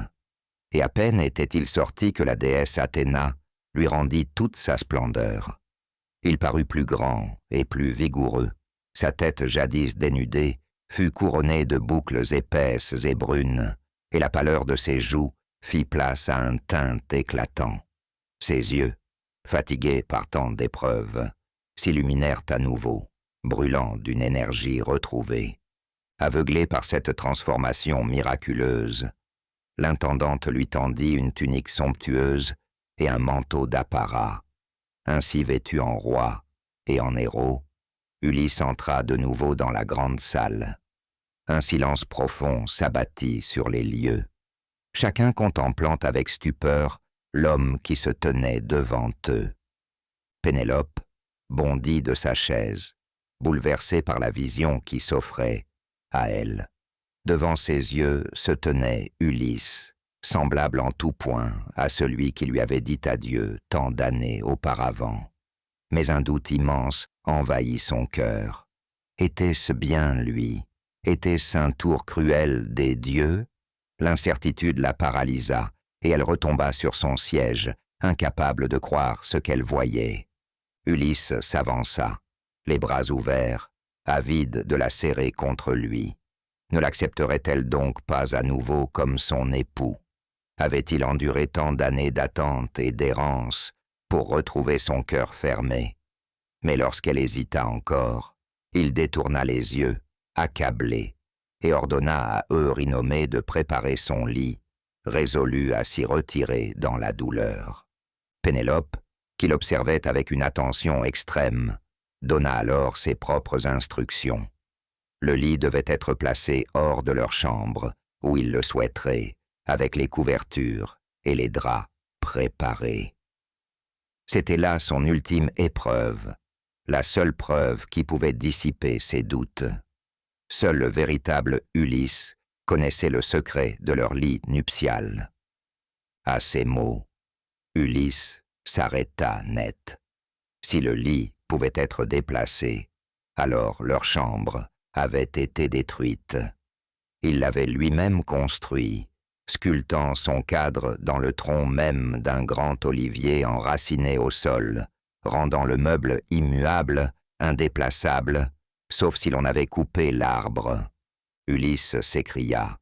« Si le lit peut être déplacé, alors quelqu'un a détruit notre chambre, car je l'ai bâti moi-même, taillant le bois dans l'olivier vivant. » À ces paroles, Pénélope frémit, son doute s'évaporant instantanément. Elle accourut vers lui et s'écria « Ulysse, mon bien-aimé Ulysse, maintenant je sais que c'est bien toi, car nul autre que nous ne connaît ce secret.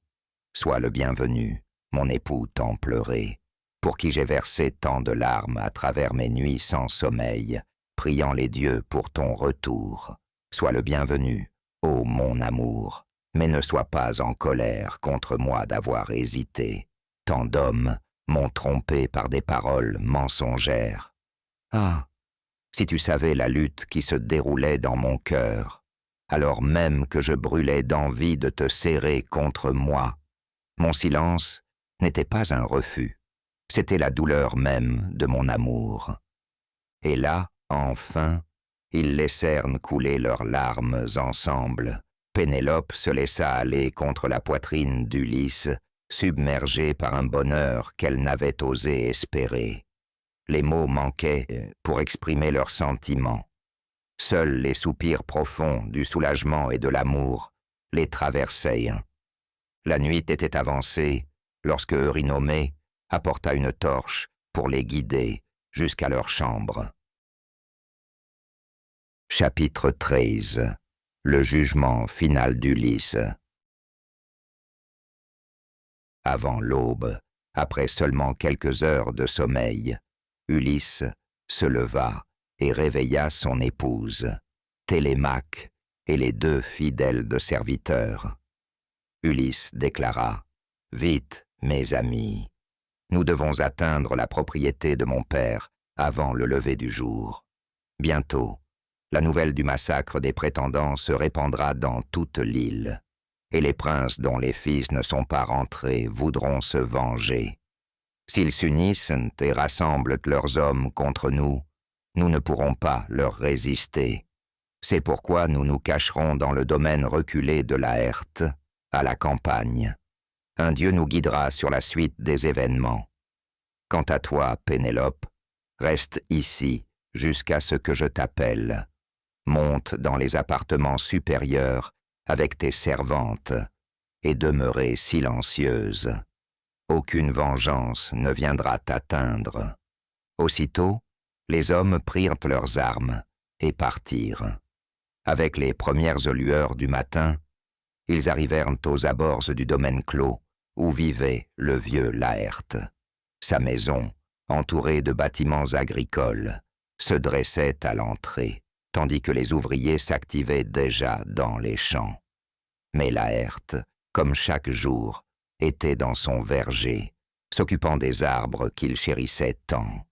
Télémaque envoya l'un des serviteurs annoncer qu'un étranger souhaitait parler au vieux roi.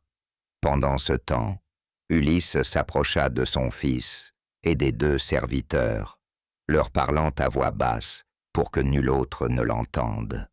Il leur ordonna de rester là et de préparer un porc gras pour le sacrifice. Lui, en revanche, irait seul voir son père, espérant tester s'il le reconnaîtrait après toutes ces années. Une fois leur rencontre achevée, il l'amènerait avec lui afin qu'ils puissent partager un repas ensemble. Ulysse trouva son père en train de creuser autour d'un poirier, dans le verger soigneusement entretenu. Absorbé par son travail, le vieil homme ne remarqua pas la présence du nouvel arrivant. Le cœur d'Ulysse se serra en le voyant. Laërte portait une tunique grossière, usée et rapiécée, pour protéger ses mains et ses chevilles des épines. Il avait enroulé des morceaux de peau de bœuf autour de ses membres, et sur sa tête chauve, il avait posé une vieille coiffe en peau de chèvre pour se prémunir du froid matinal. Enfin, il se redressa et aperçut l'étranger vêtu avec élégance qui se tenait devant lui. Ulysse dit alors « Salut, vieil homme, tu prends grand soin de ton verger, tes arbres et tes vignes prospèrent, mais toi, tu sembles délaissé. Quel maître avare te laisse ainsi vêtu de haillons, tel un mendiant? Dis-moi, où suis-je? Je cherche le palais d'Ulysse. Je voudrais rencontrer ce vaillant héros. Il fut mon hôte lors de ses voyages, et puisque ma route passait par Ithaque, j'ai fait halte ici pour rendre visite à mon cher ami. » Laërte répondit « Hélas, étranger, tu arrives trop tard. Personne ne sait. C'est ce qu'est devenu Ulysse. Peut-être s'est-il noyé en mer, ou bien ses eaux blanchissent-ils sur une plage lointaine. Cela fait 10 ans que la guerre de Troie est finie, et pourtant, nous l'attendons chaque jour. Moi, plus que tout autre, car je suis son père, Laërte. Sa mère n'a pas supporté le chagrin et s'en est allée rejoindre les ombres. Mais moi, les dieux m'ont refusé cette délivrance. » Ulysse, rempli de compassion, exhorta Laërte à ne plus pleurer, lui assurant que les dieux lui réservaient encore de la joie et qu'il reverrait son fils de son vivant. Mais le vieil homme, épuisé par des années d'attente et de chagrin, hésitait à croire de telles paroles. Il supplia son interlocuteur de lui dire la vérité, de lui révéler ce qu'il savait sur Ulysse, où et quand il l'avait vu pour la dernière fois. Ulysse répondit qu'environ 5 ans s'étaient écoulés depuis leur dernière rencontre, mais s'étonna que Laërte n'ait pas déjà entendu les rumeurs circulant sur l'île. Partout, on racontait qu'Ulysse était revenu et qu'il avait retrouvé son palais envahi par des hôtes arrogants qui avaient dilapidé ses richesses et poursuivi sa femme. Il se murmurait qu'à force de ruses ou de combats, il avait détruit ses prétendants et repris sa place en maître de sa maison. Le vieil homme, submergé par l'émotion, soupira en murmurant que si seulement cette nouvelle était vraie.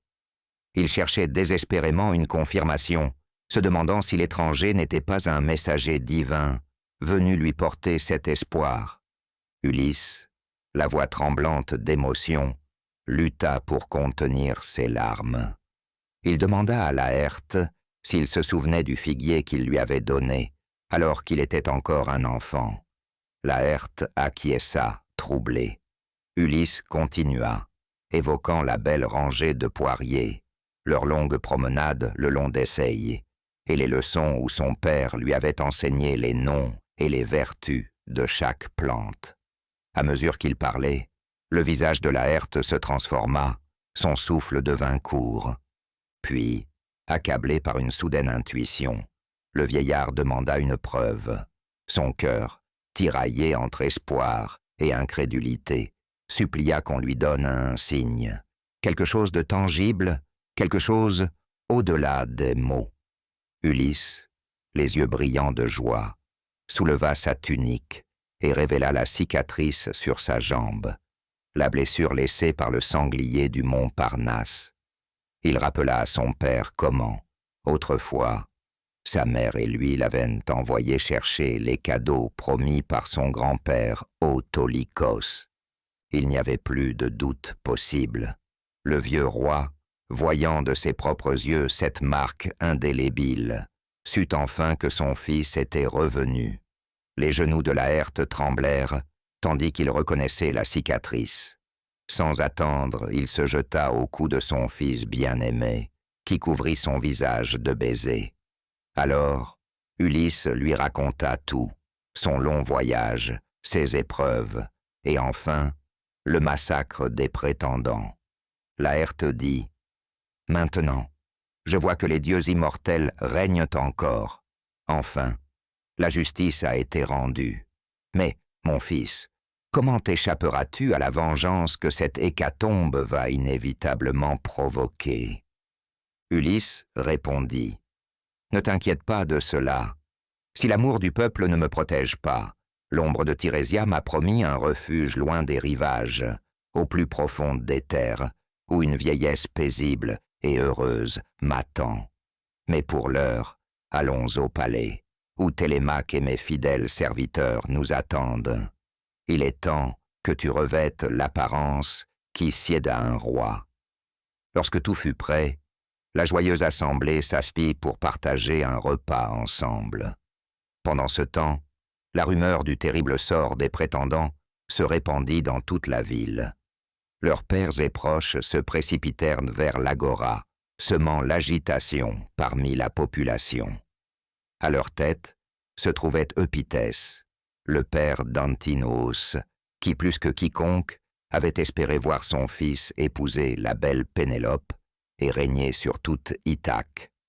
Enflammé de douleur et de colère, il chercha à rallier les citoyens à sa cause par un discours passionné, leur demandant de venger les jeunes nobles injustement massacrés. Cependant, tous n'étaient pas prêts à se soulever contre Ulysse. Médone, le héros, s'adressa à la foule avec urgence, affirmant que le massacre des prétendants n'avait pas été le seul fait de l'homme, mais l'œuvre des dieux eux-mêmes. Il avait vu de ses propres yeux la déesse Athéna, sous l'apparence de Mentor, combattre aux côtés d'Ulysse et détourner les lances ennemies. Il les avertit que s'opposer au roi revenu d'exil reviendrait à défier la volonté des dieux eux-mêmes. Halithercès, un vieil homme sage, ajouta à ces paroles une mise en garde. Il rappela aux Itaciens que depuis longtemps, il avait prédit le retour d'Ulysse et le châtiment réservé aux prétendants. Il conseilla à tous de déposer les armes, car la vengeance d'Ulysse était légitime et sanctionnée par les dieux. Beaucoup dans l'assemblée, frappés de crainte et de bon sens, préférèrent alors se retirer en silence et regagner leur foyer. Mais Eupythès et ceux qui lui restaient fidèles refusèrent d'écouter. Animés par la colère et la douleur, ils s'armèrent et marchèrent vers les jardins de Laërte, où Ulysse et ses compagnons les attendaient, prêts au combat. Laërte, enivré par la perspective de se battre aux côtés de son fils et de son petit-fils, s'exclama avec fierté que ce jour était un honneur pour lui. Tandis qu'il s'échauffait pour la bataille, Athéna, toujours sous l'apparence de Mentor, s'approcha de lui et raffermit son courage. Elle lui ordonna d'ouvrir les hostilités en lançant la première lance. Laërte s'exécuta après avoir invoqué Jupiter. Sa lance frappa juste et s'enfonça dans la poitrine d'Eupythès, qui s'effondra sur place. Au même instant, un éclair déchirant s'abattit du ciel, embrasant le sol entre les deux camps. À la vue de ce signe de Jupiter, le cœur des adversaires d'Ulysse se remplit de terreur et de confusion. Alors, la déesse s'avança et proclama d'une voix puissante « Hommes d'Ithaque, écoutez-moi et cessez ce bain de sang inutile. Déposez vos armes, car ce conflit ne fait qu'attiser la colère des dieux immortels qui veillent sur vous. La vengeance et la haine ne mènent qu'au malheur et à la ruine. Rappelez-vous que vous êtes tous enfants de cette île sacrée, frères, voisins et compagnons d'armes. Rentrez à vos foyers et retrouvez la paix avant que cette terre ne soit à jamais souillée par votre propre sang. » Nul n'osa défier la parole de la déesse. Même les plus braves baissèrent leurs armes, comprenant que lutter contre Ulysse reviendrait à lutter contre les dieux eux-mêmes. Peu à peu, la haine s'éteignit même parmi les pères endeuillés des prétendants. Et avec le temps, la sagesse, la générosité et la clémence d'Ulysse firent le reste. Les Itaciens oublièrent leur rancune, et le roi retrouva l'allégeance de son peuple. Ulysse n'oublia pas le serment qu'il avait fait aux enfers, celui d'offrir un taureau aux divinités souterraines et un bélier noir à l'ombre de Tirésias dès son retour à Ithaque. Les bêtes furent amenées, et tandis que les héros préparaient un banquet pour le peuple, Ulysse accomplit le sacrifice rituel. Tandis que les morceaux gras brûlaient sur l'autel, il leva les mains et fit une prière solennelle. Dieu sacré des enfers, dans mon royaume, je remplis avec gratitude le vœu que j'avais fait en votre domaine. J'ai traversé d'innombrables épreuves et souvent effleuré la mort, mais j'ai toujours cru en mon retour. Maintenant, Dieu miséricordieux, je peux regarder mon passé avec reconnaissance.